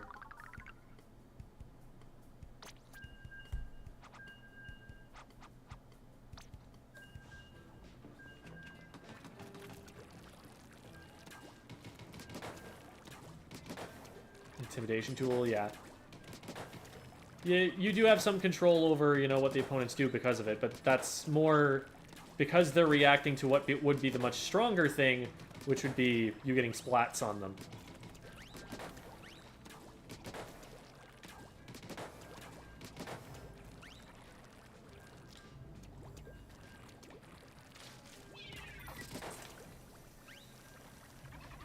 Thought the Bamboozler is crap, now the main power-up is gone.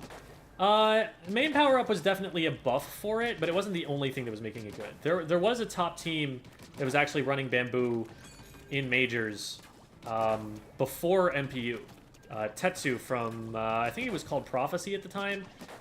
Chara's team went through, like, so many different names, and they were basically still the same squad, but Tetsu was running it before MPU and seeing some success on it, and it was seeing use in Japan as well. So, it's not terrible, but the kit that it has right now isn't great for it, and losing MPU was still a big deal, so it's not seeing a lot of use at the moment. Benefit of the Bamboo? The Bamboo is a... yeah, it's a two-shot, but it's a very long-range, very fast two-shot. You have a lot of trouble if you try to push into a strong Bamboozler. They're kind of a brick wall.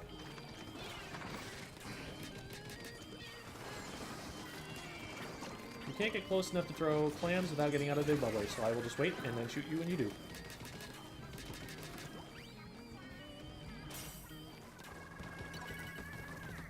Need some paint. Oh boy. Ah, stop, stop. Okay. They keep trying to hold forward over the grates there, and we should be punishing that pretty consistently. You're dead. Please die. Oh no. I didn't have time to get a wall out there.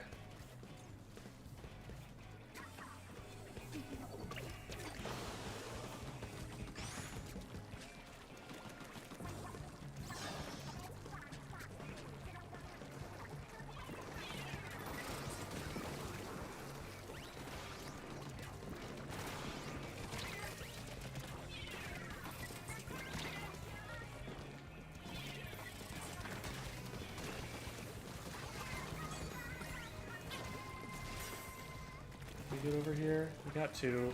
Squeezer's zoned out in mid.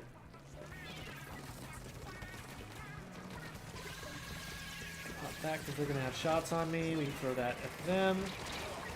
And then we get assassinated by someone who came right over the top and nobody shot.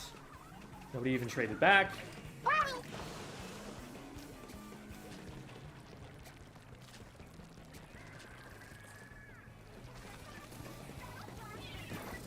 Let's back up. Let's not be here.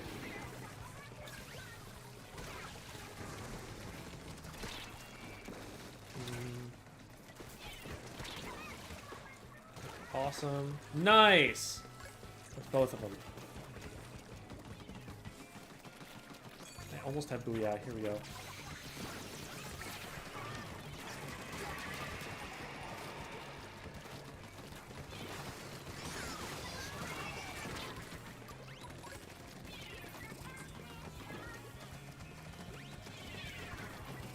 See if I can hold them back in their base this way. I don't know the ink for that. And there's a roller here.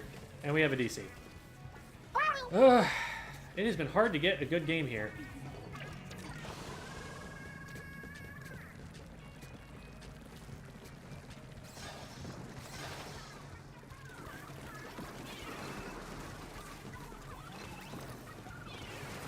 Ooh, hello. Oh, okay, well that's... I'm gonna get rollered here if I jump. Don't jump. There we go. That at least bought us some time. I really needed to do... Oh, it's gonna keep us playing this, isn't it? Alright. Well, that's lame.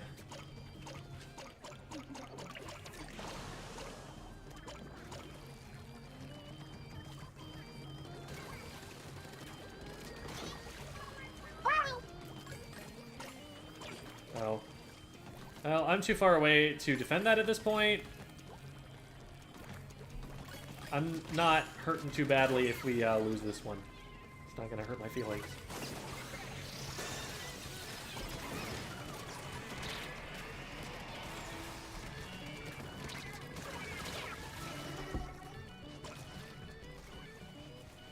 We scored in a 3v4! Almost kept it open, too. And we would have had a power clam on the way. Like, that was actually almost a push. This might actually be a push. Let's... I was really hesitant to jump in because that felt unsafe. They see this coming, probably. Or maybe they don't. Oh, no, I didn't get it in time. Oh, if I had saved that, we might have actually had a game here. And I needed to make a power clam just to even have a shot. Man, I focused too hard on that jump. The jump was scary. Because me picking up the power climb, I don't think I have time to throw it before they're able to land and be hitting me. So it wasn't a great situation either way. But I could probably have, like, rolled to get the clam once and then used my second roll to splat them and then been able to throw it in as long as nobody else was there. That's probably the idea. Hey there, Neo. And hi, Ravel XD. Suggest SQ&A, solo Q&A answers. I feel like if I just say SQ&A, people aren't going to be able to follow.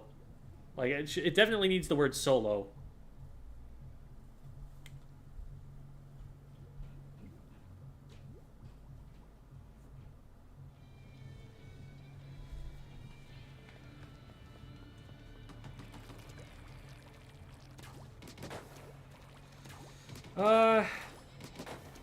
I mean, teammates that know how to play. There are people who would say that I don't know how to play. I don't know where your standard is at there, but in series, I have not gotten to a point yet where I am being challenged, like where I'm losing anywhere near a majority of matches. They're usually like 5-1s, 5-2s. At S plus, what am I at, S plus 8? Yeah, S plus 8. Where are we on these Glugas? My god, it's been so many games. Should be one more game. Okay. We'll do one more on the Glugas, and then we will actually be able to unlock another weapon. Man, this takes a while. What is it? Rainmaker, Spillway, and Mincemeat. Okay. Booyah Bomb is going to be nutty on both of these maps, because it just takes up the entire stage.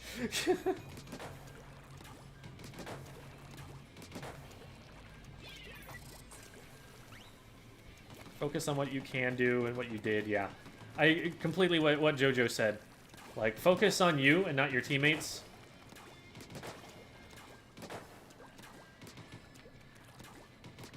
That's something that I need to work on too. I can get snippy with my teammates sometimes too.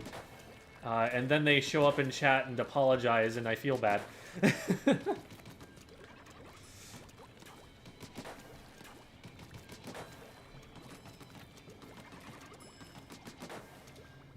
But another thing is that I also just try to comment on what other players in the match are doing when I see, like, oh, this is a common mistake that I see, so that people can learn from it.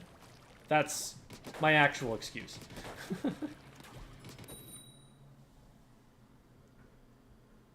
Yeah. D ranks. Unfortunately, D ranking is not a mechanic in this game. Oh, you mean, okay, at the end of the season, yes. D-ranks a couple of times. Yeah, alright. That's true. So everyone's going to be D-ranked at the end of a season.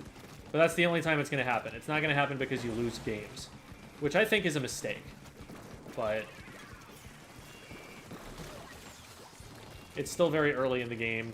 I have yet to figure out... Whoa! That was bad. I definitely didn't want to be where I was. But I didn't think I was going to get punished that hard for it. Holy moly. Okay. Let's take... I couldn't get the splash wall out before all the punishment came through.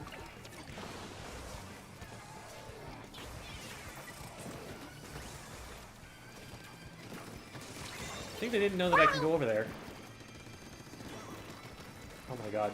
They also don't know that I'm here. I'm messing up my execution on being able to punish them for it, so I almost let them get away with it. I think they actually traded my teammate for that. For my slowness. Ah, I thought I could sneak past it. Alright, we get that, though. This is fine.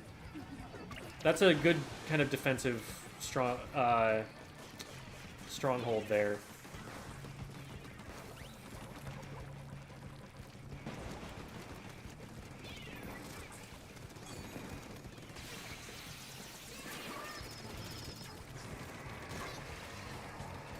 Good. I kept them from their support, from their team. We probably could have picked that up. We had a numbers advantage, and I think we're going to lose that now. Especially if I missed that many shots. My god.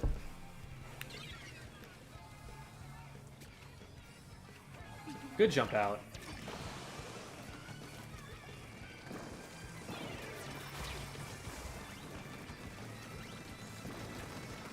Corner here, I think.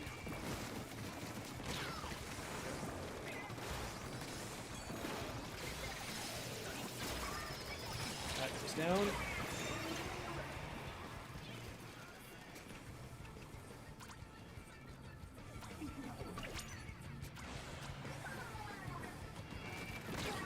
Oh.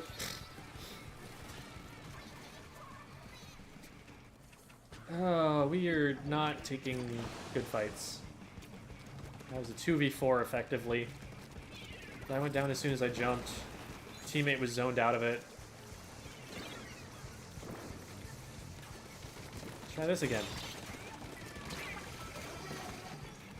I mean, trading with the Rainmaker isn't necessarily a bad thing, but I feel like I would like to be staying alive a little bit more and not relying on my teammates to clean up after the fact. We don't have it popped.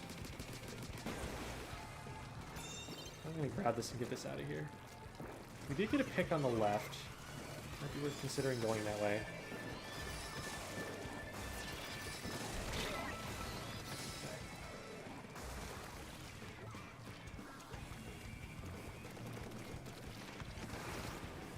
Oh my god, let me up. Thank you.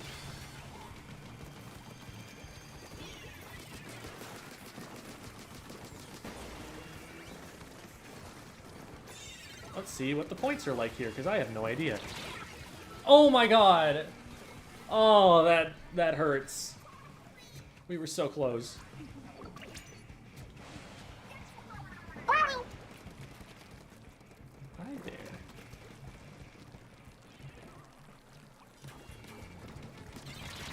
there. Again, if I hit those shots, we're good, but I think I got myself out of turret mode. I think I walked, which is a mistake.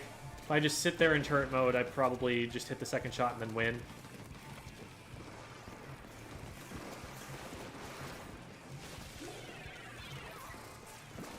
It's a lot of specials being thrown out, and we just want to survive them for now. Let me into the ink. There's so little blue ink right there. I should not be taking damage from that.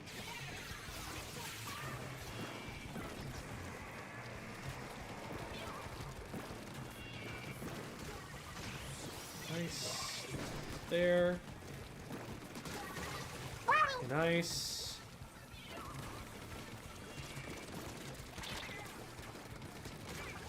Oh, beautiful. And they didn't have charge, so they couldn't finish it off. We need to bring it this way.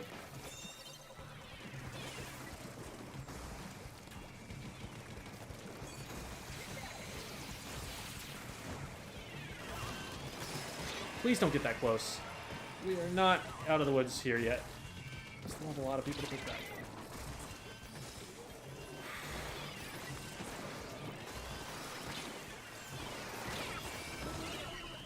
Oh my god, we had so many splash walls too. 1 point. Just one. It's actually 2 points. So I don't think we actually hit 33 and got tie broke down. I think we actually needed to go 2 more. That's like 1 step. The pain. The pain. Time to ask Gem. What are we asking me?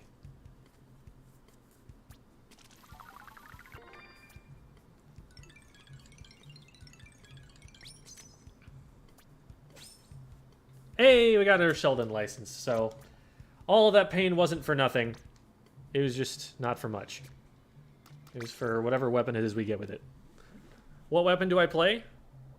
I made the Splatter Shot and the Blaster. Okay, so here's the bamboo.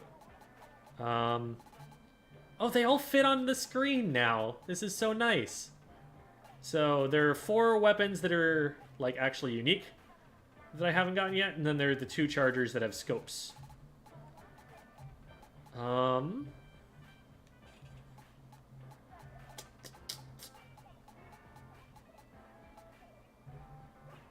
Let's grab the bamboo. Let's do some boozling. I remembered! I remembered to press X this time. How many games until you get another Sheldon license? So, the way that Sheldon licenses work is that they're based on weapon freshness. So right here, you can see at the very top, this is a new weapon, so it has no freshness right now. But that bar fills up at the same rate as your experience and your catalog level. And then, once it hits another star, like this one has 1 star now, that's when you get another Sheldon license. So it's encouraging you to play the other weapons. So like if you just stick to 1 weapon the entire time, look at how long it's going to take just to get the 5th star out of this one. Like, that was, we saw how long it took me to get 10k on the Glugas. This is going to be a minute. This is going to be a minute. The most that I have is the Blaster, which is this close. But, as you can see, I'm not even halfway there. Because I'm pretty sure, like... Yeah, we only got 345 over the 10k that we needed. So, it's not that I've already filled a whole bunch of bars and then it started over at this 1 million mark. It's that this is the culmination of all of the stuff that I have done on this weapon so far, and it was only 400k. So this is going to take a long time.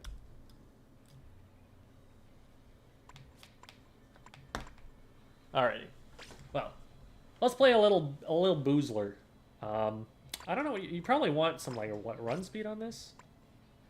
I don't really care too much about special charge. Does it run out of ink quickly? That might be good to grab. A little bit quick super. I have no idea what people are. Let's just look at Sendu.ink. I don't know what people are running on this thing.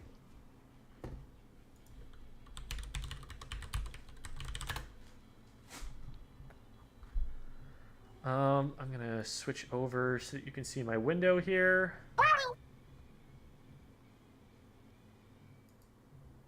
There it is. Well, you're seeing the wrong. You're seeing the window in the wrong way. There it is. Okay. Let's look together. Where are the chargers? There are the chargers. Bamboo. So people are running LDE. Some people are running LDE. Most people are running LDE. Some run speed, some swim speed. I was thinking run speed might not be a bad idea. And I'm seeing that here. Speed, swim speed. A whole bunch of different stuff. There's not a lot of agreement here. We'll grab some LDE. And then let's put on some run speed. Let's see if that's oh my god. Whoops. I'm gonna go back to Squid video game now. There. Meow. Cat is at my leg. Being a cat. As he is so wont to do. Do I have another LDE thing that is full so I can charge stuff? Yes, I do. So we're on that. And then do we have a run speed jacket? Yes, we do. We got one of those. And that one is more stylish, in my opinion. But actually, no. I think the glass is going to go well with it. And then stealth jump. Are people running stealth jump? Not many people are running stealth jump. What else would you run? A lot of people are running some main saver, so I'll just put some main saver on the shoe. If I've got that. Yes, I do. Do I have a cooler looking shoe that has it? It's probably a lot to ask for. Oh, wait, there was one at the back? No, that's worse. Okay. I look like I'm going snowboarding. I'll take that.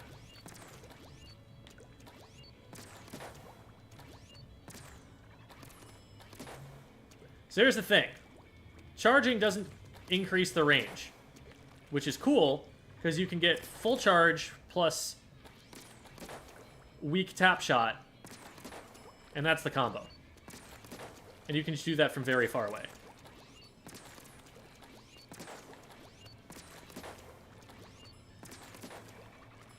So that's how you boozle.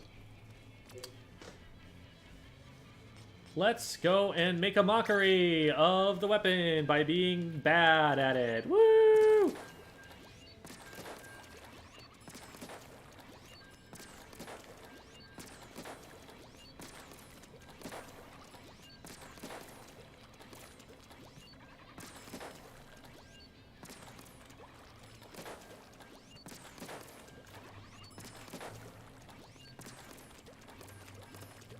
Oh man, oh man, oh man. Okay, so there's like 30 minimum. And possibly more depending on how long I hold down ZR. Okay. So 30 would combo with 2 splatter shots.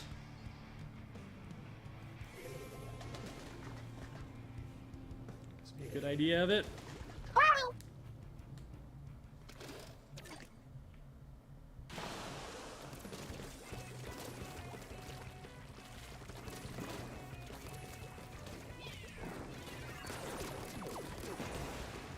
Not happening. Let's just set up here and try and be a wall that they can't push through on this side. Because the right side actually matters on Rainmaker, as opposed to... Well, it matters on Tower too, but it goes further back. Man, I'm just getting relentlessly bombed out. I was hoping someone was going to take a more advanced position so that I could support them from there.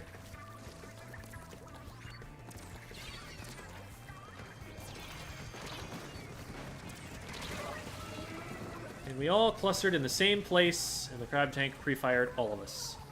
Neat. Feral tries to use it. I can't believe they made feral an option. Can we shoot them, please? They did not have much front line in front of them. All we needed to do was shoot the Rainmaker there. Or throw a bomb or something. Paint their feet, maybe. Eek. I'm not liking it. I don't know.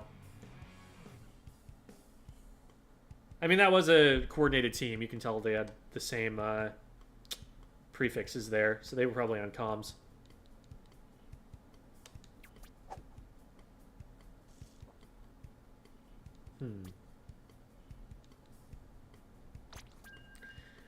I'm debating whether I even like this for Rainmaker, just because it's so aim reliant, and I'm not good at that with this weapon.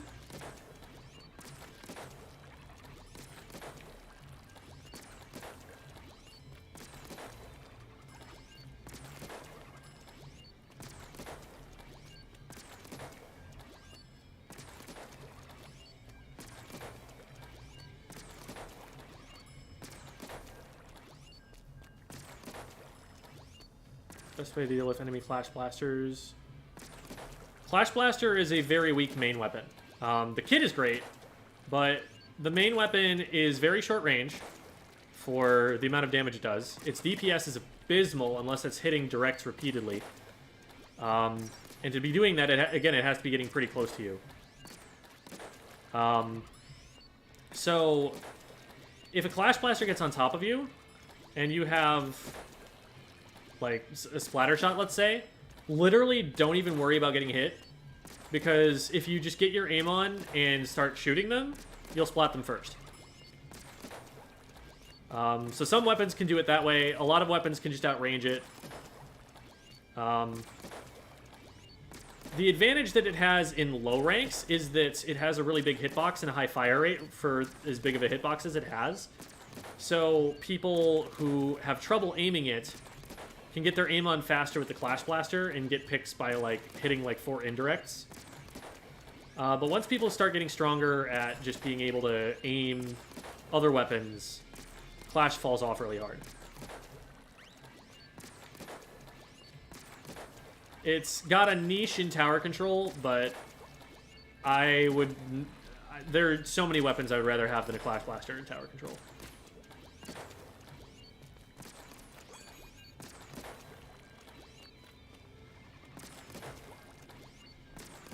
Junior, yeah, okay, so you're gonna have trouble just like with the range idea, but your weapon here.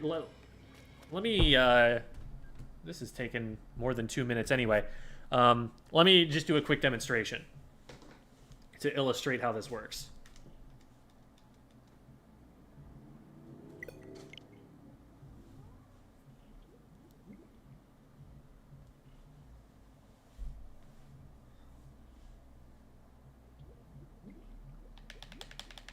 Alright, come on, game, wake up.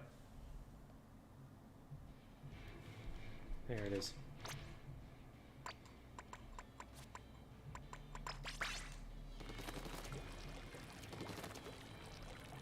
Okay, so look at the DPS that I'm getting from this versus the DPS, and I'll just hit every single direct here.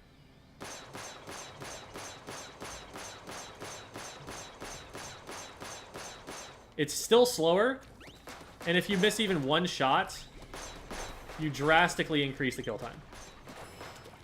If you're hitting all 4 indirects, that's almost slower than the Undercover Umbrella, I think. I think the Undercover Umbrella is slightly faster.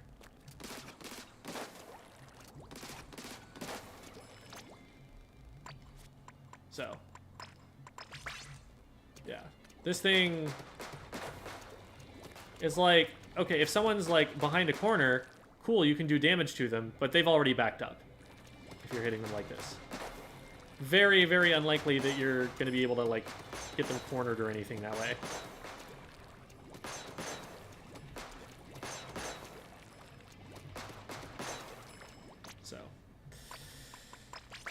You're playing junior, I mean, you could bomb them, you could try and, like, if you're having problems with them approaching you, just drop bomb where they're about to be, and they can't approach there now. And it gives you some space, and you can paint up around yourself. You can paint better than them, so outpainting them is an option. Just avoid interacting with them by having everything that they could possibly approach into painted. And then, yeah, if they're starting to approach you, you just kind of back up, throw a bomb. Or if they're, like, right on top of you, then you just kind of try to throw them off. The thing with blasters is that if you cross them up, you force them to hit a direct to be able to do any damage to you. So, like, from further away... Here, this is easier to see with this. So you see how at the end of it, there's this much bigger circle? This is your indirect radius. You need to hit someone with this exact circle at that distance from you to get indirect damage, to be able to get that. If I'm up here, I cannot possibly hit this target in a way that does indirect damage. I either miss or I direct. Those are my two options. So it makes my aiming task significantly more challenging, because I can't be off by this much and still hit them. I have to actually have the reticle on them. So, yes, they will have to, you know, if they hit the direct, they're going to do more damage. But at least they're not going to get the indirect damage if you're right up on top of them. It's a little bit more awkward that way. Okay. What are some other weapons that we've got close to the tier 1? I think the 96 was pretty close. 5,300, I mean, that's something.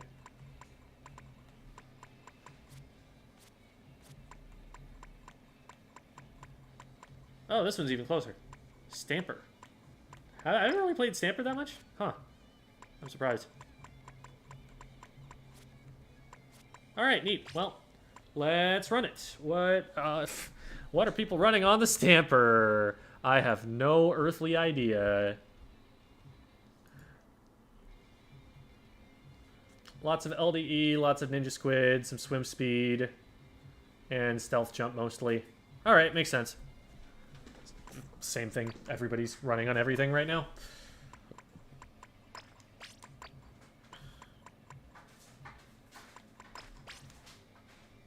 That's pretty good. This is just a pretty good, like, general gear build for most things.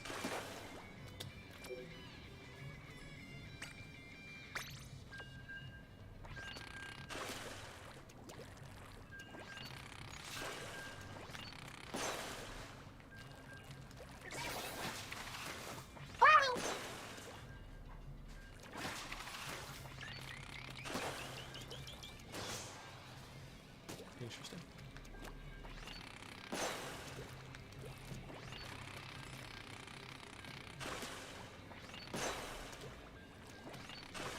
That is a fairly fast one shot.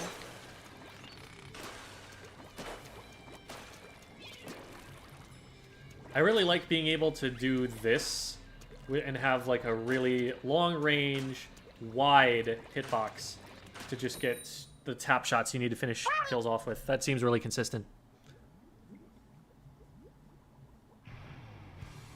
Oh, thanks, Manic.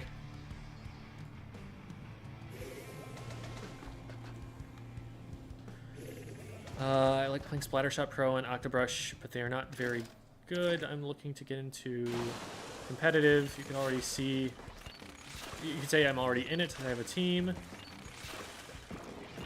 I need in my best interest to drop Pro for a midliner that doesn't cause my fingers to break. Long-range shooter. You could go for something like a 96, I guess, if you wanted to. Ooh.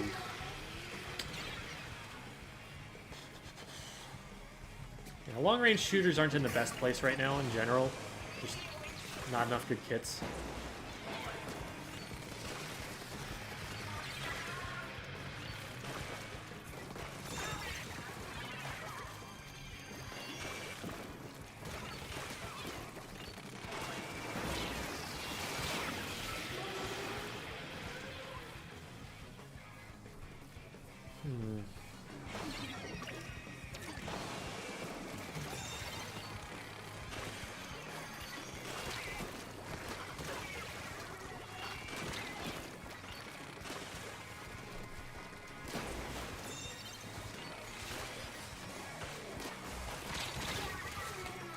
And that's why I go down first, because that would have happened to the Rainmaker if I hadn't.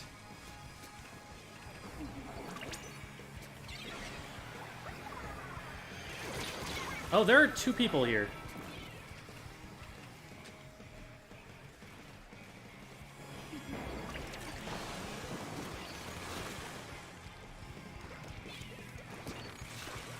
That hit someone. There we go.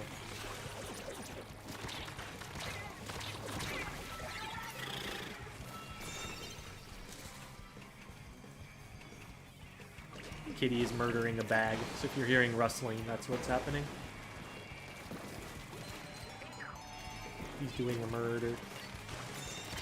Where is he jumping from? Oh, I think he's running around from the other side. Alright, we'll take that trade. So that gets us a reset. I need to go and recon this mode again in Rainmaker. Remind myself exactly what the geometry is on the right-hand side there.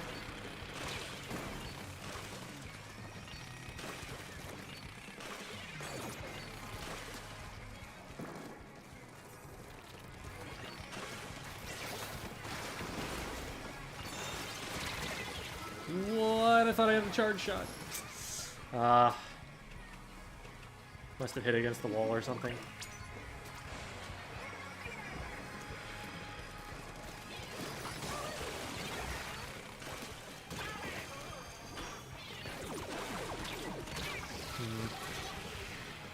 So many toxic mists, it's actually kind of annoying trying to move around in those close quarters.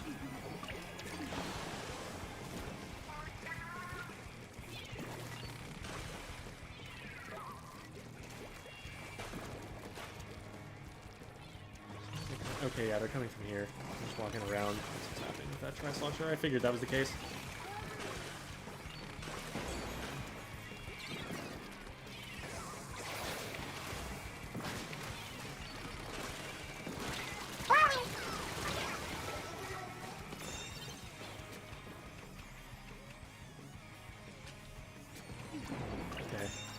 Three down.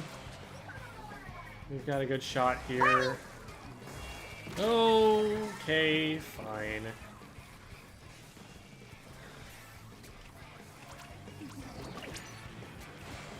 Nice, yeah. The Rainmaker just kind of ran ahead.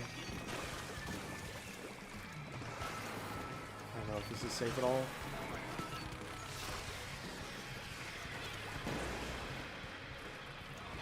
Firing those. Nobody even alive.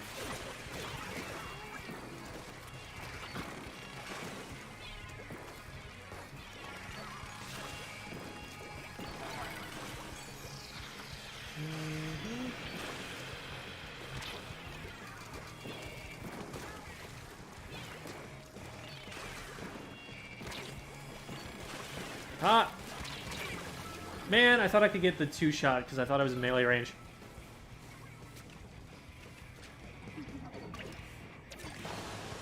We lose if I cannot get to the Rainmaker in time to pick it up. Or kill it. That works too. They just picked it up. And they're running away now. Yep, there's no shot. Maybe if I actually... Maybe the play there is paint for Zipcaster. And then just try to bypass the enemy team by Spider-Manning around them. I didn't think about that, but I was actually pretty close to being able to charge it.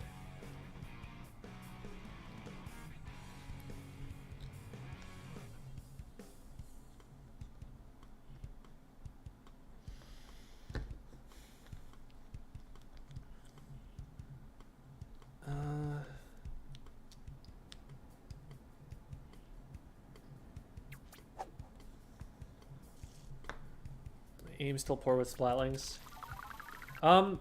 With aim, just take it slow as you need to be able to do it well, and work on it gradually over time. I don't worry myself too much about aim stuff. Obviously, like, how much damage does this do? Yeah, okay, so that does... Why did it only do 20 earlier? Why is that doing 20?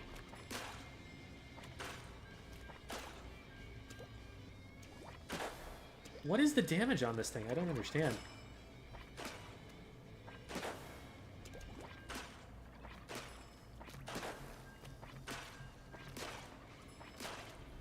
Oh, am I only hitting with the melee hitbox? Oh, that makes sense.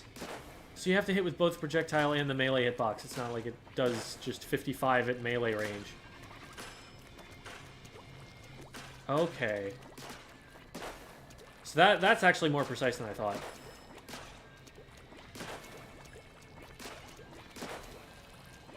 Glad I tested that.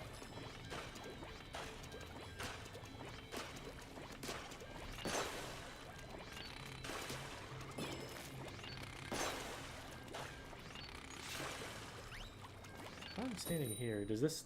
Okay.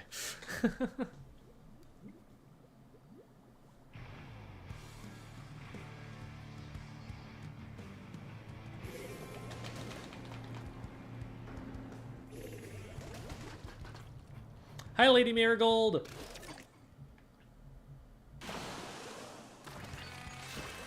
You share a name with the fish person who's very nice and helps us with table turf and stuff.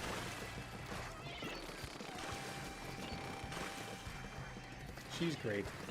I like her.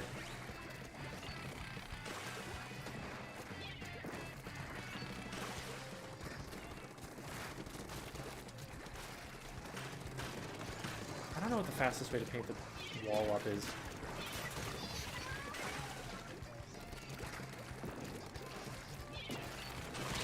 Oh! I'm surprised that didn't hit, actually. It looked like I was on top of him.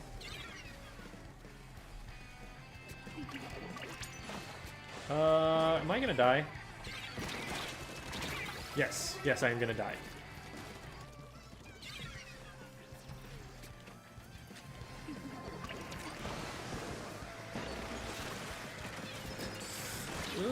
Okay, we're good. That was spooky. One more down here. Ooh, just a wave breaker. I think there's one more down here.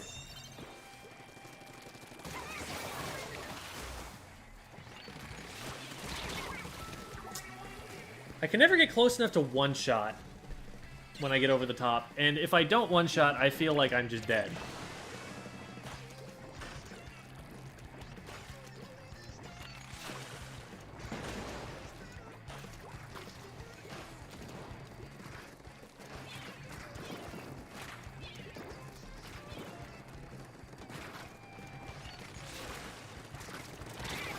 Alright, that's not working.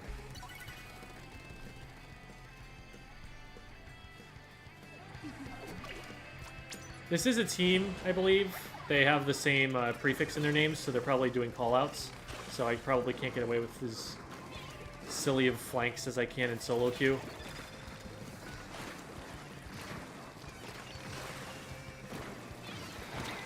Ooh, okay.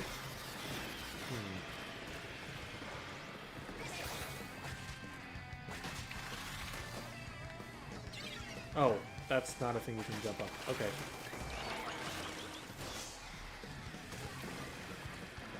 Nobody's between them and the goal. Nice, okay.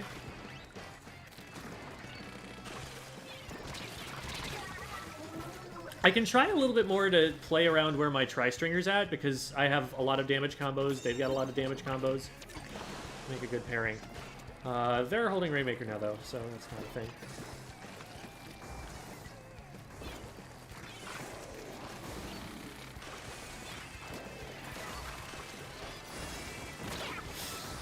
Of course there was one just right there, right outside of my peripheral vision.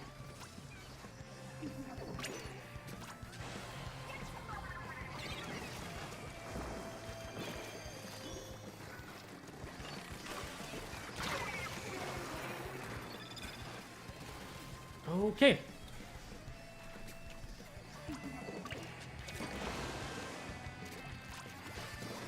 I just never expect the tri-stringer to one-shot. I probably was like standing on enemy ink or something. Had the 2 or 3 damage that I needed for the 97 or whatever to one-shot me.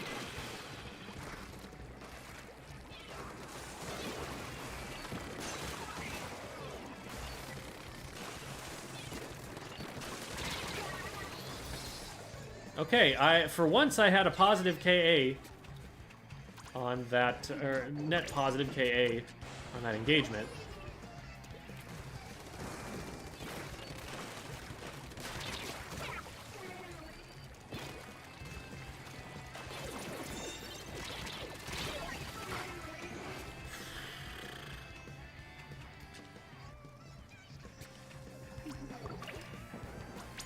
We're gonna jump to this person instead because that person just backed up and that made me scared.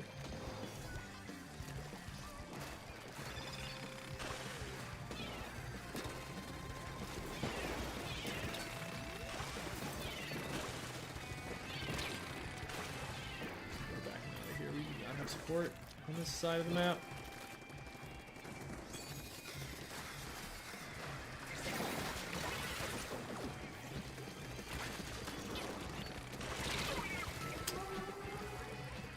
I was thinking maybe I could grab the Rainmaker and dunk it there. And then skedaddle as soon as the dunk happened and I was returned to my spot. And then I did a little too slow. And just ended up kind of nowhere.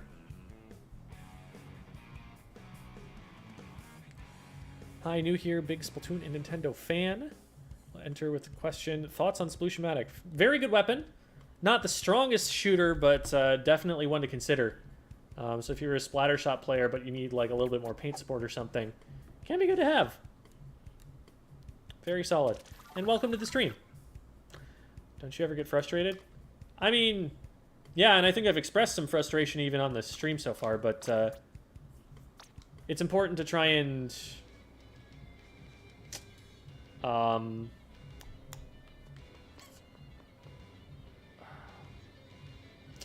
to try and combat it, I guess, is a good word.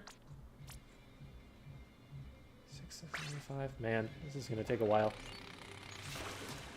Part of it is also that, like, I know I'm not going to be doing especially well compared to how I usually do on these weapons, because they're weapons that I don't play, and that's why I can get freshness points on them quickly.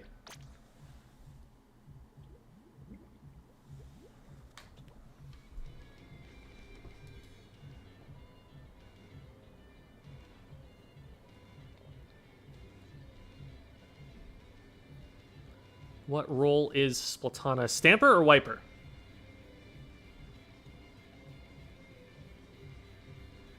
How do you go from feeling like a bunch of disconnected players on solo queue just running around to teaming up and being good teammates?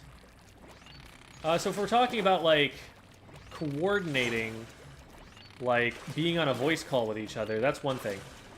If we're talking about, like, how do you accomplish coordination in solo queue, it largely comes down to game knowledge. It comes down to all of the parties involved knowing what is expected of them in a more competitive environment and executing that without having to say anything about it. Because if somebody thinks, for example, that it's a good idea to jump on the tower before anybody's gone down at the very beginning of a tower control match, that's going to lead to them just staggering the team, and you're not going to be able to play in any kind of coordinated fashion with a player who's down. But once people start getting the idea, okay, this isn't working, we should stop, and starts kind of, you know, coming to the right conclusions, you kind of end up having the same idea, and you're able to focus on the same parts of the map and work together that way. In the general case, stay near your teammates. And they will, you know, you'd be surprised how often a teammate will take a fight that they need to help you with, as long as you just do it in their view.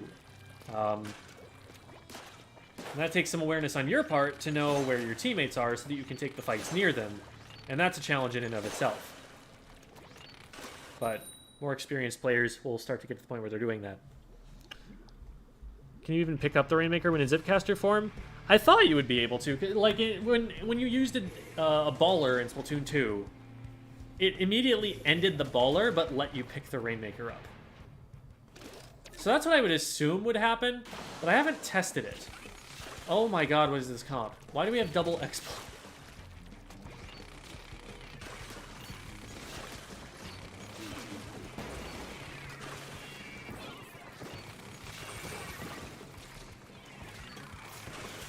Great, so there's our only frontline weapon.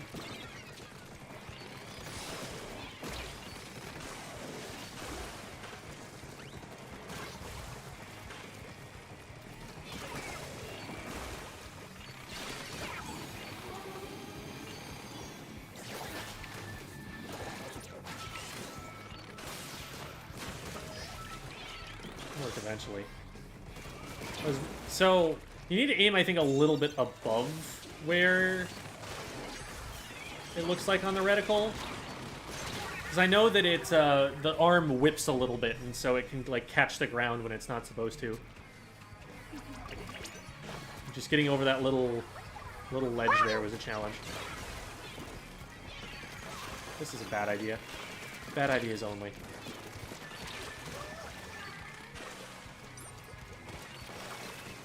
We back off from this, we get the pop, and we get them safely to pedestal. I pressed the R button. Why didn't my arm whip out? Man.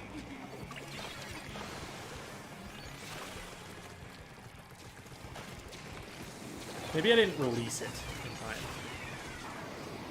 It's probably time to the release like a bomb is. Yeah, I'm the only person they have to focus on at this point. So their zap is respawning. No, don't just run in and die. We need you to throw bombs, paint their feet, slow them down. They faked me out. I totally thought they were going the other way.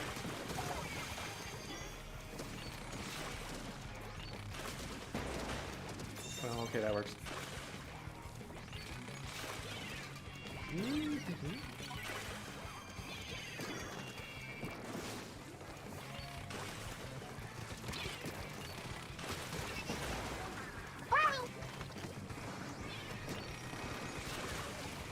It's nice having all of these different ways that I can deal lethal damage.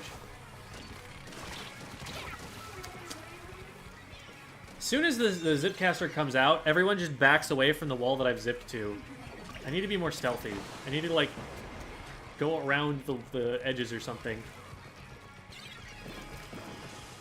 So they're gonna try and go over right again.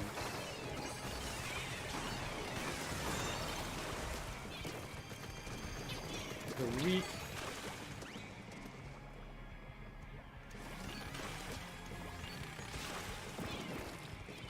They're over there! They're over here! Help! Teammate! How do you not still know that there is a player here?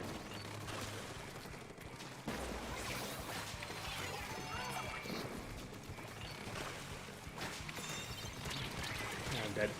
No, I'm not. Alright. I would have been dead if I couldn't jump back, but I forgot about that part. Just stalled. Nice. That's 3 down. Just a shot.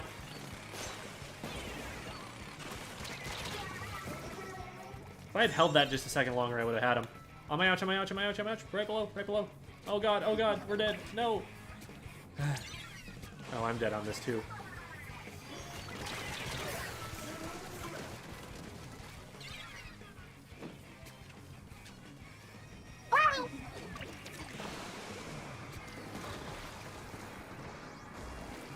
Oh, whoops, that's not a thing.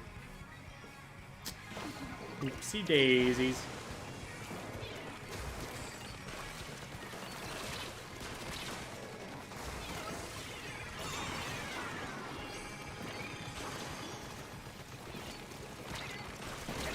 Oh, I didn't snap hard enough.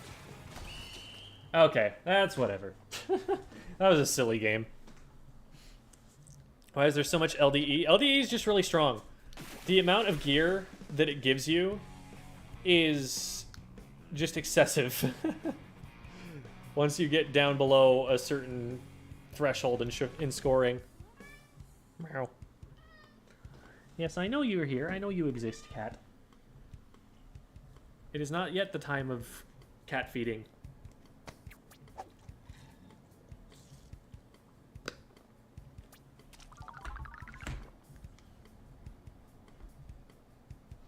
Yeah, that's not a team comp we stick with. I like the players for the most part.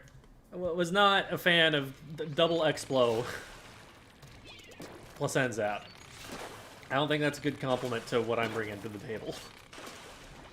One Explo, sure. I'll run that.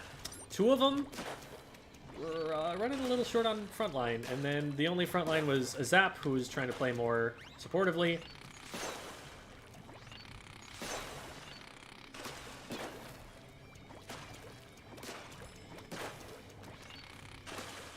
LDE is last-ditch effort. Oh, I don't have a match ready to go, so I can just kind of show you what it is. So LDE is this gear perk right here. So what happens is... when you go below 50 points left, when the enemy team goes below 50 points left, you start to get a scaling amount of ink recovery up, ink saver main, and ink saver sub.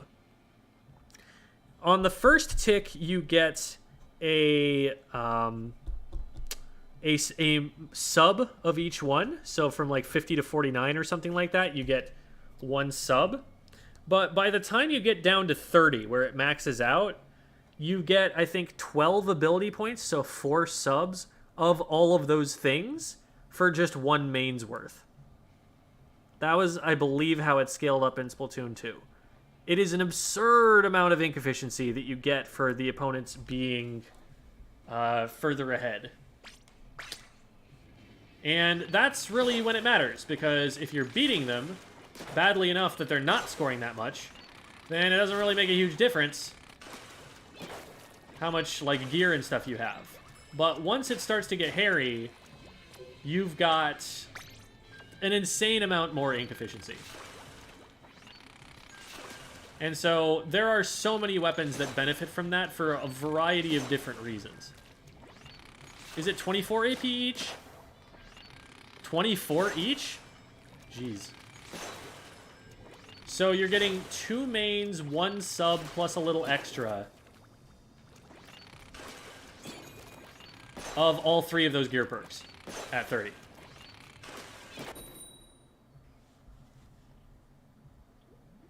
Yeah.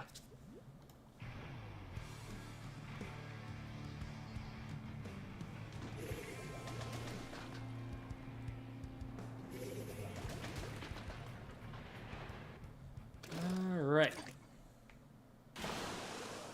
Yeah, opponent's score. It's based on how far they've gotten against you.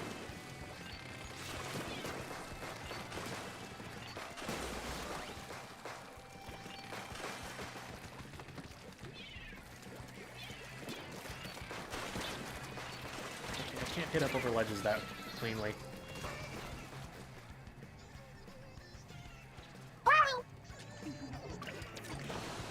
I was thinking maybe I could hit them over the top of the ledge, but I don't think the projectile works that way.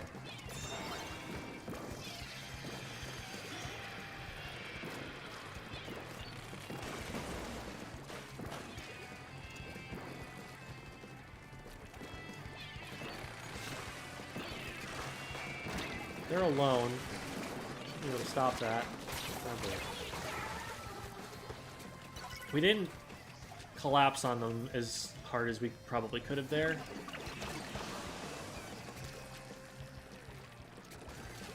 We needed to commit to something. They were starting to come in. It's 2v2.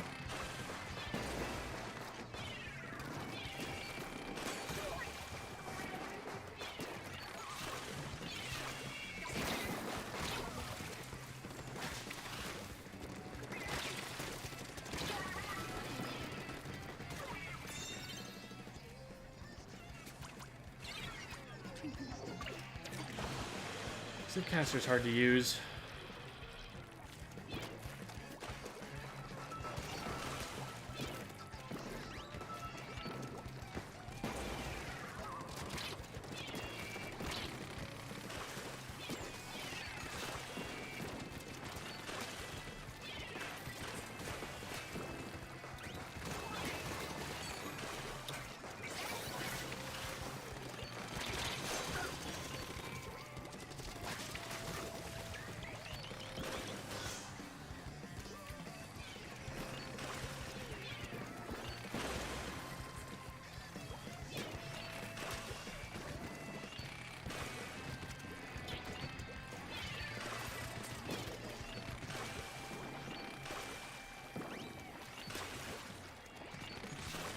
has been a fun game of Ring Around the Rosie, but what the heck is going on in mid?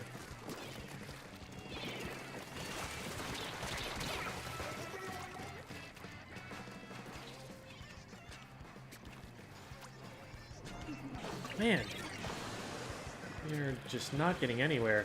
Neither team is getting anywhere.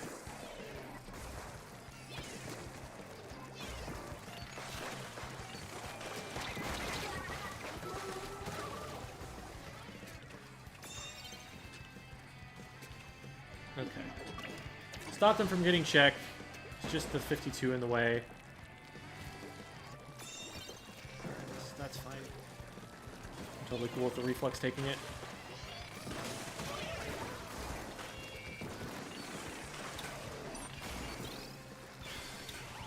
Nice dunk.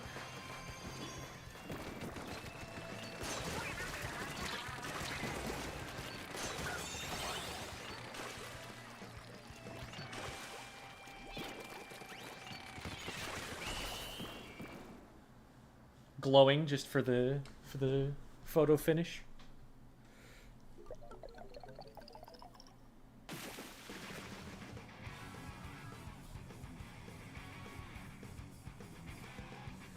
Yeah, we got a couple.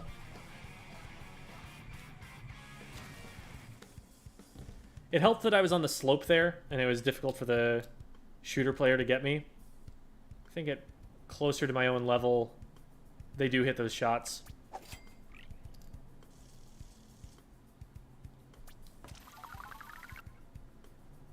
Okay, those are some better points. Not too bad. Probably the best game that I've had on this so far.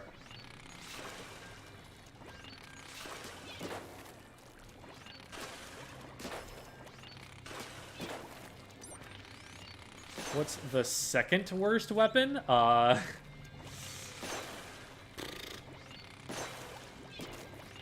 So the first worst is probably Undercover Umbrella. I'm between the Aerospray and the Dapple Doolies for second worst.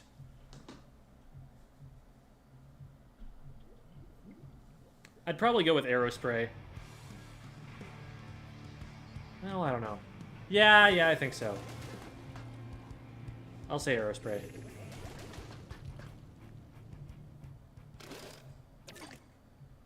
Owl House. Neat! Welcome, Divine Muse. Musa? Muse?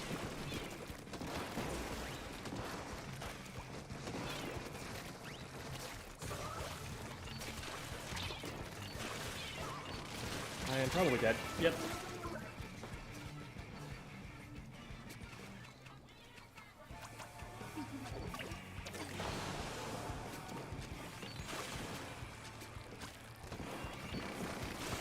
Hello. Oh my god, 3 of us? For real? We just had to bunch up that badly.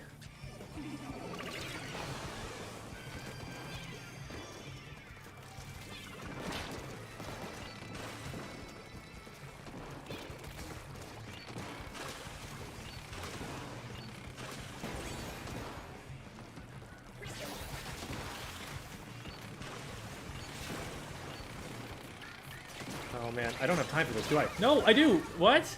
What hit? Okay, Charger hit me, that's fine. I probably didn't need to sit there charging it the whole way. I just wasn't sure exactly when they were going to drop. I didn't trust myself to get it charged up again on reaction.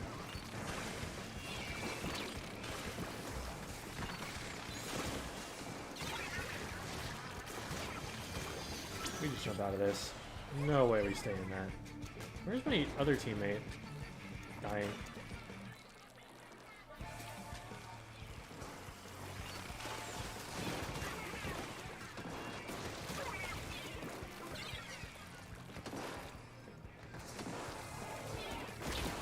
They're playing it safe, which is wise of them, unfortunately.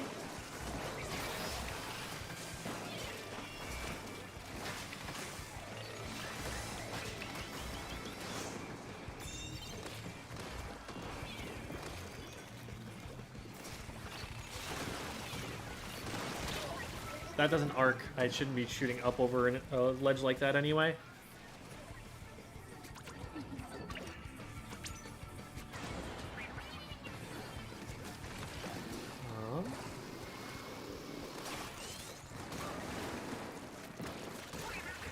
Maybe? There we go. Oh, can we pick this up? Yes! Okay, we go that way. That's fine. I can flank in this direction, can't I?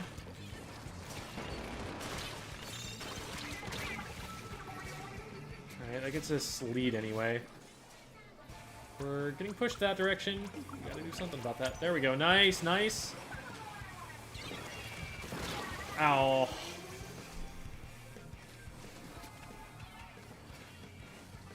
They jump out. Cool. Alright, push to 14.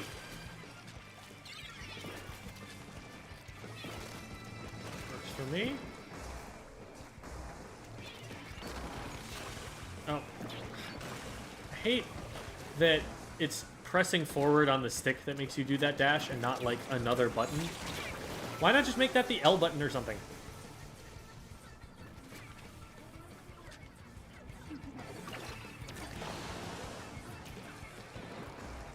I want to move forward and do it, not move forward and not do it. Sometimes they went to a Rainmaker free zone, so they're just gonna die. Or maybe they were retreating. Oh god, probably retreating.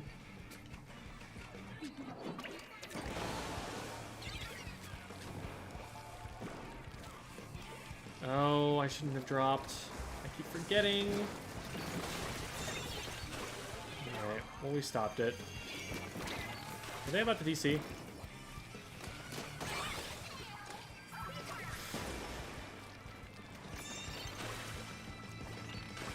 There they go. Oh, hi. Where did you come from? Thank you, teammates.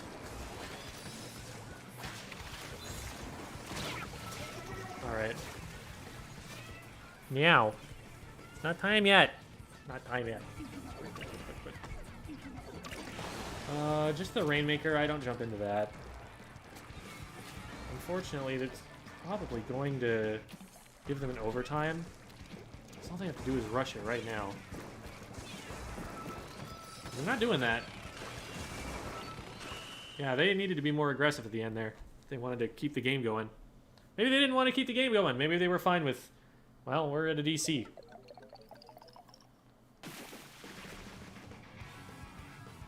There's a cat in my lap now. His butt's on screen. What makes Dapple so bad? In theory, a skirmisher. It's not a skirmisher. A skirmisher is a weapon that can keep itself alive in situations where it's being attacked. If somebody is in range to hit the Dapples, for one thing, it's probably not in range to hit them. And for another thing, its rolls are relatively short, and so it's not going to throw off their aim by that much. It has a big range problem. The Dapples need to work as a Slayer. And they kind of don't, because they can't really get close to anything in a super convenient way. Okay, so let's go...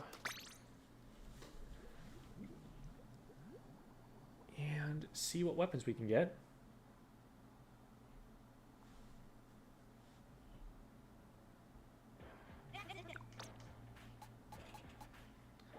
Weight of the weapon has little to do with the role it's going to play. It's more, is this a weapon that splats very quickly? Is this a weapon that distracts you or puts big hitboxes in your way? Or is this a weapon that's so long range that it's going to sit all the way back? Or is this a weapon that's going to paint a lot and spam specials at you instead of using the main weapon? Those are your thoughts. I'll go mini. Alright. 4 weapons left. Got everything else. Is there anything else over here? No. Alright.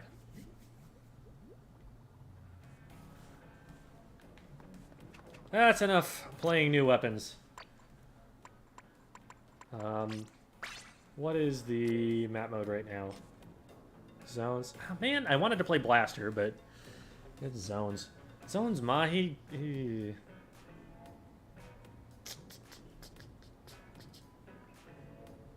gonna try Splash here.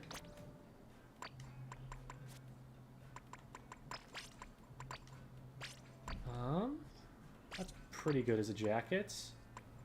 LDE isn't bad. That's some good utility there. And then... yeah. That's not bad for a more supportive kit, I think. Let's give it a shot.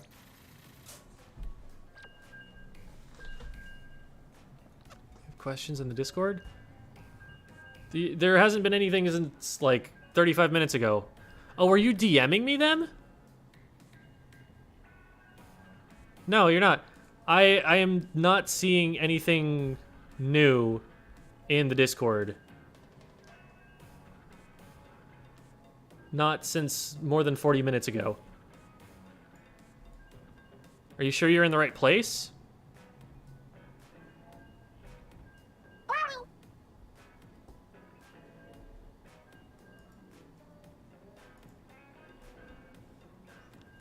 Tips for raising awareness. It's more like you need to train yourself to respond to certain stimuli. Like as soon as any enemy ink shows up in your peripheral vision and is being sprayed there, that needs to immediately like trigger that you turn and look at it. It's a matter of setting up when this happens. My response needs to be immediate and it needs to be this. And I did not mean to go out past the cover, so that's great.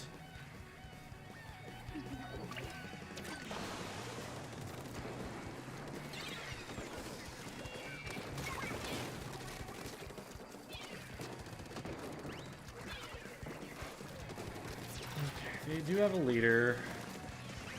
We have a crab out. Oh man, we just got raided. See what's going on in a second. Right now I'm in a fight.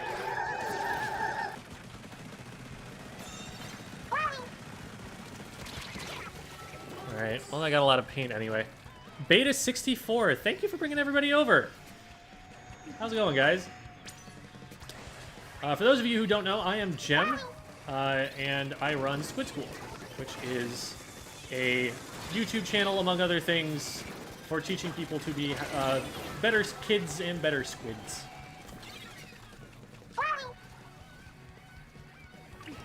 So, lots of guides about how to play the game, and also how to navigate the competitive community, and maybe a little bit about how to treat human beings while we're at it. Oh. Well. Okay, and they get out of there. That was well played by them. Beta 64's birthday. Happy birthday, Beta 64. Oh god, this is right in the middle of everything. Wow! That just immediately was not safe. You need to be really careful about how you retake on this map, because it's very easy to just get stuck standing on the zone like our teammates did there. Because the map is bad. Why can an E-Leader just stand right there and see the entire map? This is not well designed.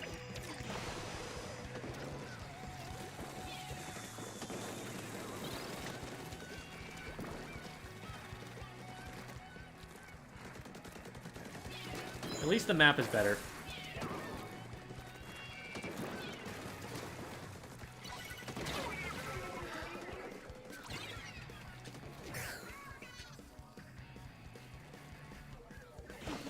We have one chance here, and we need to not stagger in for it. Somebody already staggered in.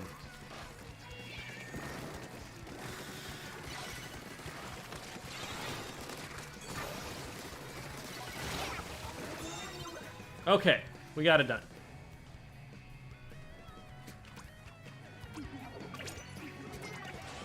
trade with the E-Leaders. The E-Leaders down.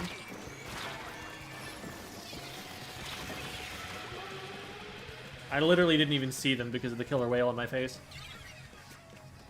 Be careful, squad. We're down one. Nice pick. There we go. Nice. Okay, it's just the leader. I know where they are. And we can't push them any further, so we're just going to shark. The rest of their team is respawning. Okay. Lost fight over there.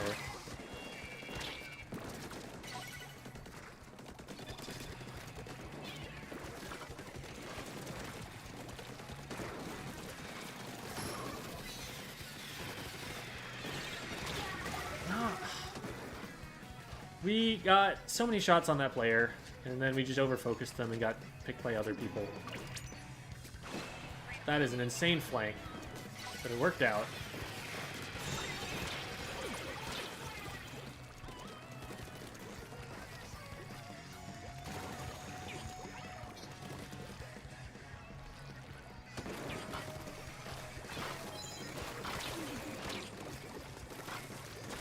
I can get a crab tank, not quite.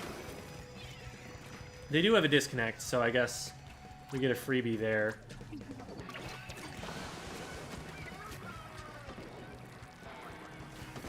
Didn't feel like a good win, though, even if we do get it. Also, why are we not painting? We're in a 4v3 situation. They shouldn't be able to just take the zone like that.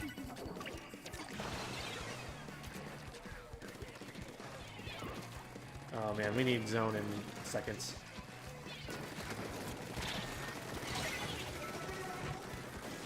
Paint the zone. Don't shoot the player. Paint the zone.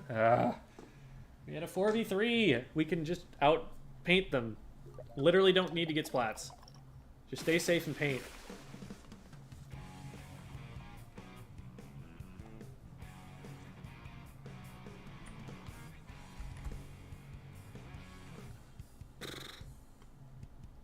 Yeah, that map mode, that map in general is just not okay for competitive play.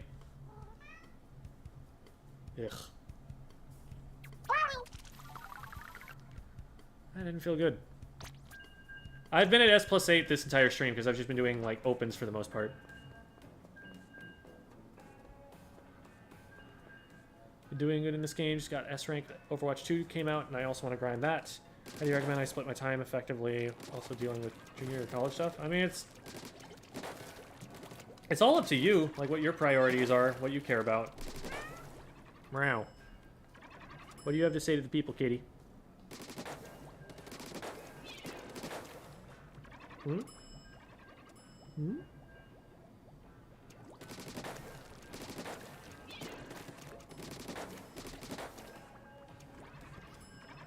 Okay. I don't get to use my hands for the controller. I must only use my hands for cap.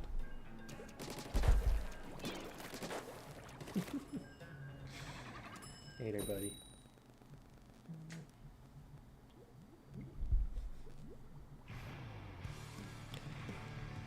My pronouns are he, him.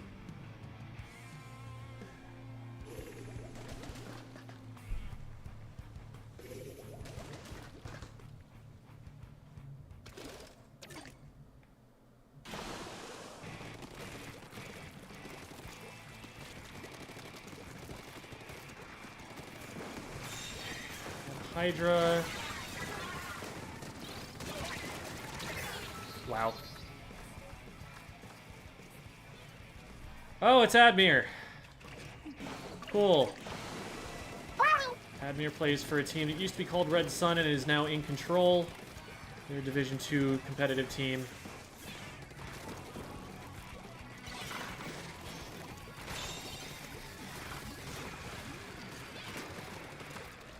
Oh, well, hello there. That's an interesting spot for a tri-stringer. I feel like that actually works. I ouched so many times to let you know that that was happening.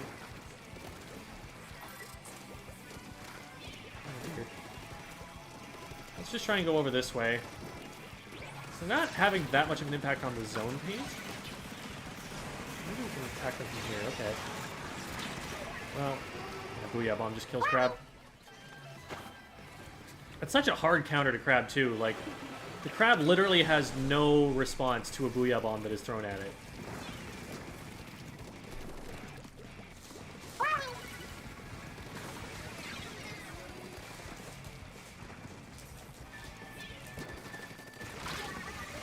What hit me? Did they really one-shot me? I never expect a tri-stringer to hit one-shots like that.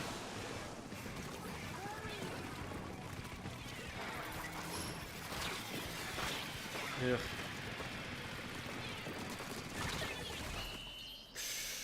Absolute mess.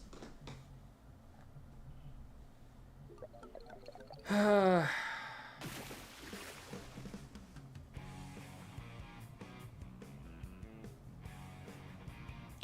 think part of this is that I'm hungry. Because I'm noticing there's some decisions that I'm getting frustrated with, and I think it's because I'm making the same wrong decision repeatedly. I'm not being very patient right now.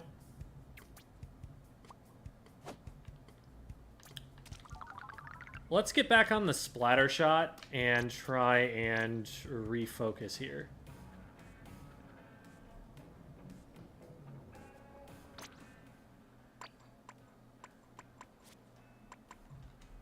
Hello. There we go. It was this, I think. This and... No, wait. I had some of this on, I think.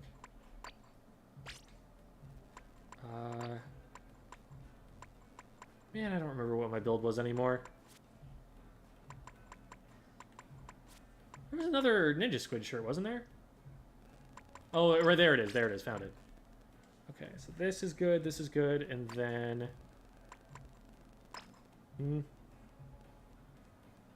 Yeah, it'll work.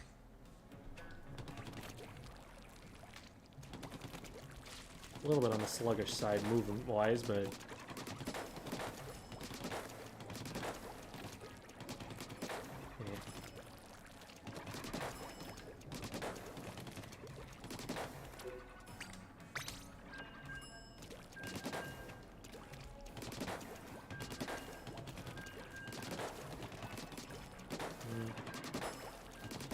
Shaky the aim was there.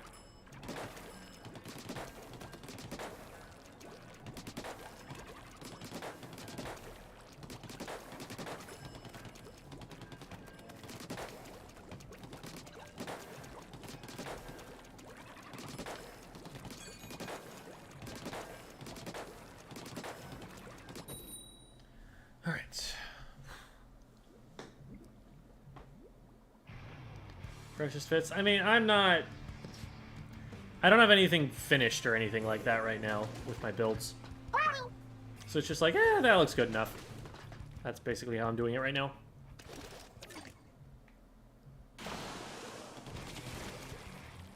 Marion Meows has learned that they can communicate with YouTube chat.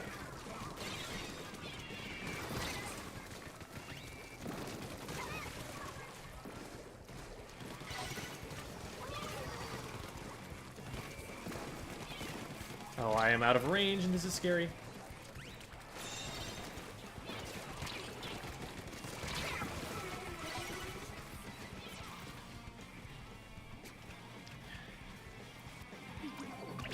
We can get zone back for this.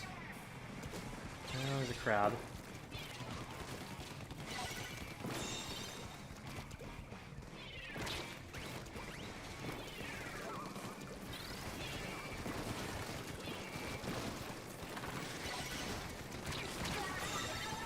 I thought teammates saw that and was going after them. They just kind of turned around and... Yeah, okay, so they didn't know they were there at all.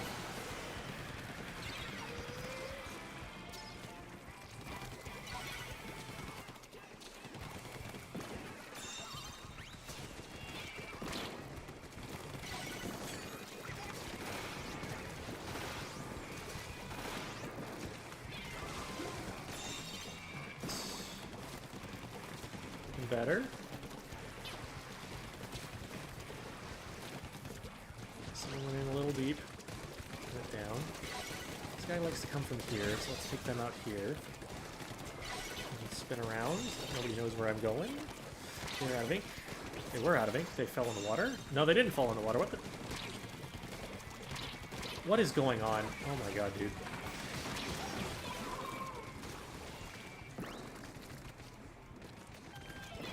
Oh, hi.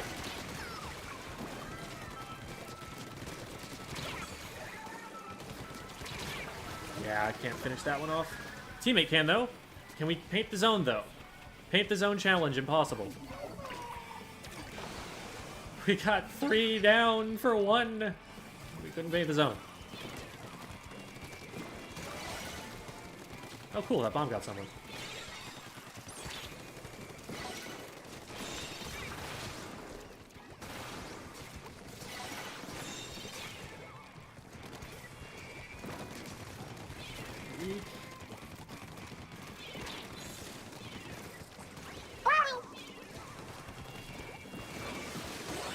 Woo!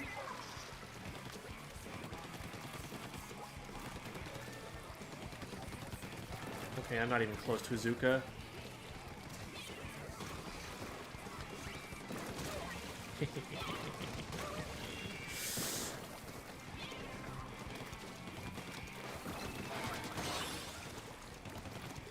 And that's game.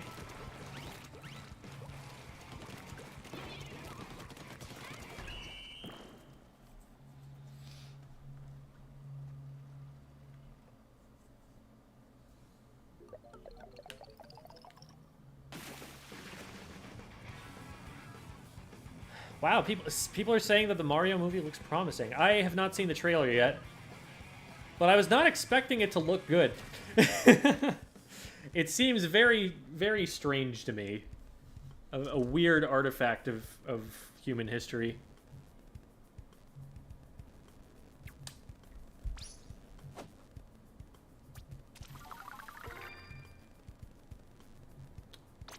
Yeah, we'll stick with him.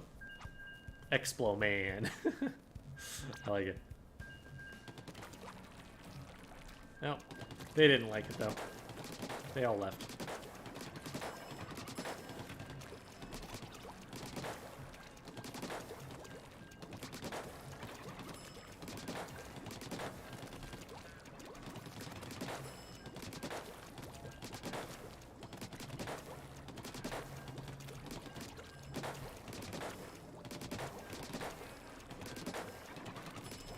What streamers, YouTubers do you watch to get better? ProChara puts out a lot of really good content about their thoughts on the metagame. FLC is one of the most important analysts that Splatoon has ever had. Definitely watch FLC to learn where the game's at. After that, things that Wadson puts out are usually good. Really like Fusion. Fusion's content is really good. Then if there's just some like random weapon that I don't have the first clue how to play, I'll watch Dude's playthrough of that. He usually comes at it from a pretty good perspective, even if he doesn't, he's not going to be an expert on every single weapon ever. For someone who is not an expert on the weapon, for someone who's not a main, he's probably the best content creator I've seen at figuring out what makes that thing tick.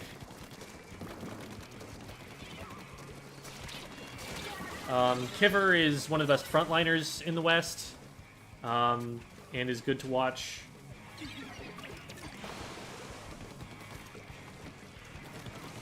think there's something I'm forgetting.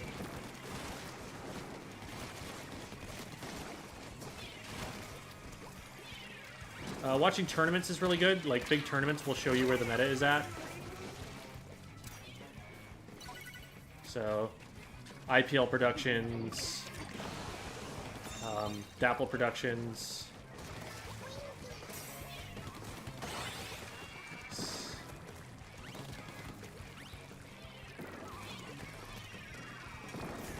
Popgun is a great player to watch for stuff more on the competitive scene news type of thing, like talking about tournament formats and stage lists and stuff like that. I just don't have anywhere to go.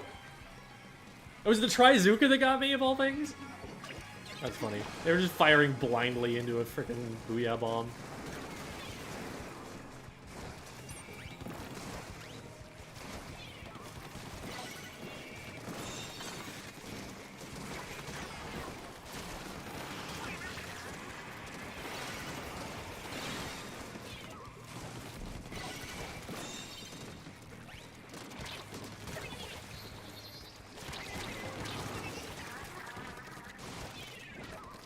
I'm healing there instead of trying to push them right away.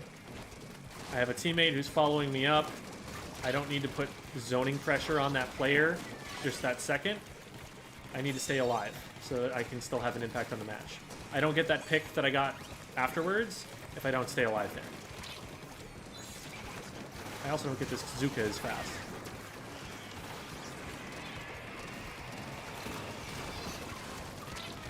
Man, I've denied them the last 2 Booyah bombs they tried to do. Oh wait, no, there's a second machine. So I don't know if it was the same one. Oh god, I might die here. Yeah. I thought I was going to be pre-firing them right away, and then when I wasn't hitting shots, I was like, oh crap. Something has gone terribly wrong.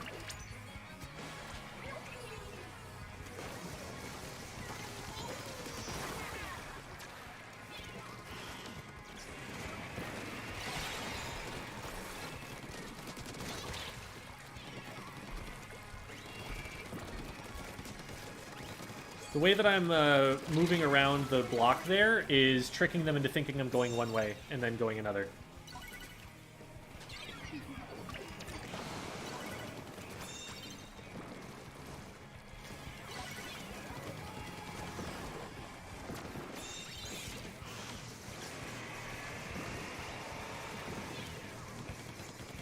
Can we just keep cap from there? Wow.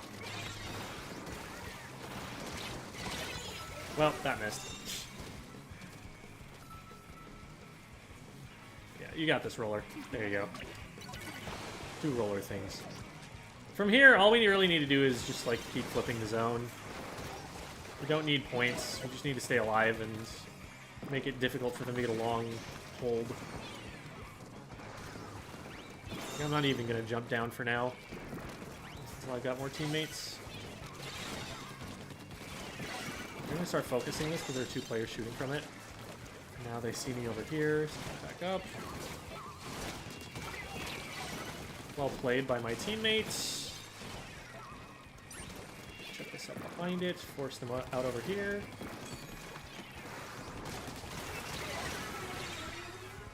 That was a lot of death in very short succession. Please don't go too far in Luna. Please stay alive. Oh no.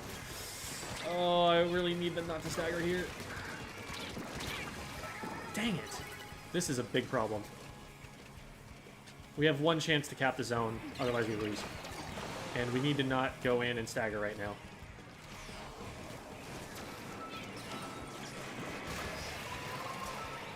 One for 1. More important not to allow a KO than it is to keep the lead here. Although, there we go. Okay. Do what we need to do. Not the best aim on the Splatana wiper. Probably could have taken that one cleanly. Easy cap. Okay. That got a little hairy there. That was a situation where Luna definitely needed to jump out so that we didn't stagger. It got way scarier than it needed to, but we were able to make it.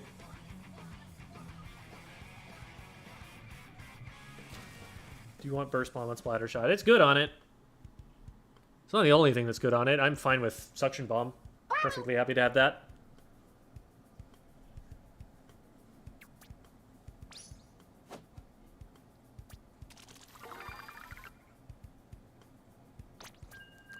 How should I position and what's my job as a Squiffer?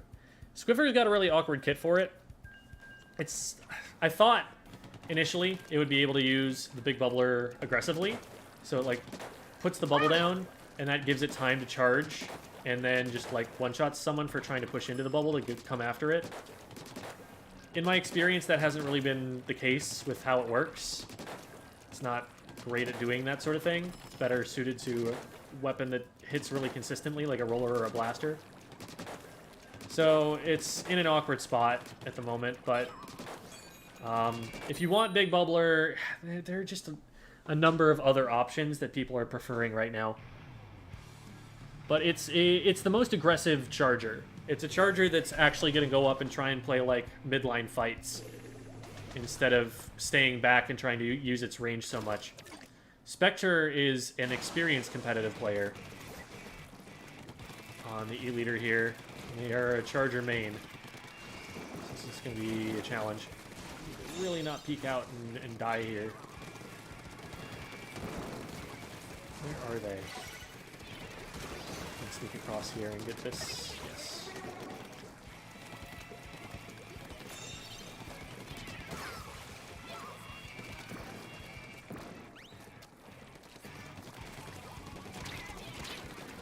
I might die here. If they had pre-fired me a little bit more, read that I had to jump back.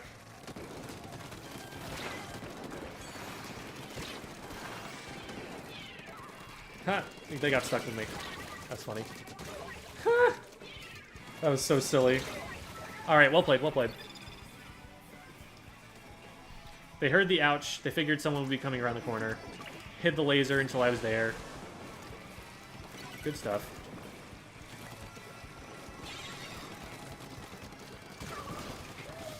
They'll chase me here, right? No. Okay. They're not interested in chasing me for some reason.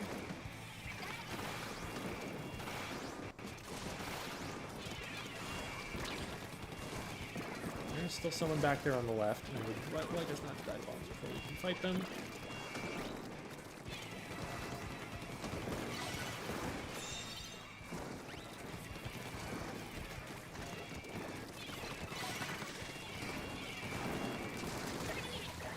A little bit off on the aim at first, but they didn't do enough to avoid me.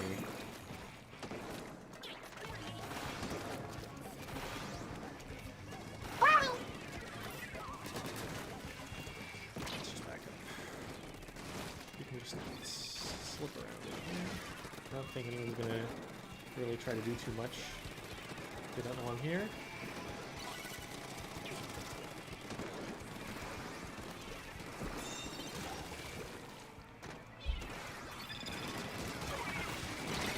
You thought they were the only one, haha!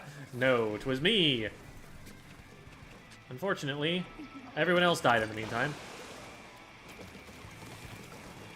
Okay.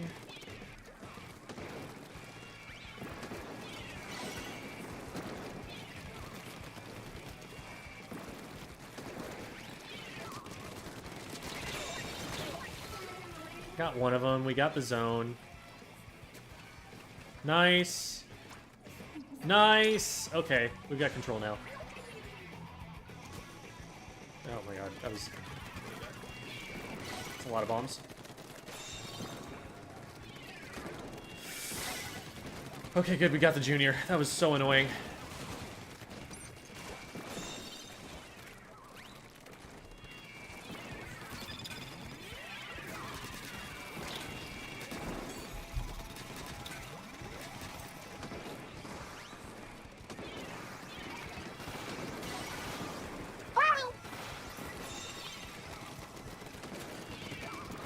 I think we're going for KO here. Just keep paint on the zone. And we should be good. Yep. I was a little worried that my teammate was going to die on the zone and that was going to help unpainted, but there we go. How good is ballpoint? Ballpoint's solid. The main weapon is really, really good. The kit is a little bit strange for it, but it actually does have some uses for inkjet. Fizzy bombs are a little bit awkward. That's the cat alarm. I need to go feed my cat. Fizzy bombs are a little bit awkward because you need to choose between either using the main weapon optimally or throwing fizzies. You really can't kind of go back and forth very quickly between the two. So, I mean, it's nice to have both, I guess. It's not the worst kit it could have. You go and feed them.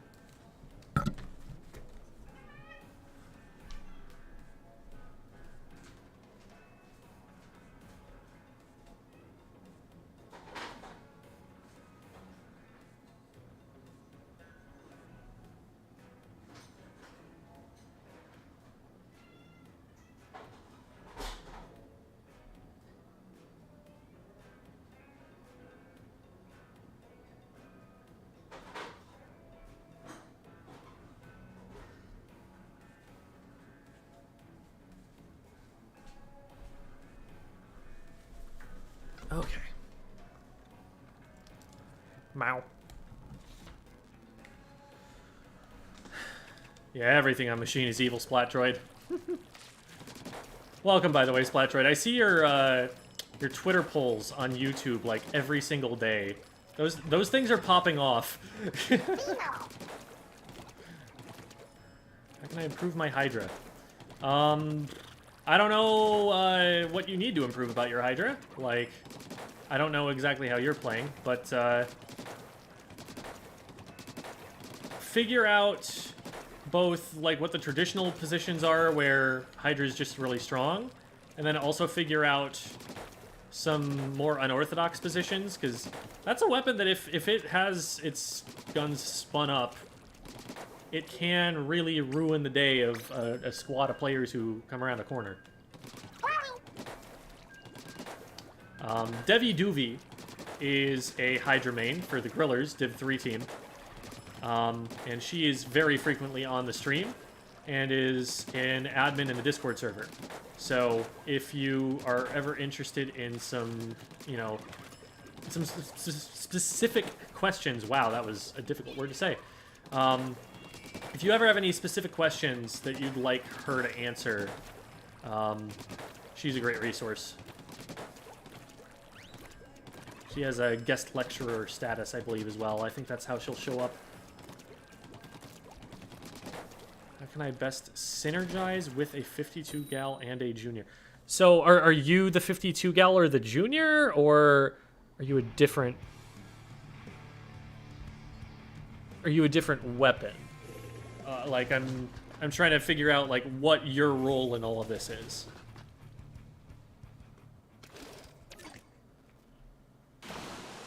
Yeah, you're not even really an anchor as a Swiffer. You're just like a midline slayer.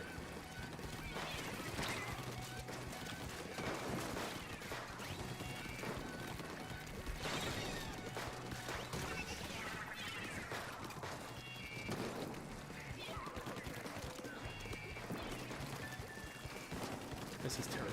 Oh, I should have gotten shot by the E-leader for that. Please go away.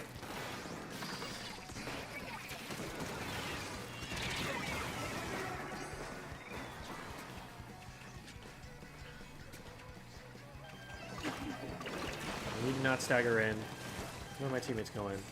He's trying to go left. He's trying to take this bat. Especially since it's in undercover and it's not getting anything done by itself over there. Largely focused on that. This is scary because I can't see anything. I'm amazed I didn't die to that. Okay, nice. That's 3 down. Where's leader? I have no information on where the leader is. Okay, they're top left. Let's see if I can hit this. Nice! Okay. Leader down. That's a huge relief of the pressure.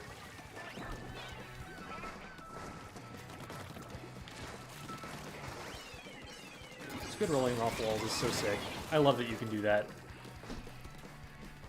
I don't know if the trade was worth... I mean, I did get their strongest painting weapon. So if we can just kind of stall zone a little bit, we might be able to hold. Oh, can we keep zone in time? No! I tried. I could have escaped. I fed for a lead we couldn't get. Not when you don't have your wall up yet. That is a thing that I learned the hard way many times today. Oh, you're sharking me. Cool.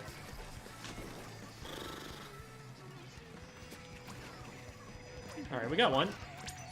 And it's the junior. Nice. So they don't have as much paint. Probably just hold from here, which is what I said last time. And they've capped it again.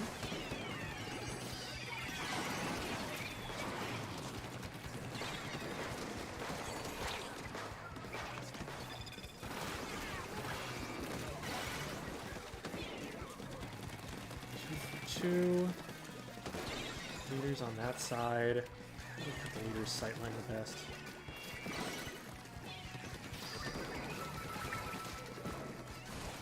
Oh, they died in Booyah. That's actually really bad.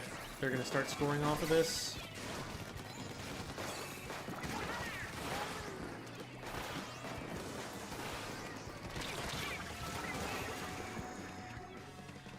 And everybody dies.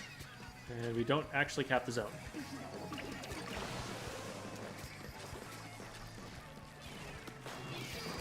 Oh, no, that is not a thing you can do, sir.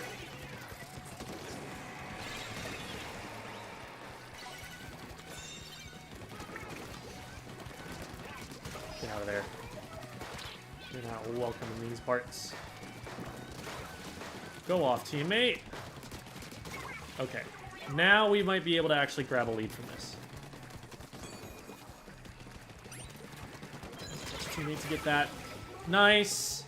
Okay, I think we've got lead now. I think they're staggered enough that we get this.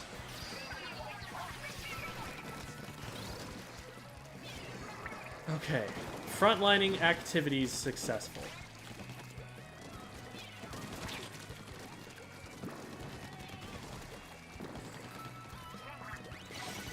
Oh my god. If we lose because this... Lose zone because of this. Guys! There was just one person on the zone and I this-wayed and nobody this-wayed to me.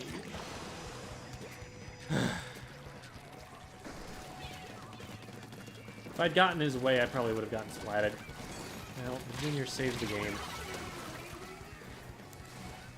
Just a leader, so we should be able to get out, get capped. They've got penalty, 19 seconds.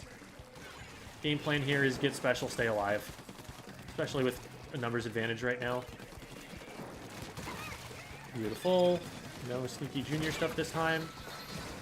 Did get sniped. That's not ideal. 2, 1. I don't think they have it in time. Yeah. They need to cap the zone. They can't just neutralize it to be able to get over overtime. Is run speed up good for blasters? It is.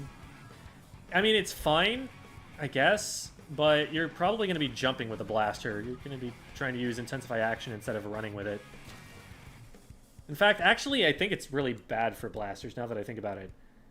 Because while you're firing the blaster, you're not moving very quickly on the ground, like with your little stubby legs.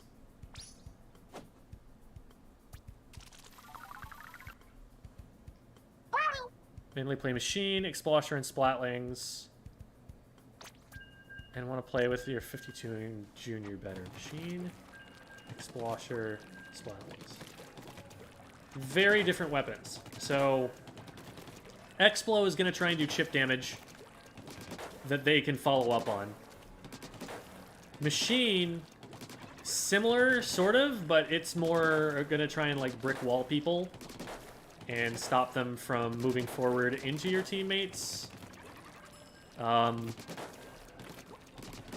You're probably going to play... If you've got both a 52 and a Junior, and you're playing Machine, you're probably going to play more of, like, a midline...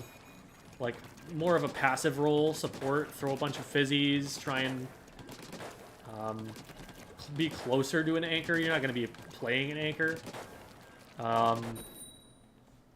And trying to set them up for good fights or come to their rescue when they dive into something. And then Splatlings, depends on which Splatling, because Nautilus is really aggressive, Mini is fairly aggressive, Heavy is relatively passive, and Hydra needs to be in a different zip code from everything else that's going on.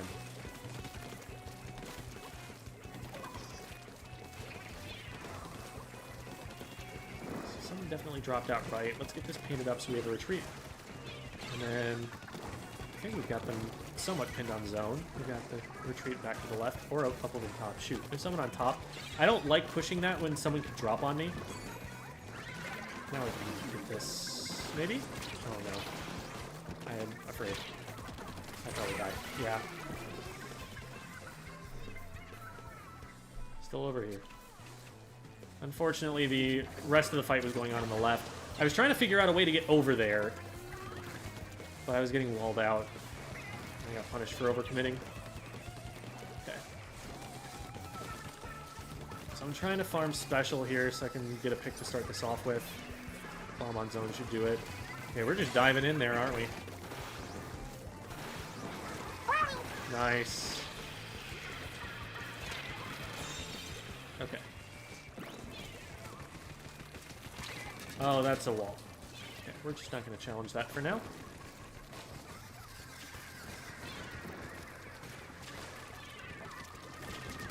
A lot of the time, I find the closer you are to enemy ink while you're sharking, the less likely they are to check it.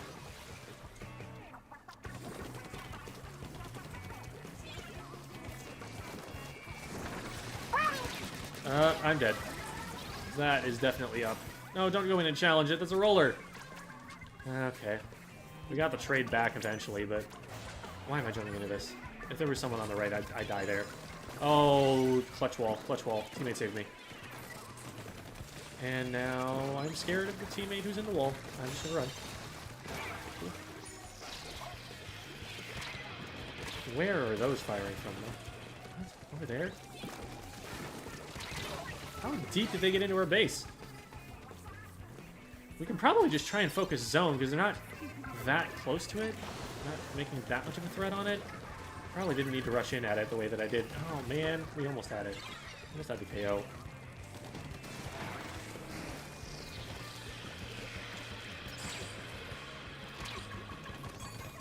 Okay, they wasted 2 specials completely.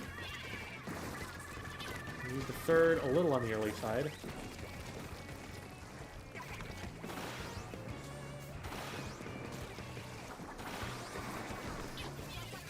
One down. Expo's over here. Let's try and take a sneaky path to it. That's not the Expo, but we'll take it. Alright. And we didn't get... Oh, I could have held ZR and landed on the wall. That was silly of me. Here's ZL.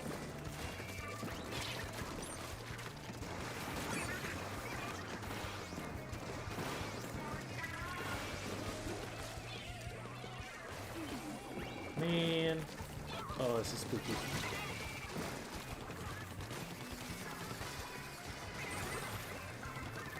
Let's try and get control of the right side, because then we can get zone caps and we have more paint to work with.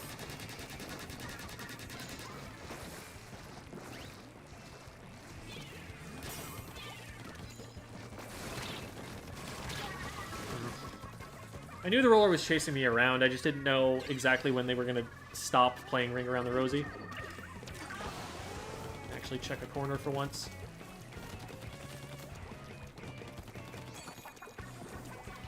We're already 1 down. We need to not go in yet.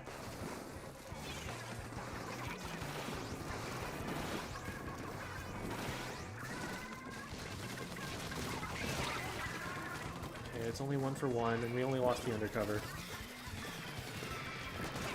There we go, okay. I think we get him. No, we don't quite get him. I should have got him. Alright, what? That gave it to me? I thought it was the whale that got it back over time. No, no, no, we need zone, we need zone. I thought we had it for free at that point. This is really challenging to get out of. I'm probably dead.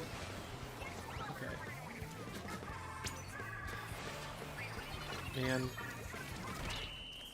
We didn't paint the zone. We had so much control. Oof.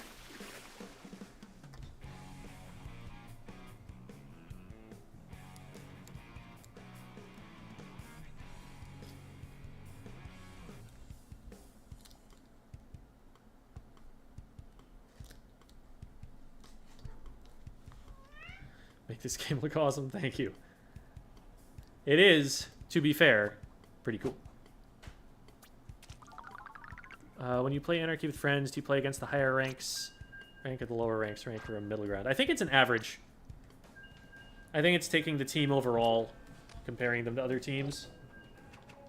But it's pretty loose, because there are only so many teams of 4 you're going to find anyway. Oh, hey, it's Jose! Jose is in our PBs from the other night, from yesterday, I think.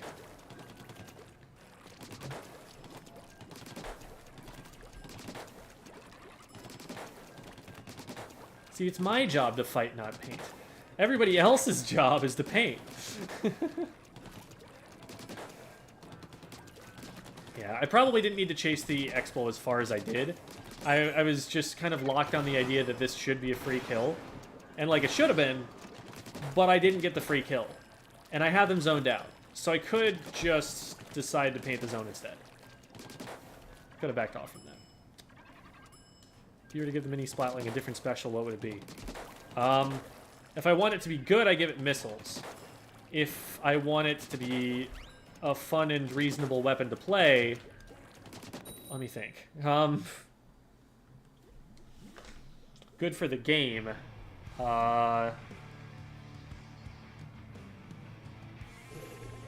Inkstorm wouldn't be bad.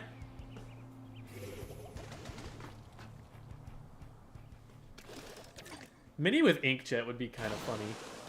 Probably not good, but Wavebreaker wouldn't be bad.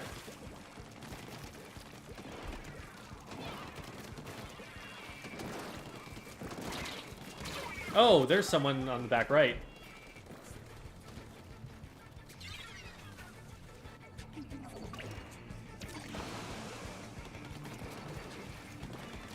So we're all down. We need to back up and play it safe here. Yes, I know you're there, you leader friend. That's not me, leader.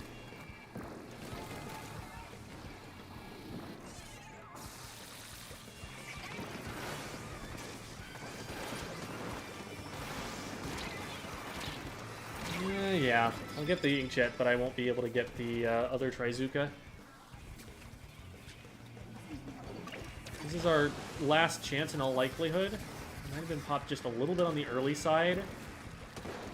We're going in. What? Yeah, Ninja Squid threw me. Yep. They ran opening Gambit. The absolute mad person. Every single one of those fights did not go well. I see there. Now, am I going to do anything about you? Not necessarily, but...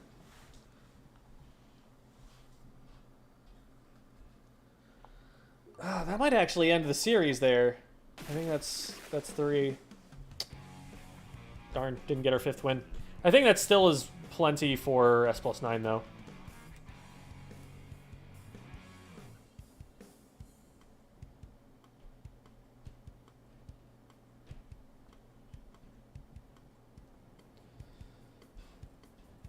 Ooh, number 1 overall Splatter with 2.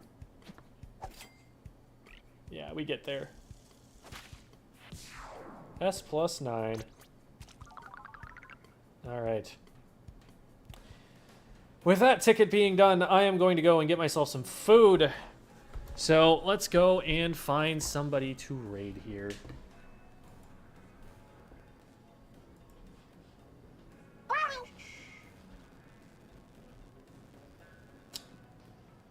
Let's send y'all over to Broshi Nendo. Broshi... Where did I play with Broshi recently? Broshi's actually in one of my videos, because we ended up lobbying up together. I think that's... But we also talked someplace else. I can't remember, but we're going to go say hi to Broshi. That is all you really need to know. School's out is our raid message. There it is. Those of you on YouTube who would like... I'm going to really quickly plug my links, and so this is your opportunity to switch over to Twitch to be able to participate in the raid if you want to. Here are my links. I am a content creator full-time, and so this is what supports me. So really appreciate you guys checking out, you know, all of the other social medias, likes, commenting, subscribing. In addition to that, there is a Patreon page if you would like to support me in the work that I do. There's also a Medify if you would like private coaching and to support me that way. Really appreciate you guys checking that out. That is all I have to say about that.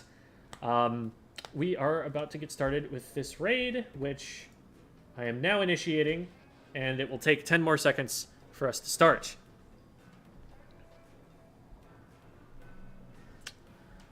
All right. Thanks, everybody, and y'all have a nice night.